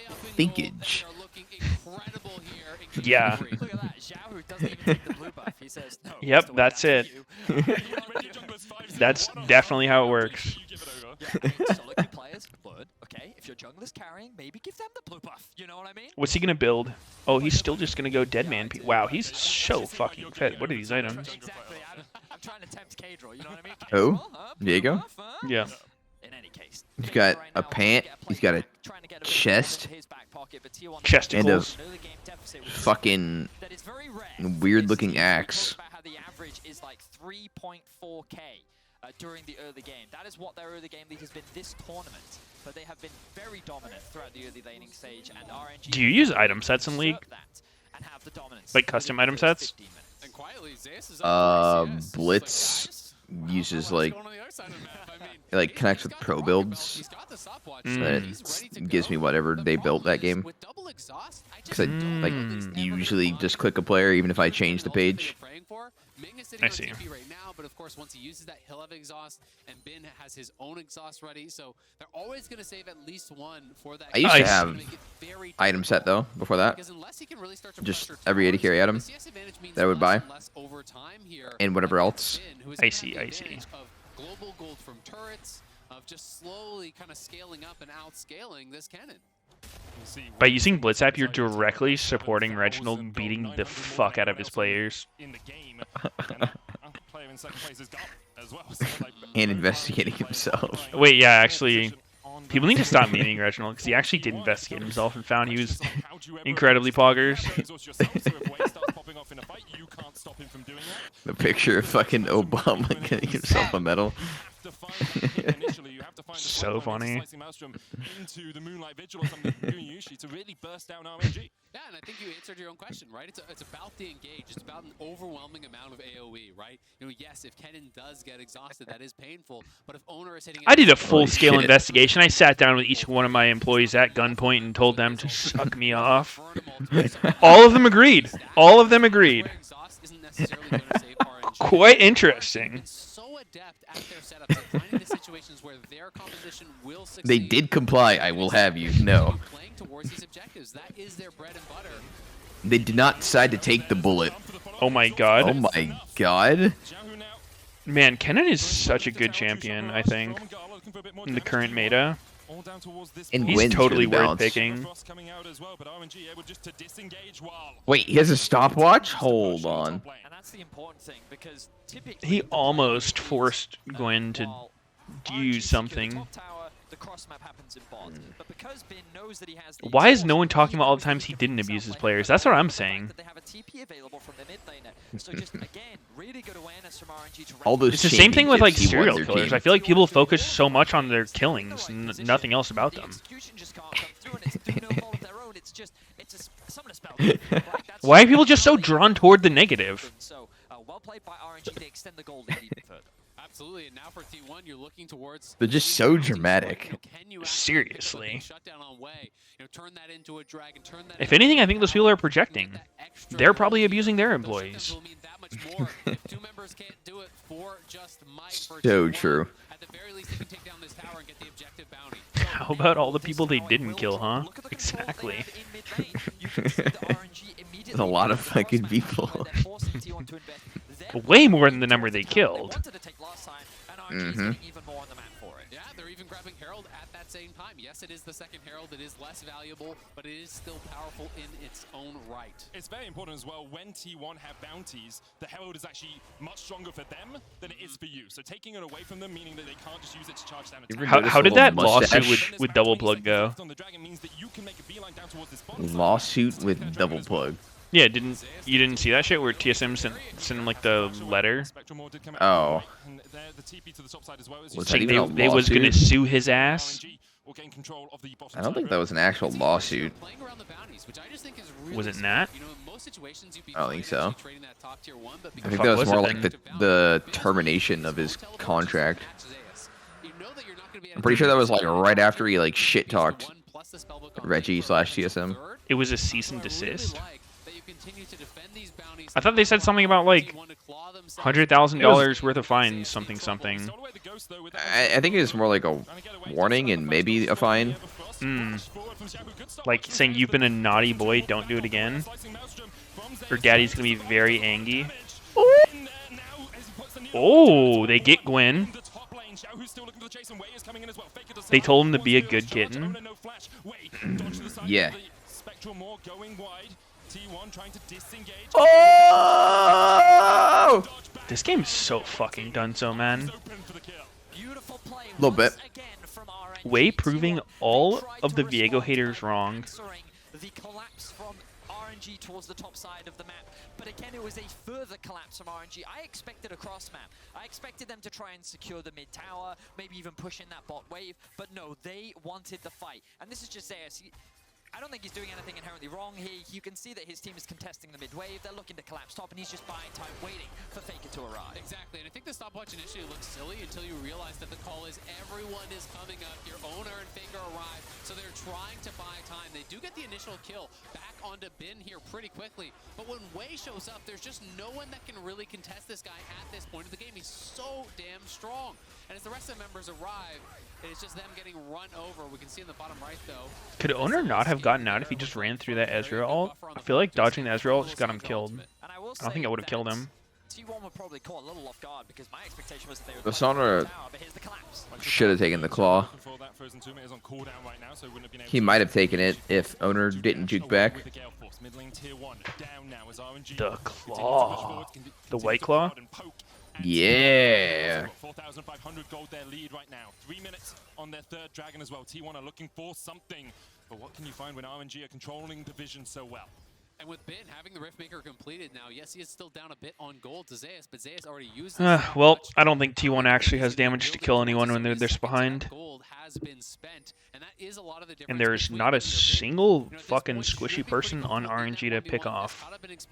It's fucking lost. Oh. It's completely donezo. No, dude, they scale. Showing us just why he is known for this champ. Rifthold goes down in the top lane now as Faker has to dodge away. Good charm. Spectrum still lands the stun. Wei is literally just between two turrets fucking Faker. Oh my god, Gooba's chunky. Oh.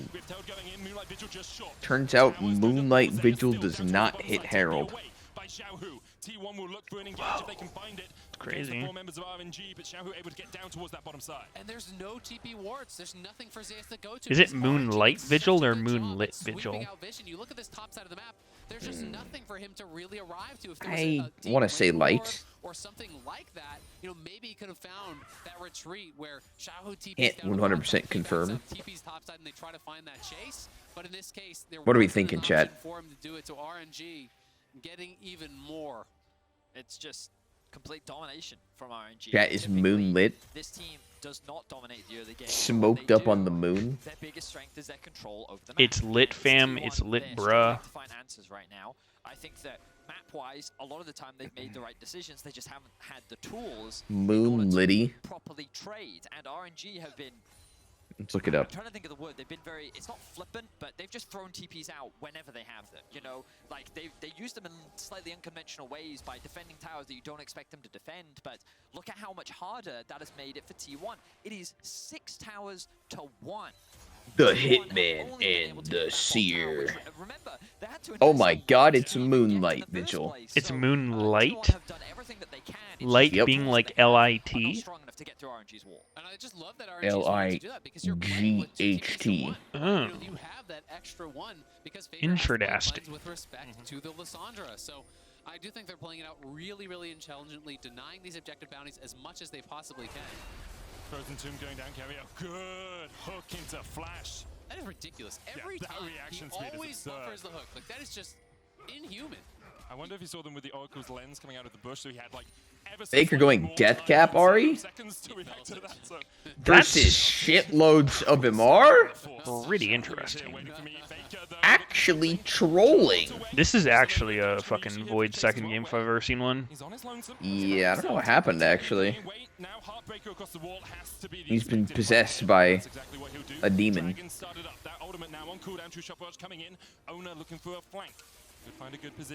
He's trying to go. Woo! Oh god. T1 is just saying, fuck this shit, man, get me out. Owner is just Fuck this dead shit. as a motherfucker. Zeus going in. Kind of looking like a decent fight for T1, but I think they might just be too behind to actually Oh finish my it. god. Oh? Or is it? I don't know. Yeah, I think RNG wins. Holy fucking Gwen, dude. This is a Gwen who got fucking Omega gapped in lane. Alright, hear me out. Kennen goes cleanse. Cause fuck exhaust. Cleanse Flash, Kennen. Yeah. Exhaust is such a cheese summoner, it's crazy. I've actually been perma-running cleanse just because people run exhaust on the champs that I'm playing. Like, against it. So I just only play to cleanse the exhaust. Don't even care what else exists. Oh wait, he had Actually, cleanse it's here. super good. Nice. He legit had cleanse for this fight. Yeah, I don't know. Exhaust is stupid. I think more people actually unironically need to complain about exhaust. Yeah. To get it fucking nerfed. It just seems like such a stupid thing to exist. It's like one of those things that just causes more problems by existing, and then like the game gets balanced around it. Yeah. Oh, wow, that hit hard. Dunk. No way out for him, you have to feel. He's going to the depths below. And because of this, you have to feel RNG will start up the Baron. No TP for Zeus. I don't know if... Snip, snip. It's just a slaughter at this point. Like, They should make exhaust like you use on someone and then they do less damage to you or some shit like that, like a red smite. Not just they do less damage to everyone. Oh my god. Oh. Fucking the Braum beatdown. Owner, owner, owner. Ming's gonna fucking bag him up, boys. Oh. The supports can do it all in this one. Ming knocking I actually think Orange is gonna win this one. now looking to chase down Zeus. You think so?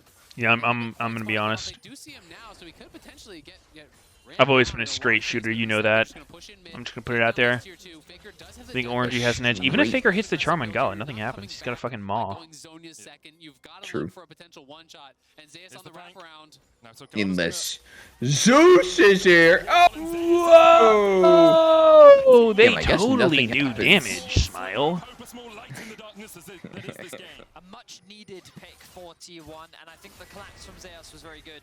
He went from bot lane, he actually moved through a lot of darkness, and they caught Gala completely unawares. They knew that he would arcane shift over the wall, and they were able to punish. So, small pick, a slight sense of reprieve. I mean, this is weird. Like, you wouldn't think T1 would end up with a harder to play. I don't even think that like it's necessarily comp gap this game. Except maybe the Kennen. I'm not a big fan of Kennen. But like they gave up Gwen for Wukong and Ahri. Like that's seemed like a pretty fucking good trade. I'm not even convinced this game is like getting lost just because of draft. And really, RNG don't even have What the fuck happened then? Diego too broken? I mean, I think the early fight just went to shit for them. Mm. I don't think that fight should have gone that way. How should it have gone? I don't know. I actually think like Inspired's the only person in the tournament who I actually feel like pathed correctly to avoid this like getting invaded at your red after 3 camps. Like what you have to do if you're starting bot side is you go blue Grom and then you skip wolves and you just go right to red. And then you finish the red, gets you level 3. And if they try to invade you, like your red's already gone, they have nothing else to even go for. Maybe they try to invade you at Raptors, but like you can probably get that. Krugs is awkward as hell to fight him or at. what? Huh? When do you do that? No, just if you think it's likely they're gonna try to invade you. Was it likely this game they're trying to invade? I don't fucking know. He skipped his Raptors. He seemed to like understand it was a risk. I think you just also have to skip wolves. But it's like you don't even lose that much doing that. Like you really, it's super whatever.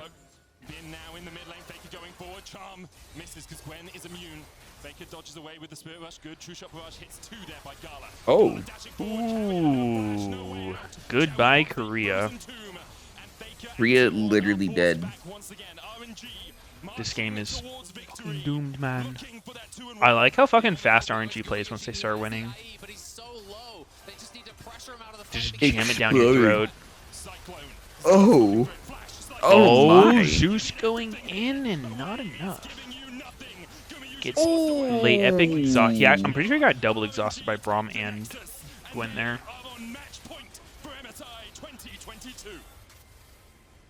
Damn.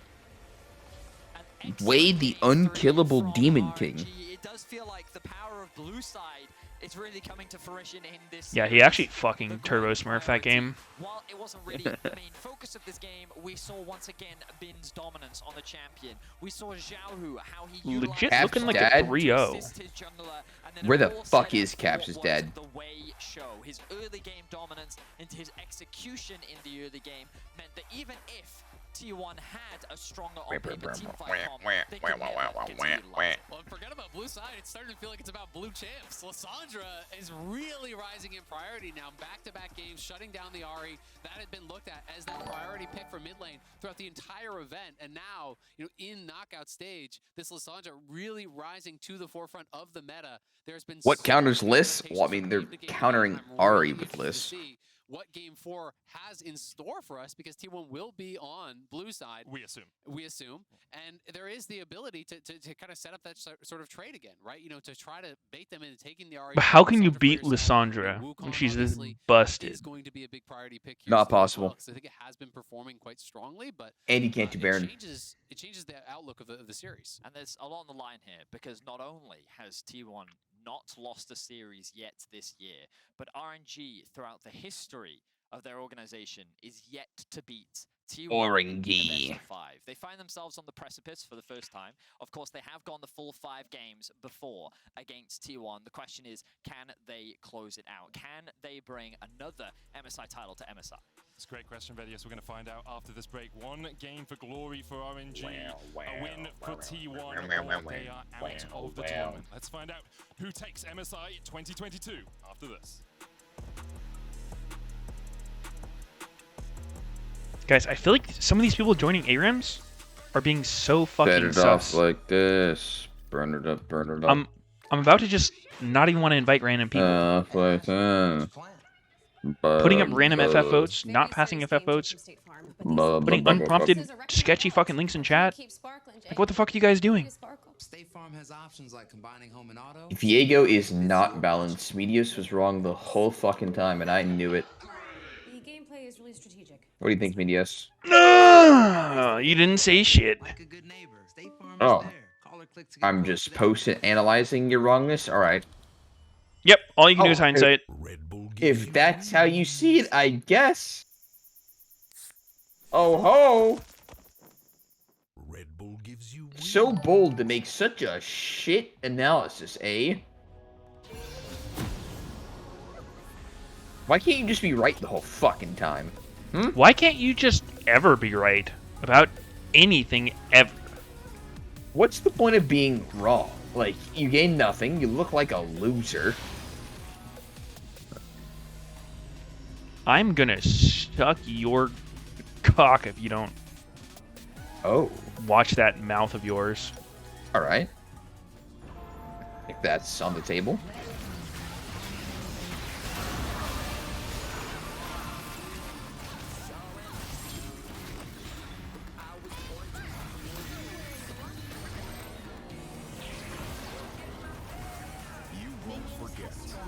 I'm powder.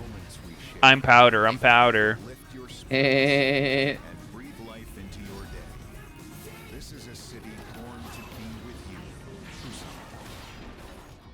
Why do they have literal Busan ads?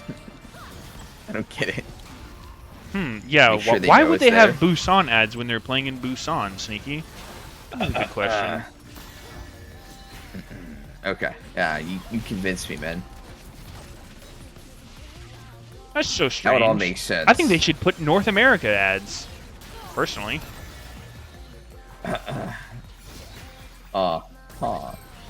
Those are also common.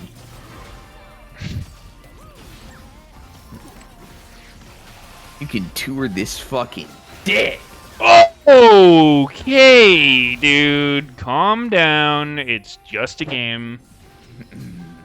Nope, it's just a commercial. Who wants to listen?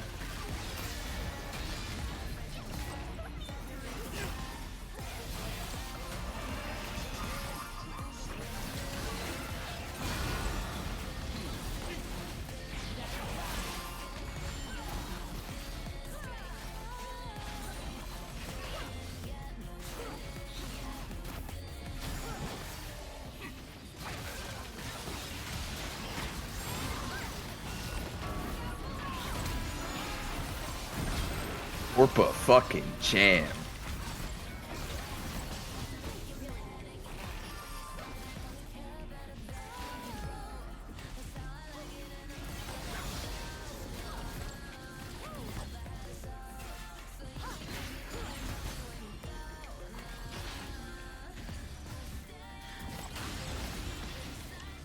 At Meteos, I heard they are disputing a glitch in Game 3 and they might have to replay the whole match. Thoughts? Oh, wow, Xerxes. That's really nice info. Thanks for letting us know. What do you think about that, Sneaky? It's a pretty good bait if the name wasn't from Versace.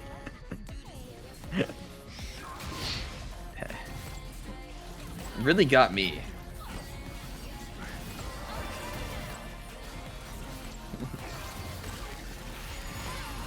Dies of literal cringe.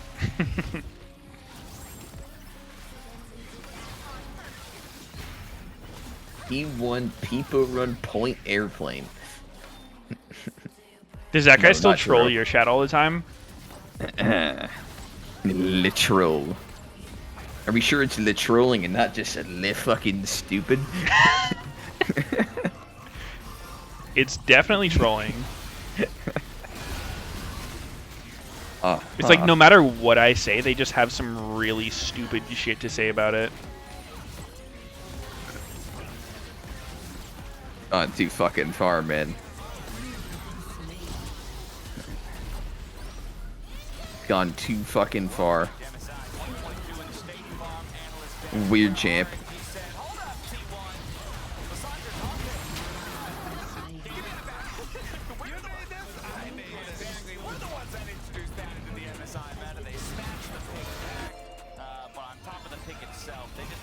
$115 mythic essence.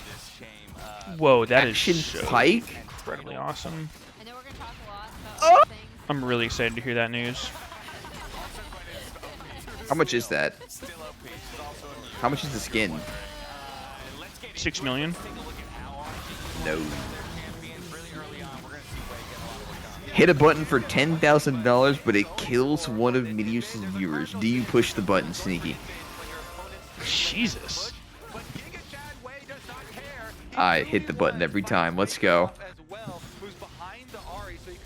1,000 pushes. Wow. And one of the reasons why Giga Chad Wade does not care is because he has Xiaohu right there with him, right? Like, their communication in a lot of these fights was amazing. What if I push him more than viewers? Whose stars are dying? All the fucking bots. You'd have to reimburse me for all those fucking bots.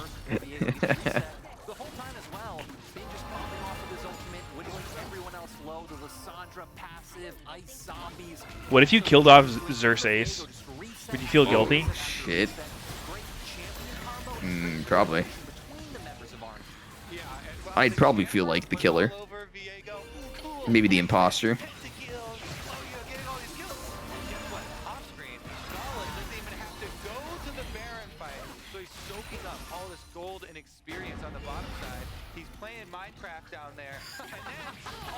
You're in both channels, Bongo? Uh-oh. You got a high chance to die, bro. Watch out.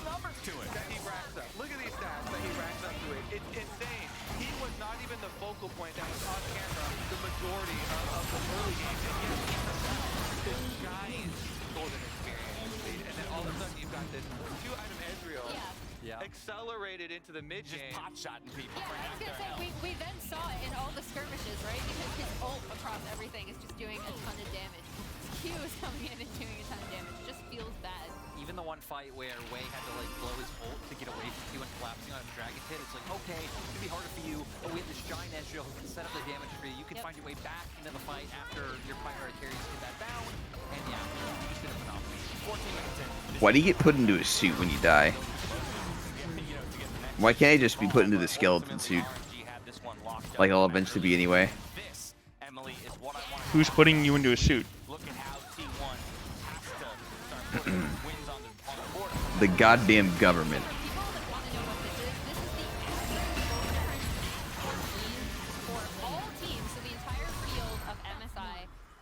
Are you allowed to put in your will that like you want your corpse to be like the star of a porno after you die?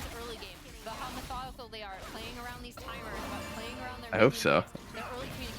It's only a man's dreams.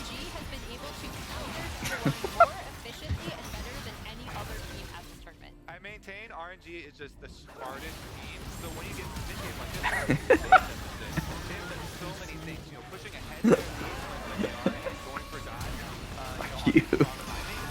Fuck me. Why me? I can't talk about the vision control enough. The star of a porno. What?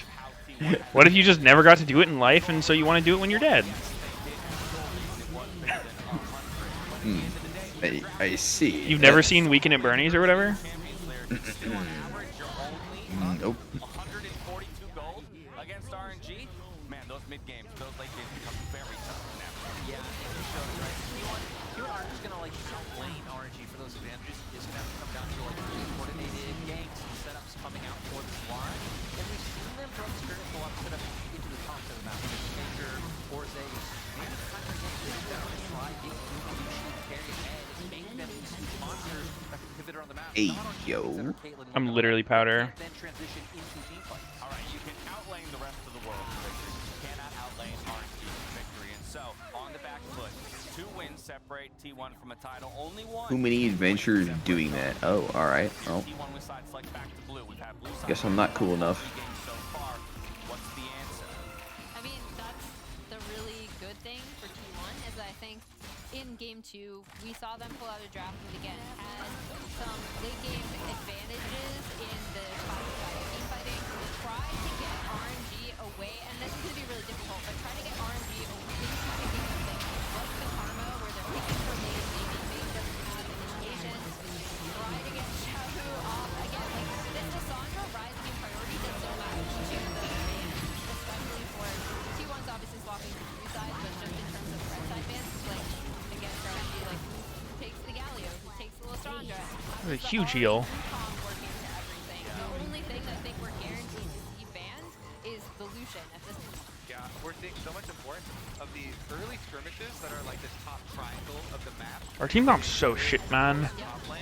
So having those synergies where you're like, ooh, Lysandra versus fucking someone down execute for Viego, Fuck you, Sneaky.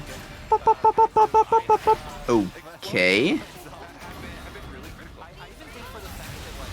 Gonna pick me this fucking trash ass ARAM comp. Yep. You can wait and see what Shao is going to do, and we've already seen. I don't know if I get plays like that. Faker will have a champion ready to counter. Faker. All I want is to play a little bit of powder, and it's too much to ask. It's true. It's too much.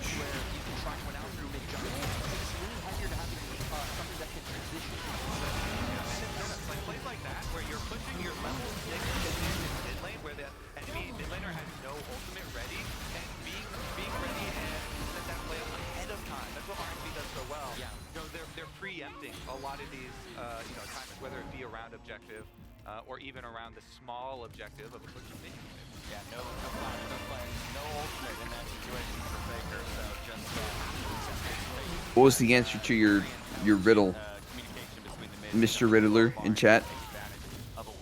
69. I've definitely probably. heard that one before. I just don't remember the answer. What was it?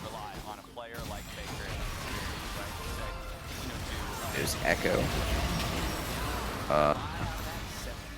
It was like, I can't see it anymore. It was like speak without a voice, something without a body. I don't know. Repost it so I can represent it accurately. I speak without a body, hear without ears. I have no body, but I come alive with wind. What am I?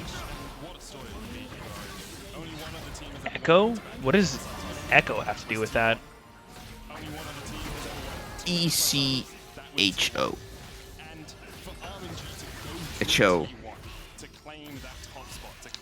I thought he just went back in time. Sometimes.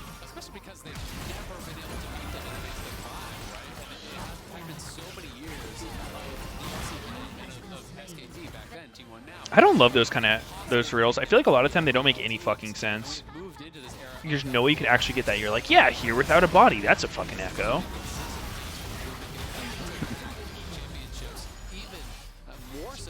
Definitely mint. Like, how the fuck not isn't be Echo ready. hearing anything?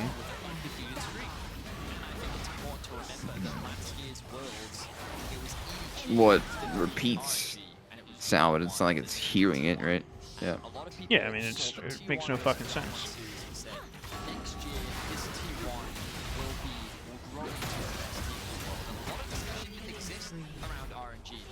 That is how riddles do be. They were the stars of the LPL, and for RNG to not only come back this split with the introduction of Big, with the changes that they made, to be able to fight for that spring title once again, but to do it through the team. We in draft? Oh! I had time for 2 chaos dungeons and that's it? What the fuck?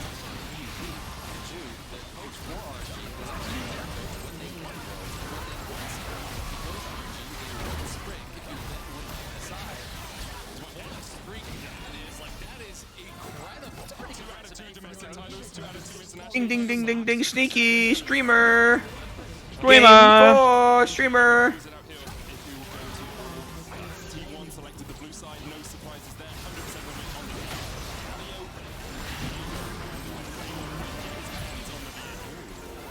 Streamer. Ding donk, ding donk, ding donk.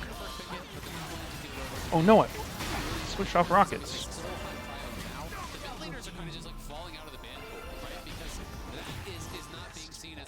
Especially because Ari and LeBlanc were seen as high, you can't let those OPs through, but now there's Lissandra, it's like, I dare you to pick it. So it becomes really this game of cat and mouse, and now I'm kind of curious, like, Wukong is the obvious one that's going to get picked, but then what do you do here? Do you want one of those OP mid laners? They picked Singed? Wait, you're seeing this, Meteos? Oh, wait, shit, I'm on Twitch again. Uh-huh. Something tells me no. they're not going to be playing Singed. What do you mean?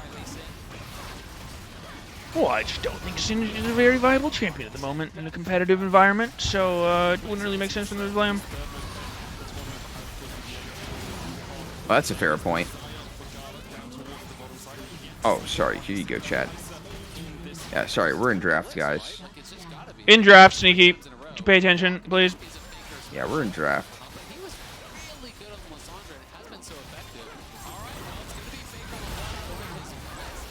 Faker LB? LBB?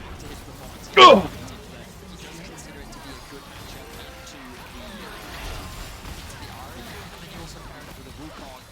Holy moly!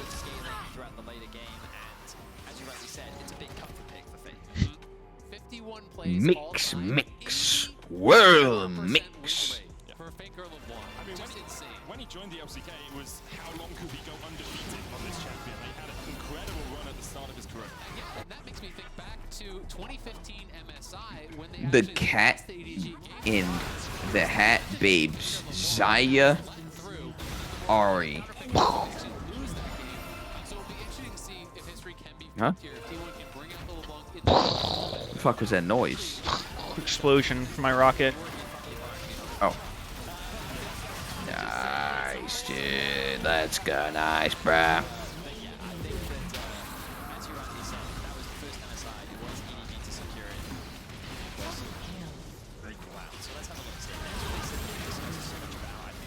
Let's have a look-see.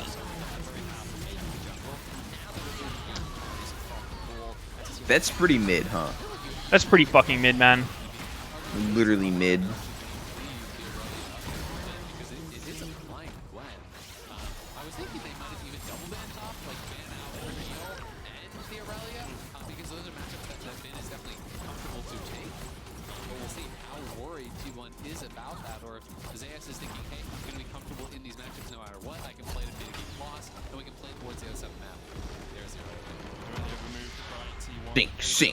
Sink. Not a single Lissandra picked. Because really, individually, it doesn't look so good. I think and that means Wait a sec. I thought it was OP. That's what I think. Yes. You've outsmarted me. So moving into this next priority, I expect top lane to come in now, and RNG will save counter pick support. You already talked about the Camille as an option, and it seems that RNG is thinking in the same direction. Not only is it great lockdown for things like LeBlanc, but it also does very well into the Gnar as well. Absolutely, and I mean this is less Camille for RNG.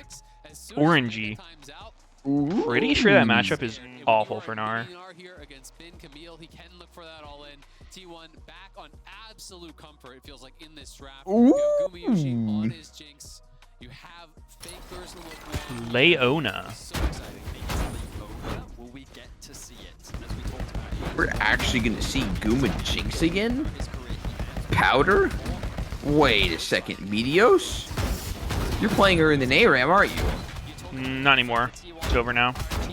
Oh. Well, you were the prophet. At least. Yeah, I'm pretty sure everyone just kind of looks to my ARAMs to see what the meta is. Pretty much. I'm just getting chills. Like, it is so exciting seeing these two teams playing at such a high level, going towards these champions that they really, have made their names on. I'm getting literal chills. In 2013, they met. Are you watching Arcane? No, I'm watching the broadcast. Oh. The broadcast of Arcane? No, I'm listening to Isaiah talk about his chills.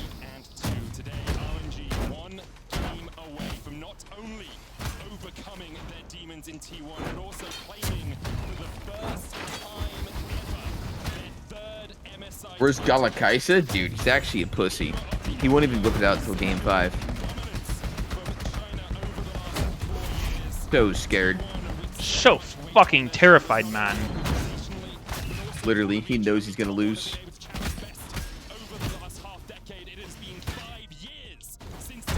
Oh, I beat the boss. Think he get fucked.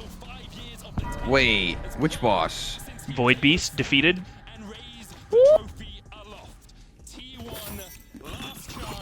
Wait, which one's that? Stay mad. Oh. The little key boss. Yep.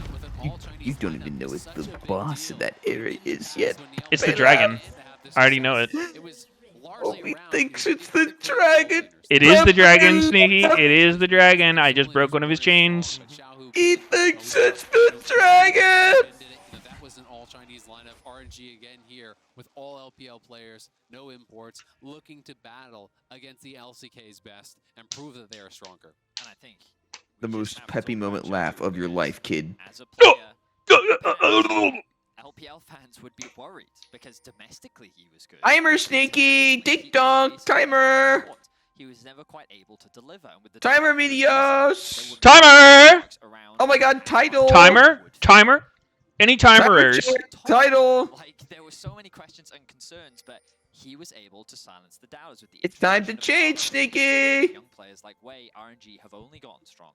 They've only been able to develop, and Xiaohu and Min. They've only gotten stronger. So, huge credit, huge growth. Bam, game. All right, Sneaky, call it now. Whose draft is better? By taking down the unkillable. I think the winning team's draft is looking a little bit better here, and it should be pretty obvious. Oh, so what do you RNG, because they're up 2 games. You just said the winning team, and there is actually a winning team in this series. So you tried to be vague, but you actually fucked yourself. You actually completely shit on your own face, and that's embarrassing. Well, I meant the team that was going to win this. No, you already said the winning team, and the winning team is RNG, so you're kind of stuck with that prediction. Oh, the winning team's RNG, so you know the script, you little pussy. Oh, Guma's dead. Guma's fucking dead. Oh, that... Oh. Oh, double rocket. Oh! Kind of take you back through history. T1 and RNG are fighting right here today. T1 at the precipice of defeat, but also have the opportunity to take us to Game 5. T1 getting the Oh, I didn't do a Gamba? It's kind of obvious, but I guess I can do a quick one. Across domestic, MSI, and Worlds. Of course, 7 would be 8 for RNG if they can win here is incredible. But T1 just unmatched as far as their history in League of Legends. And I think that's the big thing. That's the other side of the coin, right? A lot of people want to see Faker win again. Ooh, I like this wraparound. It's up. It's fucking up. Uh-oh. Zeus is getting real low, but here comes Owner. Whoa, what can he do? Oh my Holy god. fuck, does he get one more auto? Nope, he doesn't. Wow, that's a lot of sustain from Camille, actually.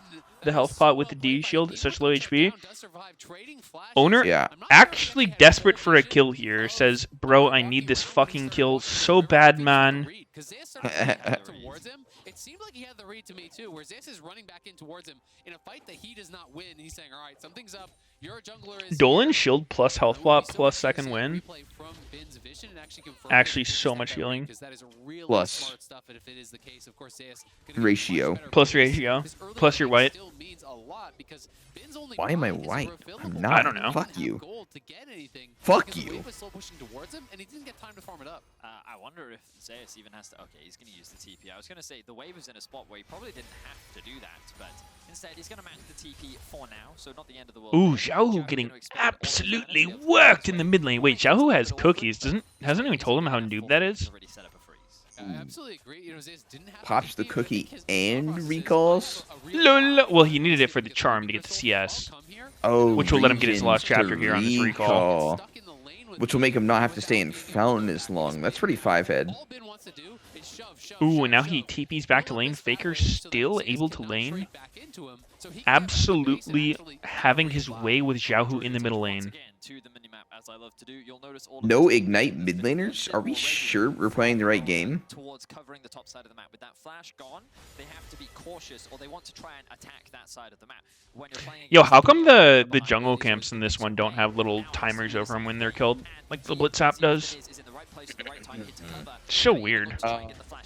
Well, that's just because they're noobs and don't know about the awesome features. #ad. Ah.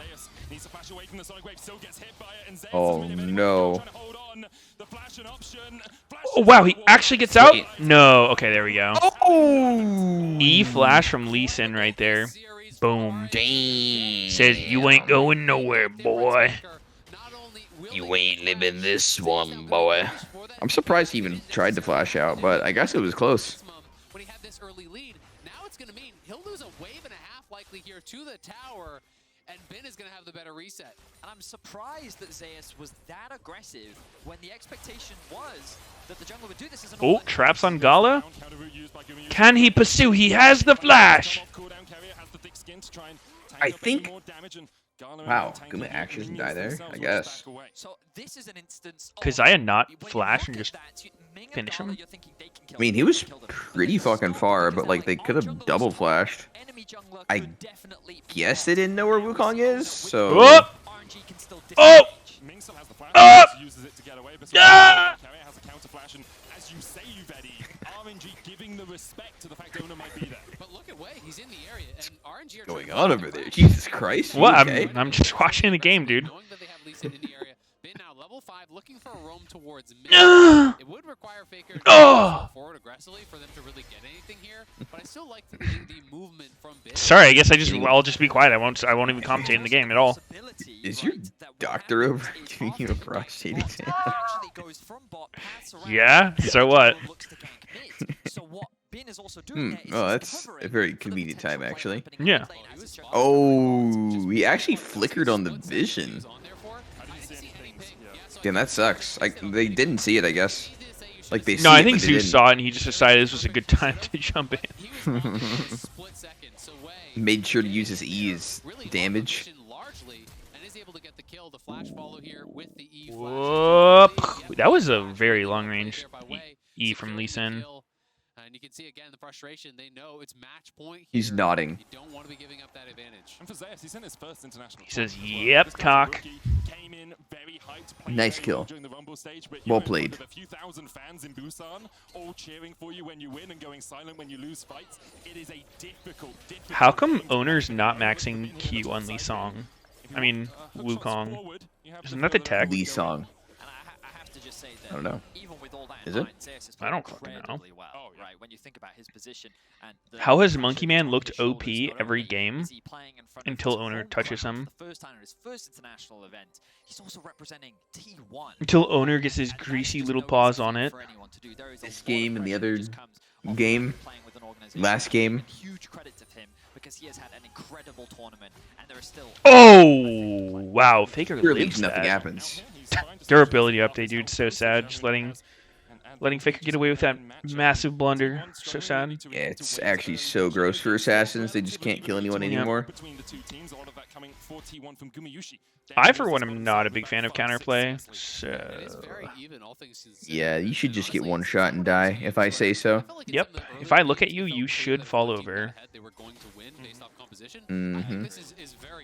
And that'll be the end of that. RNG should have side lane advantage with the Camille, but I do think that the T1 5v5 is very strong. They have a lot of protection for Gumayushi. We know he what can take over the hell is going on here? Big fight over the Rift Herald here. Isn't going to mean much unless they can really hammer it home. And I wanted to very quickly bring the minimap up to highlight who exactly was where. You can see both supports hovering around the middle. Oh! Holy shit, that W by Owner. A decoy. An illusion. What are you hiding? That was crazy, huh? Wait, Zeus? Oh. Surely no. Wait, this is happening. What the Oh no, how do you get fucking caught? name, Zeus? Wait. Wait. That was really glitchy. He got kicked through the wall. Huh? What the fuck just happened? Uh-oh. Is he actually... Oh my Wait. god, that Meganheart in his stomach looks so funny. I feel like he has absolutely no business Yo, fucking surviving get out that. of here, bro. Oh my god. He's fucking ready to go home, dude. He's actually trolling. Yep. Holy shit. Is the crowd even gonna fucking cheer if RNG wins? Nope. Or at least you can't hear it. And with Xiao heading towards bot, I think RNG are just going to give it potentially. It's unfortunate for T1 that the Herald reset there, but now they've gained aggro once more. But Meteos Lee Sin isn't an assassin, nerd? Oh, then why the fuck did the one in my last ARAM go Prowler Claw when he was our only frontline, huh? Ooh. Well, If he's not an assassin, why the fuck did he do that? He's not a frontline and he's not an assassin. I see. Interesting. Very peculiar. It's not Ooh, an T1 advantage gets the for Herald. so RNG say, Kind of okay, lit. We'll take the L on this one. We'll make the cross map happen. And Faker, though, he's trying to get this kill onto Way. And just jump back. Way, of course, takes quite a lot of damage. Hextech Drake does do a lot of work. You can see him down to about 300 HP, but with Xiaohu coming up from the bottom lane, Wei should be able to secure this. What's the point of this game if no one's going home after? That's fair. Tournaments are all about sending people home. RNG's already comfortably in their home. Dude, do you even care And about so is getting T1. plates onto fucking Gnar? I guess they're gonna give it to Jinx. That's actually huge, and honestly, the rest of the T1 should get out of there. Just try to give as much of it as you can to Gumayushi. Interesting. They have Faker fucking dual laning mid and bottom. 2200 gold in pocket for Gumayushi, so Going between both. Yeah, that that's Why actually is strat this and HOTS. Some maps you just have someone double soak lanes. Really? It's kind of cringe, yeah. How does that work? The lanes are just close to each other, and you just fucking play like Ragnaros or Zool and just insta clear it, and then go to the other one. What? Why? Like, isn't XP shared? Yeah, so like you just have one person soaking two lanes. Oh. And they While don't the other push team, anything? there are other 4 people in your team just like gangbang the other lane or something. You can see that RNG slightly more defensive Uh-huh. with T1 having I a little see. more control throughout It's the kind of river. weird. Yeah, I'm not a huge fan of it. It's kind of degen. Have been doing in this early game. They've been contesting a lot of that river vision. They've been trying to contest around these early neutrals, and they've been doing a great job of it so far. Yeah, they can only work if they aren't pushing fast enough. Or something. Yeah, I mean it's just because those heroes who can do it can like instantly clear waves. They like aggressively clear mid wave, and then they go bot and catch it. No, it'll be in specific maps. You don't do it on every map. Like the lanes will be pretty close to each other when they do that strat. It's like you don't actually have to go that far between the lanes. But it is difficult to make happen. So just short there, Owen up. I love seeing this level of play just because not very often do you get to see the level of respect, and like in particular what separates very good teams from good teams is exactly that, the expectation, the possibility. Could this happen and why? That ability of deduction. And speaking of, right now, do they deduce the bin is in the brush? Even if they do they want to take that fight? T1, they don't, and they will back away. Faker pathing down towards the bottom side alongside Carrier. And those mind games become T1 going to because, bed? you know, the teams are trying to think about, okay, what is the best Looking a little tired. And then they are trying to Faker's actually not going Everfrost LeBlanc. You have to think about, all right, what will they think is the best play for me? And What? now I'm going to do something different, right? It becomes that kind of evolution, What's he building, Meteos? which I think is so interesting to watch for Faker now. Huh. Uh-oh. Oh, nice flash. Oh. Nice. That was kind of hot. That's well played by Faker. He actually lived. He was sidestepping as much I feel like most people die there. away from the charm. He avoided the route from the Most people just accept their death there. And I saw Bin flash and then Faker flash, and I'm like, what? Not Faker. Not when he's at fucking match point. Literally. When Faker's pushed up against the wall. It's the perks effect.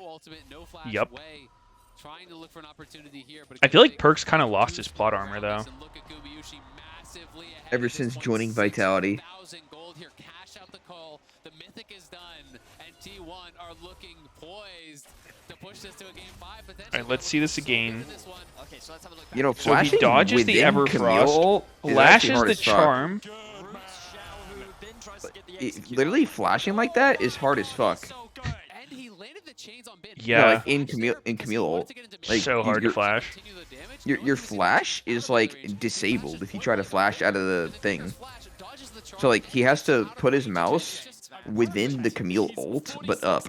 Yeah. He also sidestepped the Everfrost and then No, I get flashed literally both the rooted. Zenith Blade and Charm at the same time. Yeah. Like every time I try to fucking flash in Camille ult, I just get triggered. It's just like it doesn't let me. Like even if I was trying to do something like that, because I just like overshot it by a little bit. Since he's actually stood there and lifted the trophy high. And I just think it's incredible. It's actually really hard to do. Series, the way in which T1 is winning. Not obviously not impossible, but zoomers in the side lanes, right? pretty fucking hard. Yeah. Finding incredible plays. It's been Faker finding outplays in the 1v1s. Zeus, nice little Ooh. Bumper on the jumper. Zeus was in more trouble. Dragon up in 2 seconds time. And this was RNG trying to get ahead of the play. They realized Yeah, it's pretty easy for me. I do it in my fucking sleep. Do it in all my ARAMs. Nice, dude. It's really impressive. Thank you. The TP is being committed top. They're trying to make the cross map happen in T1. Are kind of taking a page out of the RNG book now, but they have to be wary of the dive. Zeus almost has Mega, which is What's going on, Zeus? If the dive did come out, a good nav against Oh no, the cannon. cannot make it work. And again, look at the map position right now because you can see this bot lane immediately. Wow, I can't believe there's already 1 kill at 16 minutes. I am totally awake. Alright, I'll get some water. I'll make the action. Be back. Don't want to contest it. So fine, we're actually going to match and contest whatever your play is doing. Great execution on the map from T1. Carrier with the early flash away here. Kumiyushi booted up with the Everfrost devoured by Carrier and Owner. Oh, shit. Owner flash in, gets charmed. Sneaky actually made something happen. Bin takes a world of hurt from grenade after grenade from Kumiyushi. As you say, Super Mega Death Rocket, a possibility. Is it coincidence that Guma's playing Jinx using the Jinx skin I just used? I think not. I don't think so. I don't think that's the case. Little suspicious. It's very much a pick comp. A lot of single target damage, a lot of getting this shut down onto a single member and leveraging numbers advantage, and the Tahm Kench is mitigating all of it. I mean, Carrier is the third summoner spell. Meteos, why do you think everything's about you? You have big ego. Washed up X Pro. Nobody watches your stream. Plus ratio. You know, you said it, but it's about the pick, and if RNG can't get that initial kill, all of a sudden, Gumayushi untouched, both summoners available, he's wailing on you, and it really forces RNG back. They've got to be able to find something inside. It's just sad, really. Oh, wait. Oh, he could actually die. Wait, Tom just queued a fucking Krug? Oh, that's embarrassing.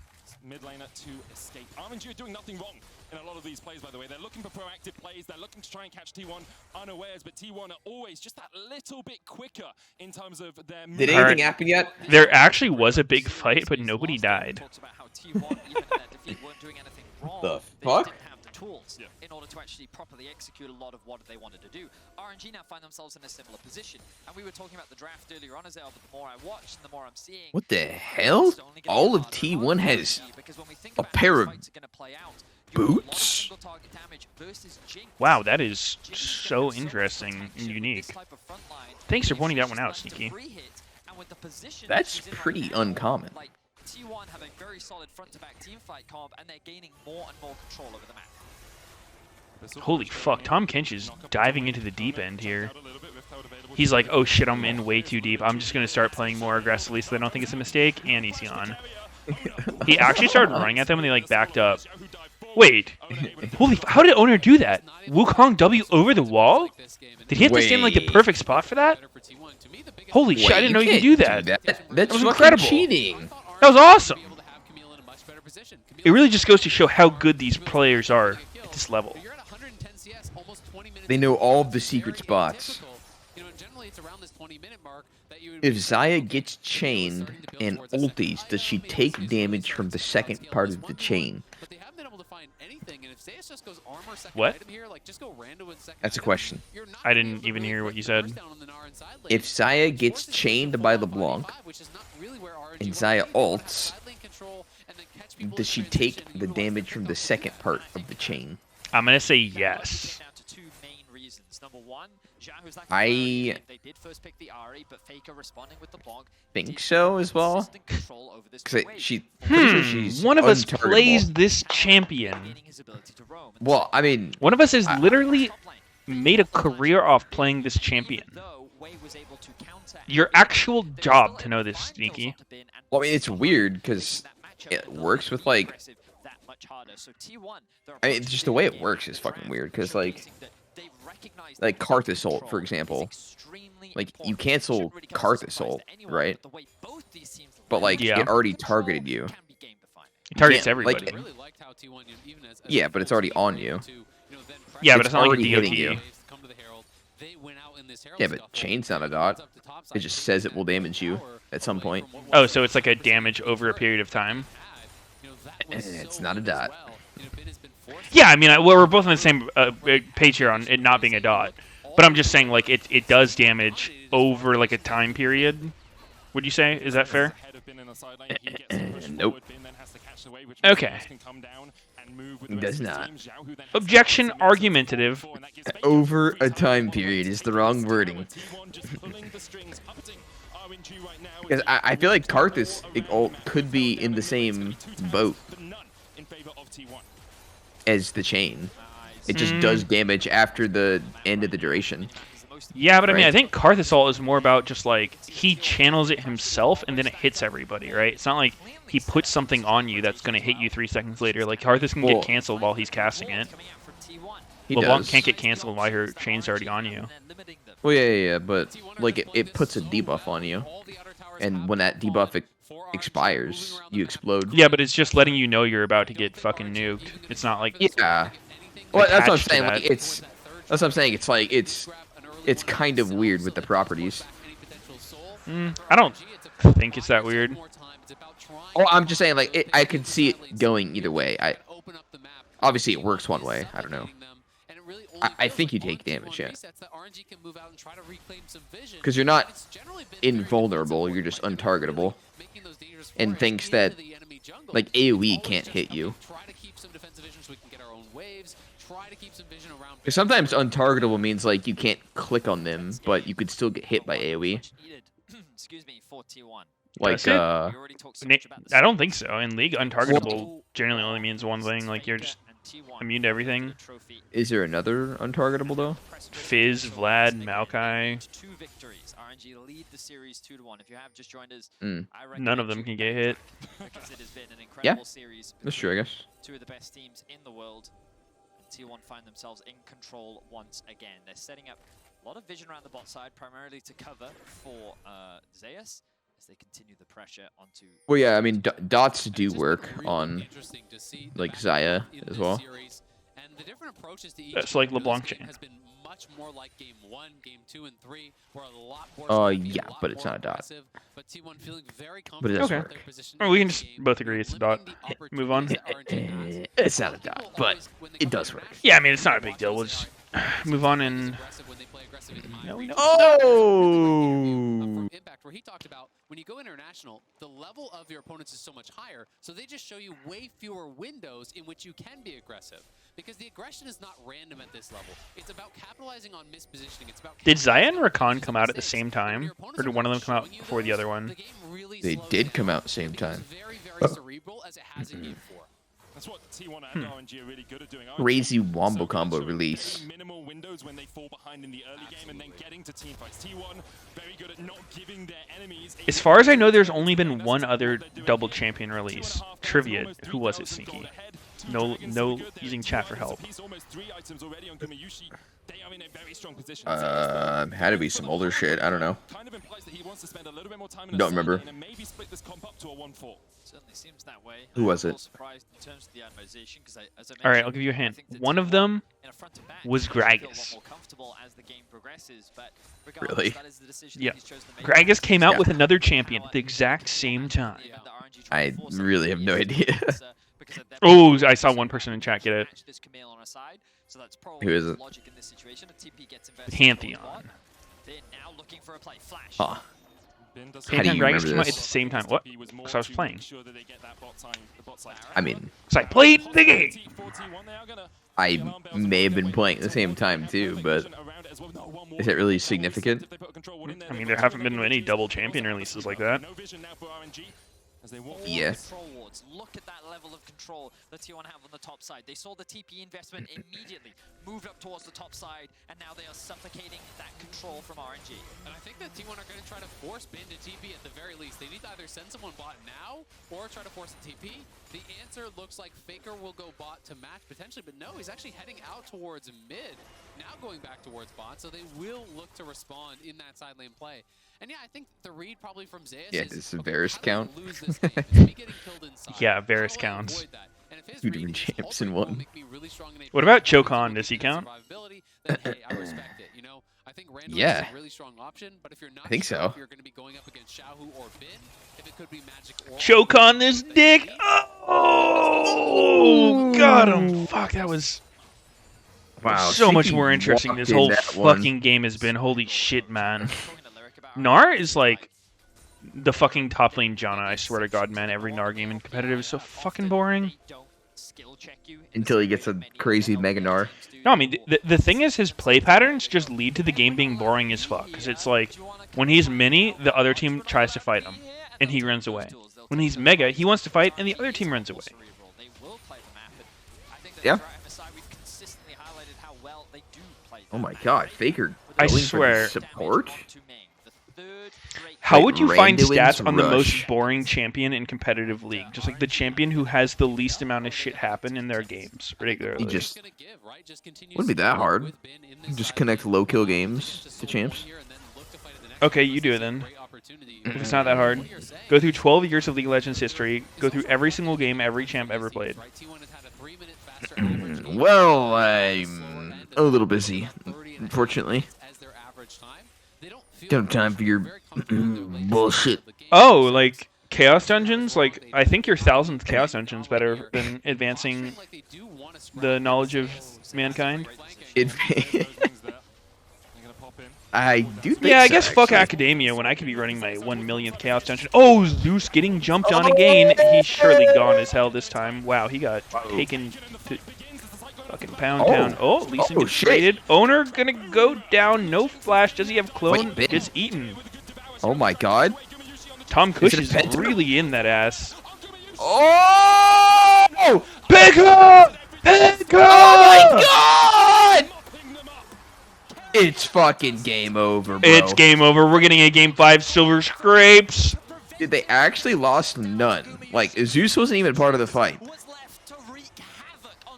I mean, He got killed way before. Yeah, For nothing. but it was not for nothing. Camille and Ari both win on him, use their ults on him. Whoa. Look at that damage on a Gala. That's a zap into an ulti. Forces the ulti response there from Gala, and now he is so vulnerable. Two Zeus ultis didn't push used. R there. But Yeah. I guess whatever. Just fucking died for I nothing. feel like Zeus is mentally checked the fuck out of this game, not gonna lie.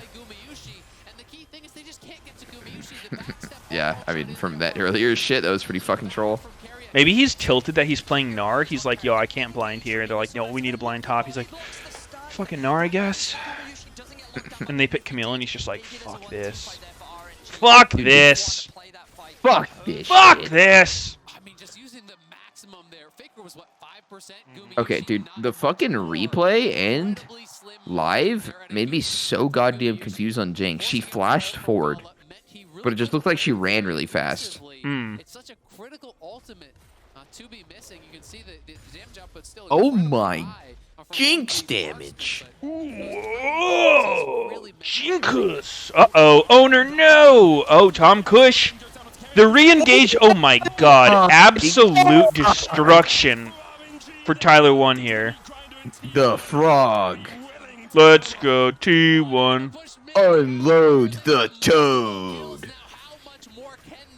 Unbench the Kench. Faker fucking carrying his team. Uninhibit the ribbit. Unclog the frog. Unclog the frog.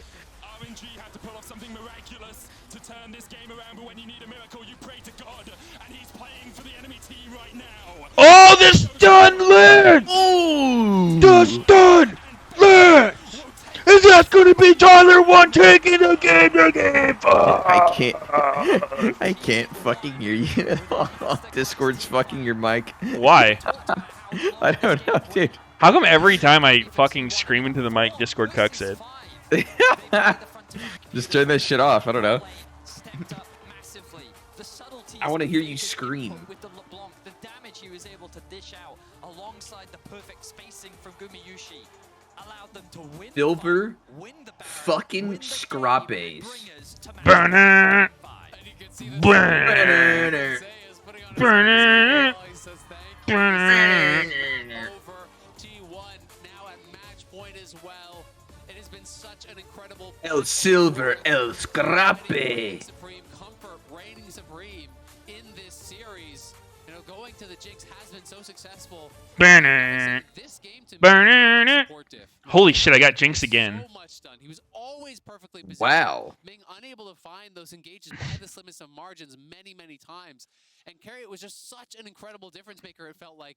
I need to be careful here. I need to Right? Like we see understand that the champion I pick in this ARAM will manifest itself into the next game. Even the first play top lane, Zeus was on 1 HP. I have a responsibility to use this power wisely. You really do. Obviously by RNG throughout this series, we are going to game 5 here at MSI. Like I'm super stoked. I'm gonna be honest. Silver scrapes in the finals is not something. I guess I'm going full tank Rengar because nobody ever picks fucking frontlines in my games. For the finals with the team's Yep. anthems, we have you've selected for RNG and T1. You can find them both on the official LoL playlist on Spotify. It's been one hell of a series, and the best is yet to come. With the MSI title on the line, The best is yet to come. Are they playing Silver Scrapes yet? Oh shit, they are. Or not yet. They like subtly played it. The world is watching. Get on board. Check the lanes. I'm playing Silver Scrapes. I don't give a fuck. Attention to the best. Join the ranks. Yes. Challenger. All in for the trophy. This is for all. Oh yes.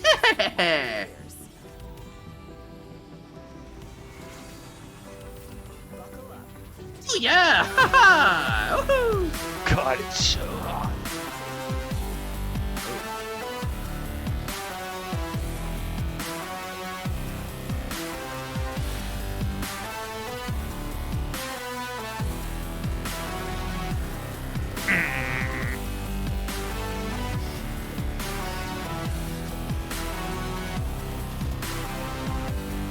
You can't vibe yet. Silver Scrapes aren't on.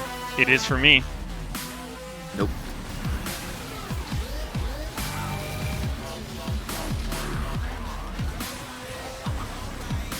How are you gonna tell me when I can or can't vibe, Sneaky? Vibe check is off. It is unvibable.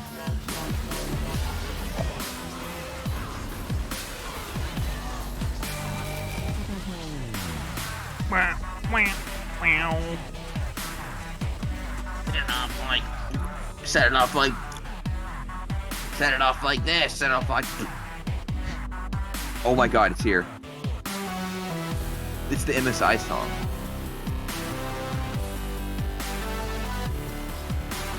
It's Silver Scraping time. Shut the fuck up.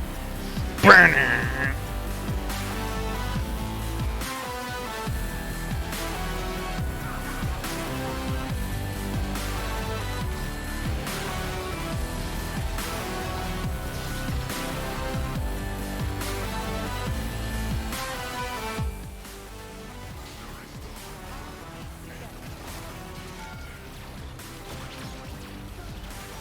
Burning it. Burning it.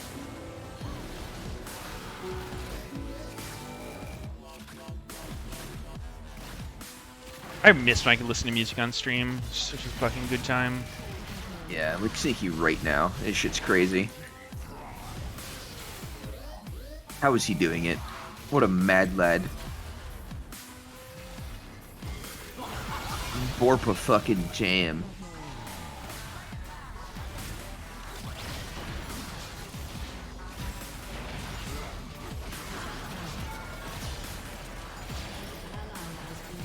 Burn it. Burn it.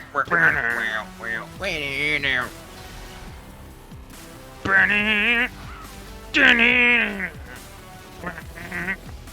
Burn it. Are you feeling it now, Mr. Krabs?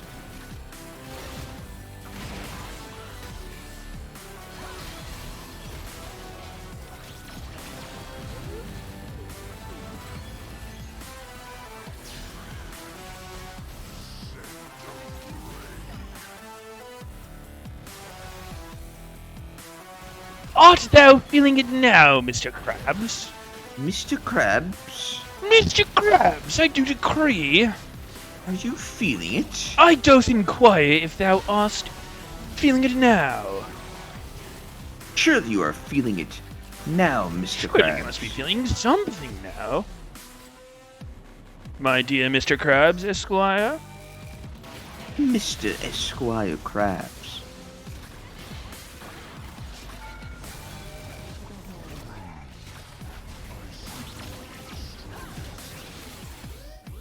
Where is the blind pick? Why aren't they blind picking?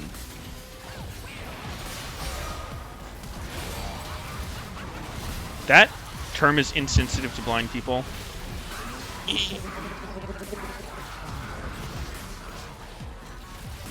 Good one. Lil W. It's true. They don't use the term blind playthroughs anymore. Whoa, what do they do then? Blindfolded?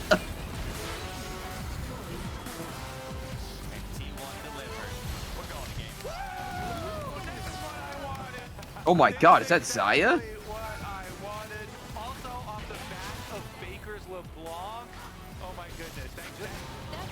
Think about it. Best of 5 is literally just a best of 1 if you reach game 5.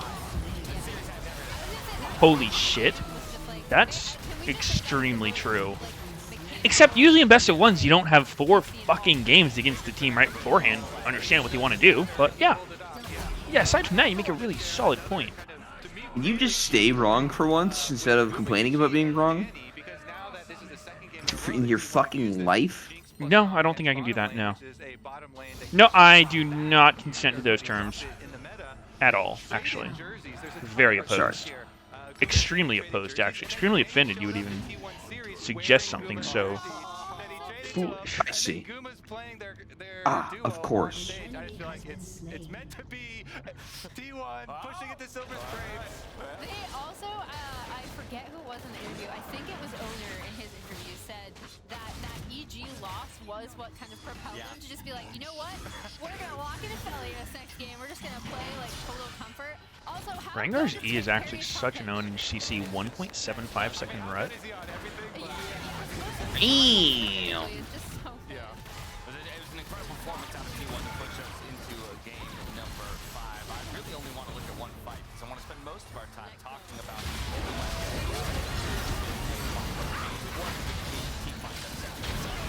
down by the dragon. Round number 3 for T1. That's the dragon they were going for. RNG decides to contest. Unfortunately, it didn't go their way. Yeah, it just feels like RNG are in a really dire position, right? They were already falling behind. Their whole win condition was around getting this Camille ahead, playing out through side lanes, and now you're at a point where, okay, you just have to throw the Hail Mary and hope for the best.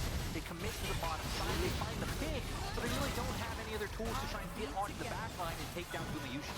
Actually, and we saw, Gala got the ultimate blown really early there. We saw the power of the Wukong engage because even Power before 4v5 and then of the Wukong. with that frontline advantage, they make room for the two carries there, blowing them up. Huge performance there from Owner on the Wukong. I don't think that is his name, Mr. Sneaky. Power of the poo-poo. I think you are saying this one wrong. Power of the poo-poo. It is not the poo, it is the Wukong. Power of the poo-poo. It is not how you say. Not how you say it's not poo-poo. It's the poo-poo power. No, not the poo-poo power. A poo-poo of the power. No, there is no the poo-poo here. Power of the poo-poo. No. No, there is no poo-poo. And especially when you have a comp like RNG's, right, where it is so single target focused, and then T1 have See. Alright, here we go. One game decides which team, which organization will be the first to hold 3 MSI titles in league history. You've already talked about how much there is between these two organizations, how much there are between each of these individuals. Right, again, match the Xiaohu and the Faker matchup in the mid lane, and what it would mean not only for Xiaohu to get that 3rd MSI title, but to do it over Faker, beating T1 in a best of 5. They haven't done it yet. They're 1 game away from it now, Lyric. Yeah, and it's just something, again, that would be so nice. A player that has been so heavily criticized over his career as someone that is a choker on international stages. It wasn't until a choker. Xiaohu the choker. He's choking so hard. He was just cock is large. I can see how you can choke on it. People consider these like S+ tier supports in League of Legends history. On the other side of it, Kobe, it's Team Excuse One. me, what? Decades after Faker What did started you just playing say? the game and stepped onto the international stage, Huh? What? begin etching his name into, you know, the annals of League Surely history. you didn't just say a To put a number cuss word. in that case, and just to What? solidify No. kind of what we already know. He's the Huh. GOAT of League of Legends. Okay. I mean, I would love for us to have the All right, movie then. ending here where it's the return of Faker coming Must back have misheard. triumphantly, in the final game here in the best of 5 series. Plus, as we talked about, Why is Rengar not untargetable during his jump? Or fucking unstoppable? because this is the first one that he would have won on He's not Malphite. Korean soil. To be able to actually win in South Korea was I know. trajectory of this team again is just so cool in terms of coming together, watching them previously at World, them coming into this. I just think it's bullshit is all Sneaky. Struggling a little bit I'm just gonna say it. under the pressure, and then having come I through think he's absolute horse pucky.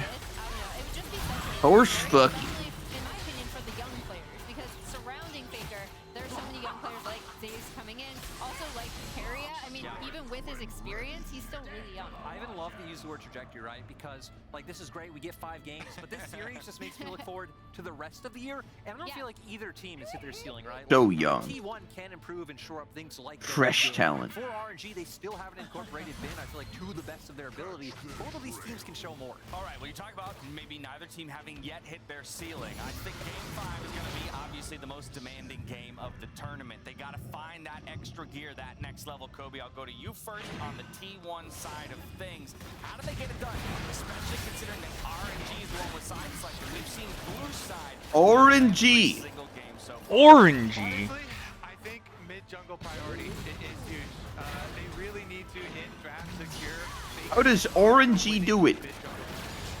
I'm gonna piggyback off of this just because, you know, I was the one to shoot. And I am calling out something that I noticed from this past game, which isn't a draft thing, but their patience and the way that they played out the mid game is something that we have not yet seen from this team. We've seen them pick some disadvantageous spots, get a little too creepy.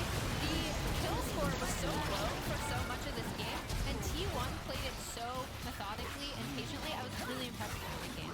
Give me the RNG side of things. So I coming out with the winning the jungle 2v2, but also getting Faker on a champion where he can influence mid, right? LeBron's such a hard champion to take down. We saw both Wei Ming try so many times to gank mid.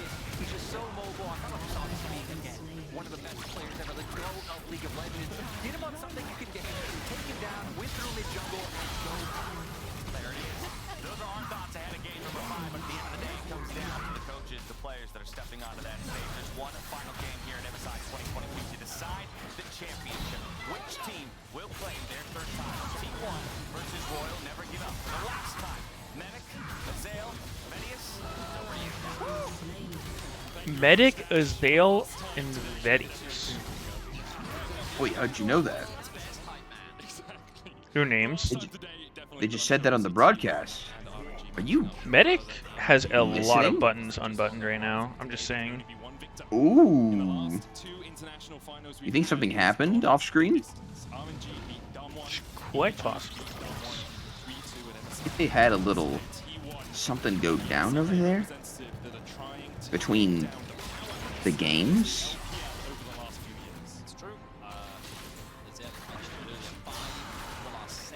What's going on?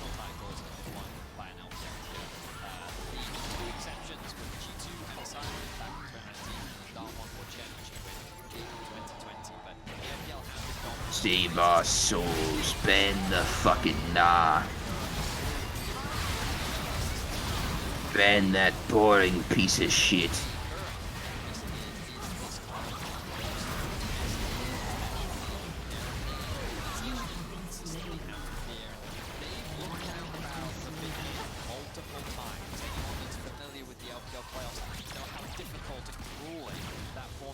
Fucking bored, man. Of what? never having anyone pick front lines in my AGRAM, so I'm playing tank Rengar. So fucking boring, man. On top, who are one game away from Rengar. reclaiming their title and perhaps beginning the new legacy for the LCK. It all comes down to one final And it all comes down to this. Meteos' ARAM. What's the draft? Let's hear it. Nope, this one doesn't count. It's too shit. They tried watching my stream and they fucking fell asleep. It's just too boring. So nobody even wins this final game. Nope, not a single person. Actually, just a loss. There's literally no winners. Just losers on all sides. It's quite So sad, sad. honestly. Sad exclamation mark. Through the adaptation in this series, you know, LeBlanc coming back into the band after kind of following out early, and the Zaya really been so dominant on it.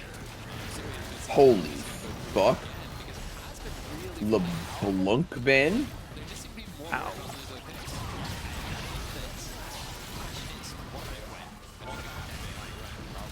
They want fucker on that LeBlanc. Don't want that. They do want that, actually. They don't want that. They banned it. That's the whole point of a ban, Meteos. It's the whole point of them wanting it. Doesn't make any fucking sense.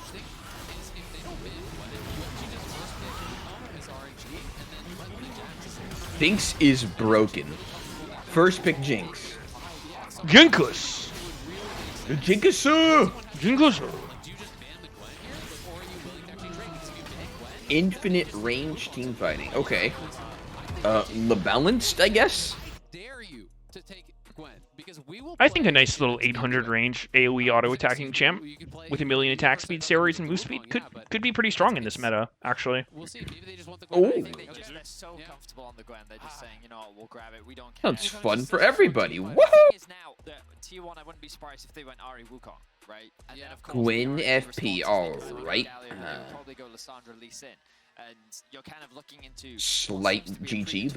Let's see what's the response here. If there's a Rengar in this game, we know why. Oh, first pick Gwen. Do they have a better answer to it? You know, are they willing to even go to the Wukong here? You know, knowing that they could be up against the Lee Sin, they are. Ahri Wukong. Wukong. I've Let's seen this go. before. The read is, well, Zeus, Don't let them pick Ooh, Viego. they saw Viego Oh, it's as the Van. problem with this draft. That's kind of weird. work in game one. GP is what he's played. Oh, weird. They got literally 1v2'd by Vagar. I mean, Vagar? Viego. Holy shit, I didn't realize that was Vagar. Holy Yeah, fuck, it was, Vagar jungle is just so good. Yep. He gets in there. I mean, he's played Jax 3 times this year, has won every single game where he's got a played Jax game this tournament. played it once in MSI. The enemy team actually had... I was just playing against an Ahri and Wukong in an ARAM. Prominent counter for the Gwens. T1 taking their time, Chase instead. What were you playing against? Like a Chaos Dungeon? What if T1 picks a Chaos Dungeon? Wait, they're actually going Jace again? That looks so shit game one. Really? Uh-oh. Has Zeus picked a real champion this whole fucking series, man? Zeus wants a J skin. What? Just let him have it, man. It just went so far in RNG's favor. I don't think you get a J skin for fucking losing. Zeus into a little bit of a corner. We'll see if he can perform better. You wouldn't get it. You haven't won Worlds. Or if T1 just want to go for a very different draft, because we also The ego remember, thing. This was the Caitlyn Morgana game, I believe, in game number 1 that they brought out, and it did make the whole comp feel a little bit weird. They also had Nocturne in that one, but they had no dive buddies. So maybe Only the Jinx winners can would really fit in understand. if you get some sort of a, you know, kind of like a Pokeball. Like Uzi. Oh wait, never mind. Also a fucking loser. Dude, I kind of wish the world skins were named after the players. Like, rather than T1 Ahri or SKT Ahri, it was like Faker Ahri. Faker? Holy shit. I think that'd be cooler. Yeah? So I'm be honest, I don't give a fuck about the teams. Whoa. I could give two shits about what organization it is. Wait, 2 whole shits? Yeah. At the same time. Playing that Tomkins Dang. behind you, right? So it's really I can go for a little shitting. I think Lucian, Ezreal, Kai'Sa, Caitlyn, Xayah, Tristana is something we could look When's Uzi getting his world skin? Velios, maybe. Yeah. Jinx When he insta-locks Vayne against his coach's wishes. so He needs to be immortalized in League of Legends. Ooh, they banned Caitlyn again. They're like, fuck, I don't want to get completely free wins. Ooh, Jin. Hopefully a Dark Harvest Umbral angle here. Ooh. What the fuck happened to Graves, man? He was so broken. Umbral Graves. Where is it, Sneaky? You wouldn't get it, Meteos. Tell me. Tell me now. Your little garbage meta. Tell me now. Where is it? T1 need the fattest fucking tank support to make this shit work. Tell me. I think it's a Leona angle. If it's anything other than Leona, it's an immediate L plus ratio. Ooh, that's true. I really think this is good here. Nope, they're not locking Zillion. That's a cap. That's actually a secret pocket pick. Nope. Pocket. Secret pocket loss. It's here. It's locked in. Nope. I'm on Twitch. Nope. I'm literally on Twitch. No, don't go Yumi. Are you fucking joking? Jin Yumi? How does this look like a fucking Yumi game?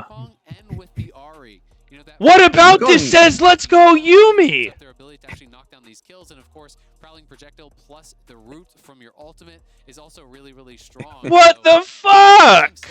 That's a cat chest. I would have really liked the Zillion, but I'm going to fucking bed. I stayed up for this shit. strong scaling, and as you rightly said, it also complements a lot of high mobility champions.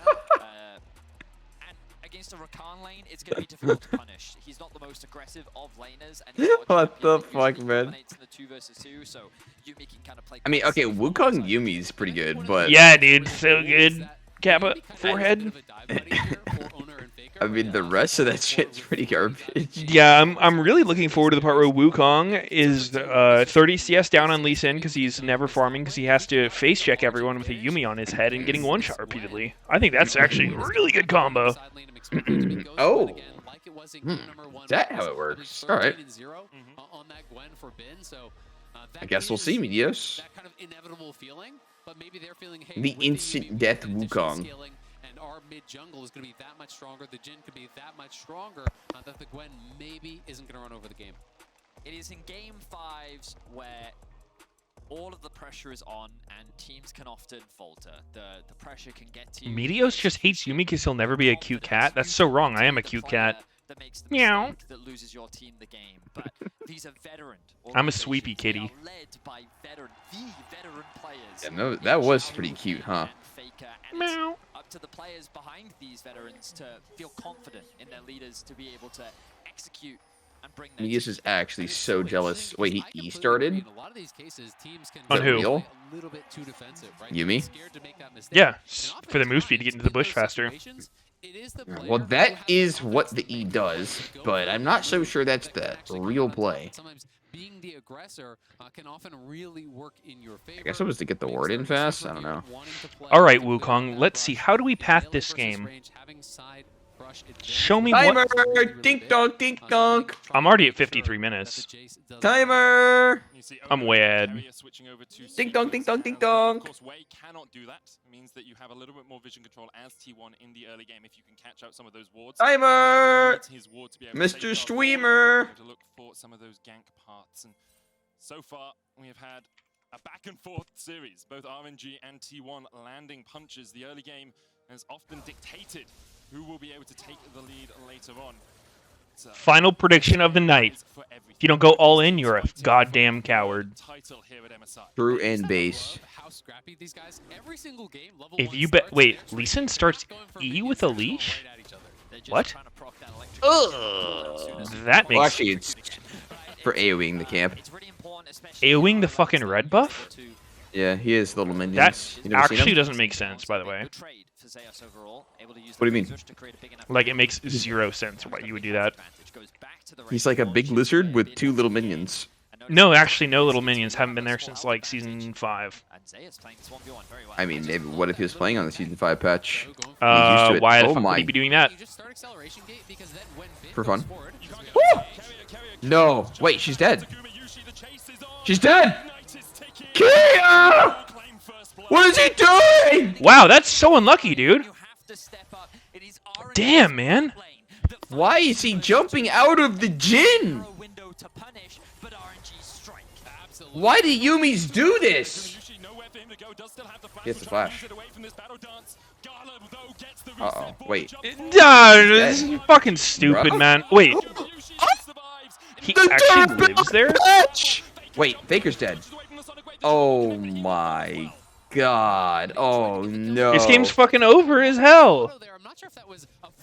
If you actually pick Yumi and just start E and then run up and kill yourself in lane as the first action you take, you're a fucking troll. Monkey man. He's actually going to let this wave die to the tower instead of taking it. Meteos would have full pushed that wave in the next turret, in the next wave. Yeah, I would have told my... proxying. I would have spam pinged Ari dead. I would have said, GG fed jungler.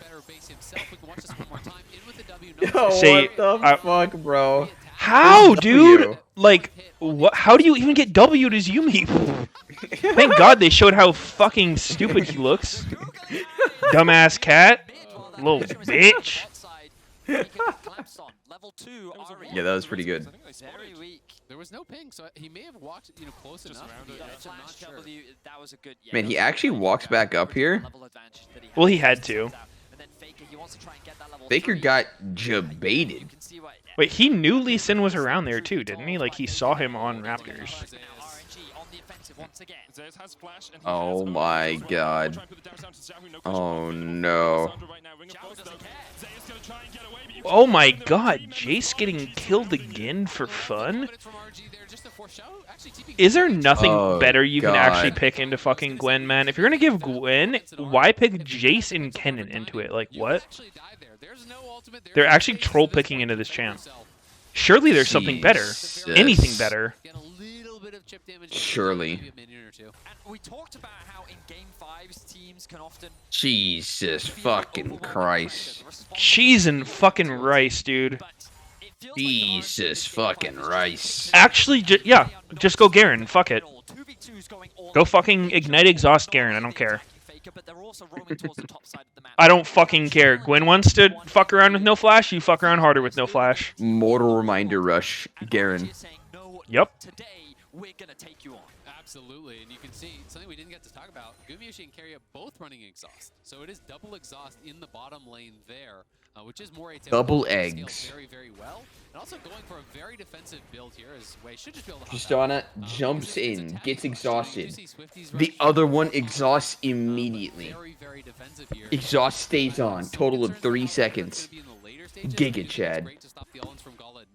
But a lot of the damage is magic, right? Wait, they're actually running double exhaust? What the hell is that? And Ben are going to be the big threats, I feel like, to that back. I think it's pretty weird. Is T1 actually going to play this out, dude? Can they just FF and save us some time? Through lol W. Uh-oh. Oh, he's good. Oh. Xiaohu did have to miss the cannon for that. This mid jungle is just so lethal. The setup with Lissandra and the damage from Lee Sin That's pretty fucked up. devastating, and Faker actually can't play game. with 2 deaths 6 minutes into the game. Yeah, guys, ban Viego. That was truly the issue here. Let's force Wei into something strong early game. How is China so fucking good? They're just too fucking aggressive. How can they just play with Jug the whole goddamn time? Are they really allowed to just play for Jug? Jug mid gap. League of Legends has always been a Jug mid gap. You know what I'll say?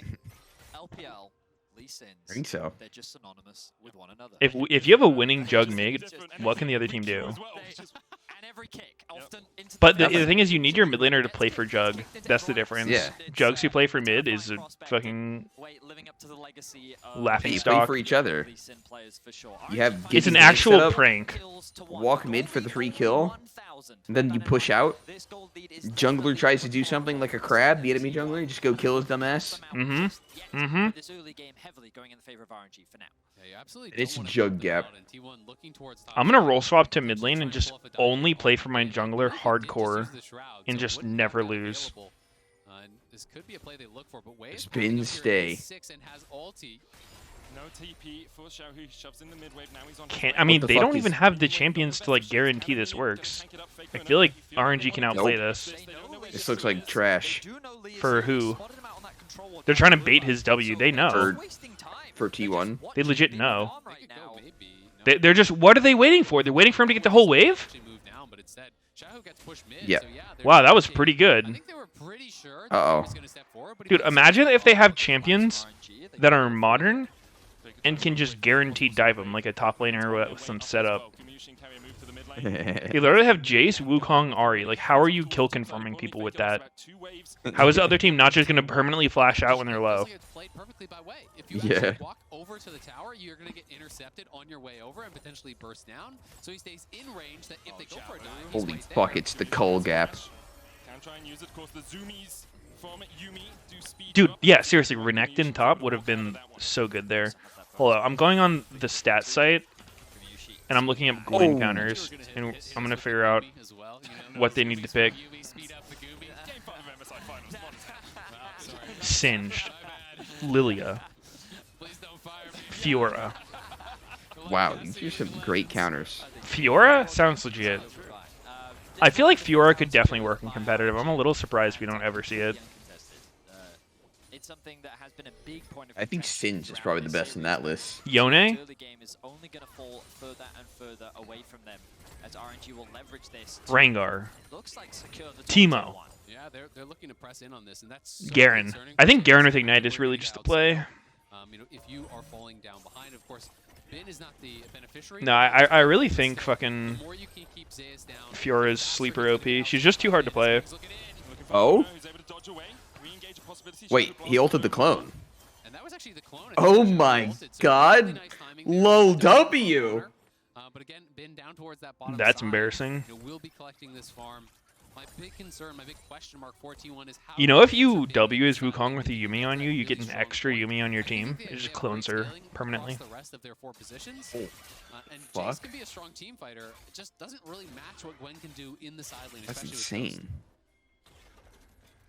It's a concerning spot for T1 for sure. A Again, great spot for RNG though. of course.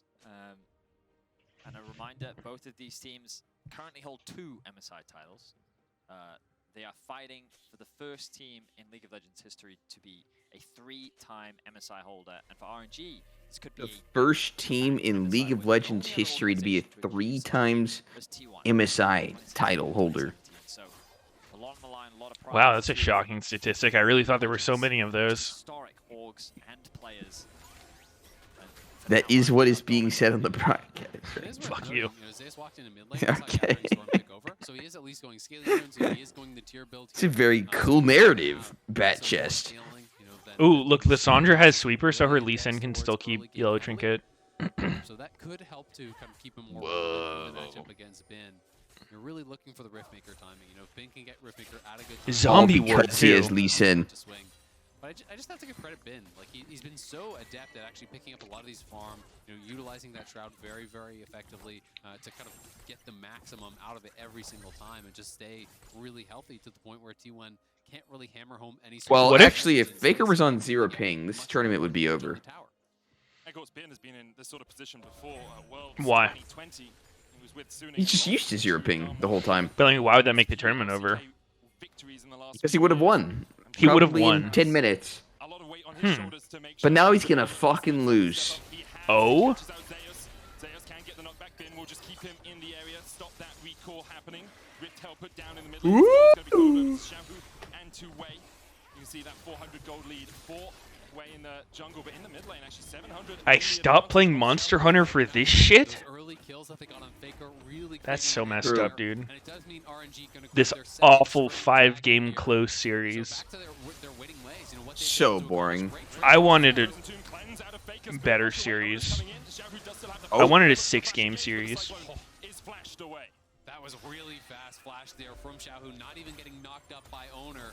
A great response. Why does from this here. matchup seem actually good for Lissandra? W in to try and I don't know. chip damage. I mean- Why would you blind Lissandra? Carrier, they're looking for the dive. Going all the way around. Cassiopeia. Is low, does have the quickness, has the flash. Wei trying Oh, to The legit Cassio. worst matchup in the fucking game. It's so unplayable, this list. It's not even funny. That sounds wrong. Just play that matchup one time, and you'll understand. Okay. It's the embodiment of pain and misery. Very well played, though, by the T1 bot lane. Diffusing that situation really calmly, not blowing any summoners. It does cost them double ultimates, but that was really well handled. I very much agree, Isaiah. I think that T1's bot lane have done what they showed. I think Cassio could actually be pretty solid right now if the other team picks a low-range team. They've lost Carrier, but for the time being, they've managed to claw their way back in, and now Owner Maybe. with Carrier on his back. Haven't really seen her much. Mid-tower. Can they get a plate? Ooh, Xiaohu looking for that route onto Carrier means that they could have gone for a collapse. This is such typical support gameplay. You're like, if I get these autos on the tower, I get 20. What do you think about Steel Cap Rush, Jin? That's exactly what he's doing there. He's wants the wards. Kinda necessary. They haven't been able to harass that much in lane. Usually, you can get it Kinda. It's pretty shit against their team, but Tristana is a really annoying matchup for Jin. You can just jump your ass all the time. And you can't really win the fight unless you're ahead. Their vision is going to be much more limited. They're going to really heavily depend on pink wards because they have 3 What do you do? and no sight zone on their support. You fucking poke her ass down if she jumps in, one-shot her. But Oh, just one-shot her? oh my god, he's dead as hell. Dude, they are having some wet and wild ganks on the mid lane. Actually can't play game. Faker's crying. Earlier, trading back and forth very aggressively. When we saw Xiaohu have to trade flashes with Owner, they force the cleanse. They have the timer. They go for the play. They're so amazing at this. It's just insane. And usually T1 would be able to ward the side, but they can't do it as Ming looks for Meteos underneath the tower. He's going to flash away Ming. Wait. Tank up a single tower shot. EQ. Oh. EQ. Gumi Yushi here as well. A long range deadly flourish could be enough to catch out someone from RNG. Holy fuck, they're desperate if they're going for this. Oh, just kidding. That was insane. Fuck you, Meteos. Fuck shit. me for not recognizing that insane play. Didn't look desperate at all. Hit and die. Oh, Guma Yuzi. Guma Uzi. The hallowed mist and will escape using it. Of course, Gala securing the bot tower. T1 will exchange on the top. You can see the goal difference still. Get Faker away from that Lissandra. That shit's too broken. When did T1 lose her mid turn? He was forced to burn his flash to disengage. T1 with There you go. already on his way up towards the top side of the map, recognized that he could. Oh, okay. And it ended up being RNG. I think it was right before they killed Fit Fucker. About 30 seconds before. Wait. Lee Sin had ult for this, right? Yeah. Oh, yeah, there it is. He kicked his ass. Hammering it home, getting the kill, which was a shutdown as well on Wei. They take the tower as well, which is Wei and Ming actually solo gold for Gala on the other side. were That's disconnected something on you that always have play. to really track is Wei backed out when isolated Ming went in. gold all on your marksman is so much more effective than actually splitting it on the other side of the map for T1.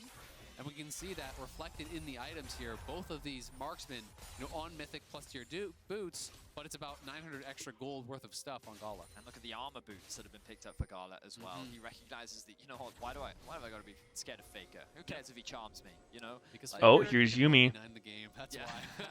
Done it in the past. He's not in the best of positions to do it this game, though. Come on, Wukong, let's get some vision. Control would actually dodged by both Owner and Carrier there. RNG have knowledge of the jungle support. What at that from pink, T1. though, that they walked by? Yeah, that was pretty trolly. Didn't see it. Baker walked over that pink earlier, too, when they were doing that top play. I hope you didn't want to get into your bot, Jungle Wukong. Yeah, we're actually going to need you to come be our support surrogate body. Yeah, he's actually just useless, not quite a whole champion. So you can make up for that by also not being a whole champion. Yeah. And they're shutting out vision towards this top side to enable Zeus to really push it up, and now the root lands. It's Rakan. He can dodge away. Has multiple ways of doing it, and he will escape. I think the logic here from T1 was, well, you know what? Orangey, we know third that this dragon, is exactly what RNG are going to play for. 17 so mins. let's try and contest the mid wave, Oh. attack, and then maybe we can Tick tock on the clock. But RNG were like, again, we can only send one That's person. earlier than We'll we've been just have seeing Wei dragon go solo stacks. the dragon, and then maybe our bot lane can contest, and they actually kept 2 people top. So T1 trying to make this cross map happen means that they end up not getting anything off the back of it. And I'm really concerned now for T1's chances in this game. It is Soul Point, you're down gold. You know, generally, if all things are played even, you trade dragon advantage for gold advantage for the other team, right? But RNG have been able to get both through superior playmaking, through superior laning. So much of what they got done around mid lane really was the difference. They've shut down Faker so effectively this game. They took away the LeBlanc. Those camps you didn't farm earlier, Wukong? Yeah. They're gone. Every single time he was Sorry. missing it. So, you know, Faker way pushed down. It is Oh, your other side's up, but it's that time again. Time for you to go get vision. And it's going to mean, you know, his damage is way lower than where you would normally expect it. God, this shit is so painful to watch. And it feels so fucking bad to play. The Yumi shit or what? Yeah, like being Yumi's jungler. Like, he's actually just having to give up all farm to just get any sort of vision on the team because his support's not on champ. Are really starting to slip away. RNG just playing the map so perfectly in this early game. They are very good at Yeah, I mean, Yumi needs to start literally Wukong just hovering Wukong. Is he just recalling again after getting 0 gold? I suppose so. Huh. I don't think he got a single camp. Some vision control towards that blue side of the jungle. RNG very willing just to continue to step up. RNG have never gone through T1 in a best of 5. They have lost the last 4 in a row. The last time they met was all the way back in 2017. But RNG are on the precipice, on the cusp of the Haven't you farmed enough, Wukong? 18 minutes and you haven't ganked my lane a single time? This is true. It's pathetic. Winning the World Championship in 2018, RNG winning MSI in 2018. EDG What do we think about this? last year, Is it possible for T1 to come back in the next 3 minutes? players come from the LPL and absolutely Or has fate already been decided? is getting close to becoming one of the most consistent international powerhouses, securing 3 international titles. If they're able to win this, we put them one step ahead of their LPL brothers. Absolutely, and really would make them you know, have to be considered one of the big favorites potentially for Worlds as well, looking towards that. And this RNG team, you know, really building that. I think it's done so sneaky. It's fucking over, bro. From beginning a new one here, you know, with this Just pack up the bags. As the hallowed myth will pop it. Faker going in with the spirit rush as well. You can see Zeus was on his way, but there was a ward in the bush. She's so strong. Like, Faker does all the right things here. The collapse from T1 also good, but the moment that she goes immune, what can Faker do? And honestly, I think for this next fight, it's time to buy stopwatches. It's time to buy, you know, potions. Get the maximum amount of power, because I think this fight, if T1 It's possible, but only if I go get water. I'll do Are you that thirsty? in 50 seconds to force a fight before dragon, because obviously there'd be a fighting dragon. Uh-oh. Uh-oh, it's that time again. Time for Zeus to die. Yo, but actually... Oh! The Yo, that's some shutdown. gold. Yo, Zeus gets out here. Watch. Oh! Wrong. As usual. He's gonna do it. He's actually dead. Way's dead. Are they really just diving him like this? Oh my god. Do it. No balls. Oh. It's a half HP Gwen. With no ultimate. She looked like she had GA on there with that fucking, like, TP move speed. They're going to try to look for a pick, but Ben will be backing up. He has no TP, so he's got a base right now. And Xiaohu going to have his flash. Did we can finally go back to normal sleep schedules after this, Sneaky? He was caught, accepted that he was going to go down. Finally. Actually blessed. Not have his ultimate for this big, potentially penultimate This fight. world is saved. I think it's going to be a close thing for him as well. T1 feels And then next I've started international losing day my is mind. in an A. I've started losing my actual mind being up this late. Waking up at 10 p.m. Is that on the requirement list? Yes. Games at 1 a.m., ending at 4 a.m. Ending at 4 a.m., he says. 10 p.m. Huh. Damn. It's Damn, actually that's crazy. 5:22, but it ended at 4. What am I still doing up? Oh no, I have to wake up at 2 p.m. Yeah, you know, I do think I want to be doing the stream at the very end of my day when I am completely gassed, no energy. And exactly, thank you, observers, for highlighting how little T1 can see. Gassed. Walking into the Completely gassed. that is RNG. Is that the right word? Someone has to Yeah. face check. Faker I'm winding down at the end of the day, Sneaky. Woo! Flash shot! Oh. Holy shit, Owner is getting absolutely ownered. Oh God. Oh. It's over. Dude, is this where Yumi's so OP? Damn. I can totally see why they went Yumi here. I think she's doing a lot. Contrary to what you might be seeing with your fucking eyeballs. Oh. It's actually game over. Yeah, I've never seen anyone come back from a Mountain Soul and Baron.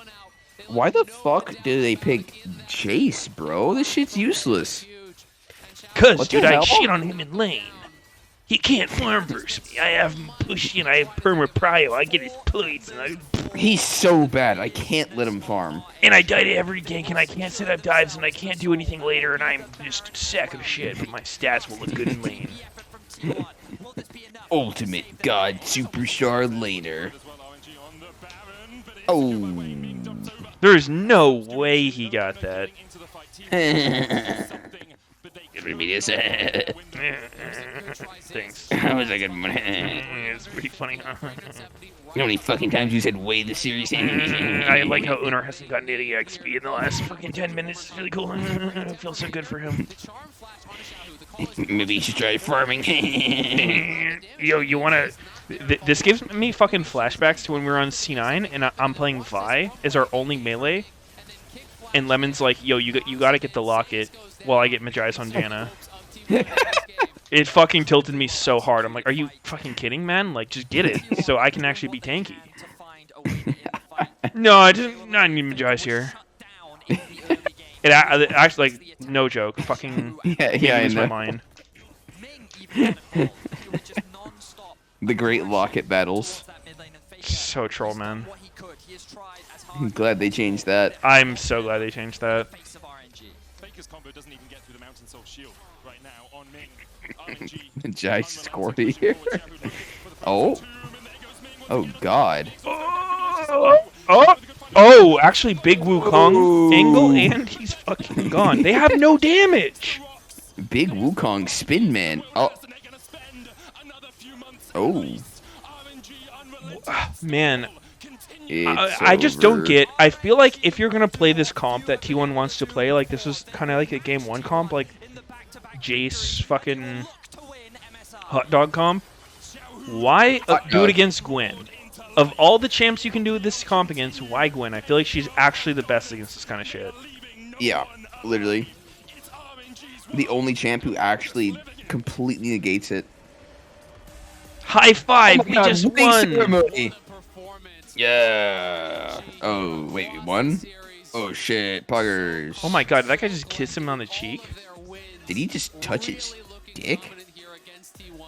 Alright, everyone, make sure to hide the map hacks over in the corner. What if they just had like a bunch of hot babes come in and just get under the desk and just start sucking each player off? Oh. Well, You're nobody like, can oh, stop I them. see why they really wanted to win so They're playing fucking confetti in the studio. Yeah, dude, that's what I'm saying. I was like, why? This shit's gonna be so troll. Yeah, dude, the one team that's there is just sitting there, watching everybody celebrate their loss. You picked Yumi game 5! Woo! That was a good draft. Yeah, you gotta play! Owner, how do you feel after that? Yeah, what was it like being the support and the jungler at the same time? Did you like all that vision you didn't have the whole game? Bunny, get out of the fucking way, man. Wait, what the hell? What is that? They already gave them the trophy? Is that the real This fucking shit's pre-recorded! Oh my! Hey! Yo, I hope those aren't like real fireworks and they just burn their Uh-oh. fucking building down. I'm scared. Oh god. I'm actually Hold up. scared. Uh-oh. These look like those cannons out of Mulan. Uh-oh. Across 2 different roles at MSI, one of the most impressive feats we've ever seen in League of Legends. Oh, it's a confetti. It just shot jizz everywhere. It really has RNG. It was close in some games. T1 gave them a good fight, but RNG. Names already engraved. Medals being handed down by Mark Merrill. I mean, Xiaohu. Holy, wait, no, T1 won. Holy shit. Dude, wait, where are they going? I think it's so funny. It was what, season 3 Worlds where like Mark Merrill and Brandon Beck came out and lifted the trophy up with the team. Yeah. That shit was so funny, bro. It was like I remember watching and being like, why the fuck are they up there? Well, it's their game. They did it. Yeah, I mean, I guess, like, but why? They all crying? Are they all crying? Nope. Name one. Name Faker one guy doesn't who's cry. crying. Faker doesn't cry. He's Meteos' mains. Very young, promising players, flanked by the greatest player of all time in Faker. T1 can be proud of the performance that they put forward here. Of course, not the result that they were hoping for, but RNG were an incredible. Well, I'm glad Sneaky made me stay up for this. I'm glad Meteos is getting a dog and not a fucking cat. Dogs not are a dirty so little fucking nice, Game dude. 5 cat. Yeah, I do like my house smelling like fucking cat litter. So good. Cat Nothing shit like everywhere. Cat shit to say it's home sweet home. God, I love it. Nothing like. Oh shit, those fans. The fist. But massive congratulations once again to RNG. Nothing like being a slave to a pussy. Consistent performance throughout the playoffs and a team The cat. we'll be watching as we get closer and closer to this year's World Championship. I mean, I think it's inarguable. RNG had the highest What level of is points, that? I think, across the Oh, it's a event. bear. You know, they were not a team that had almost any low lows. They were very solid, very strong, incredible stuff. Really was incredible stuff all round by RNG. T1 as well had a superb performance. RNG, your 2022 All right, MSI GG Sneaky. I guess. When's next LCS? Fucking never, dude. I guess this is the last time we talk for months. I guess I'll so never true. see Sneaky again. It's fucking true. Until my birthday party in 2 weeks. Ooh. Are you coming? I You will better. be cooming. You better. Watching Batman, right? Yeah, Morbius. That's the wrong bat. That's Bat Chess. Oh. Okay then. Orangey won. Well.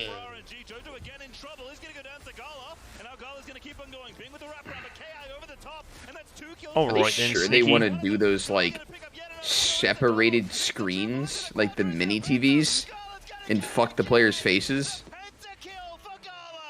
What? That looks fucking weird. What? What? What?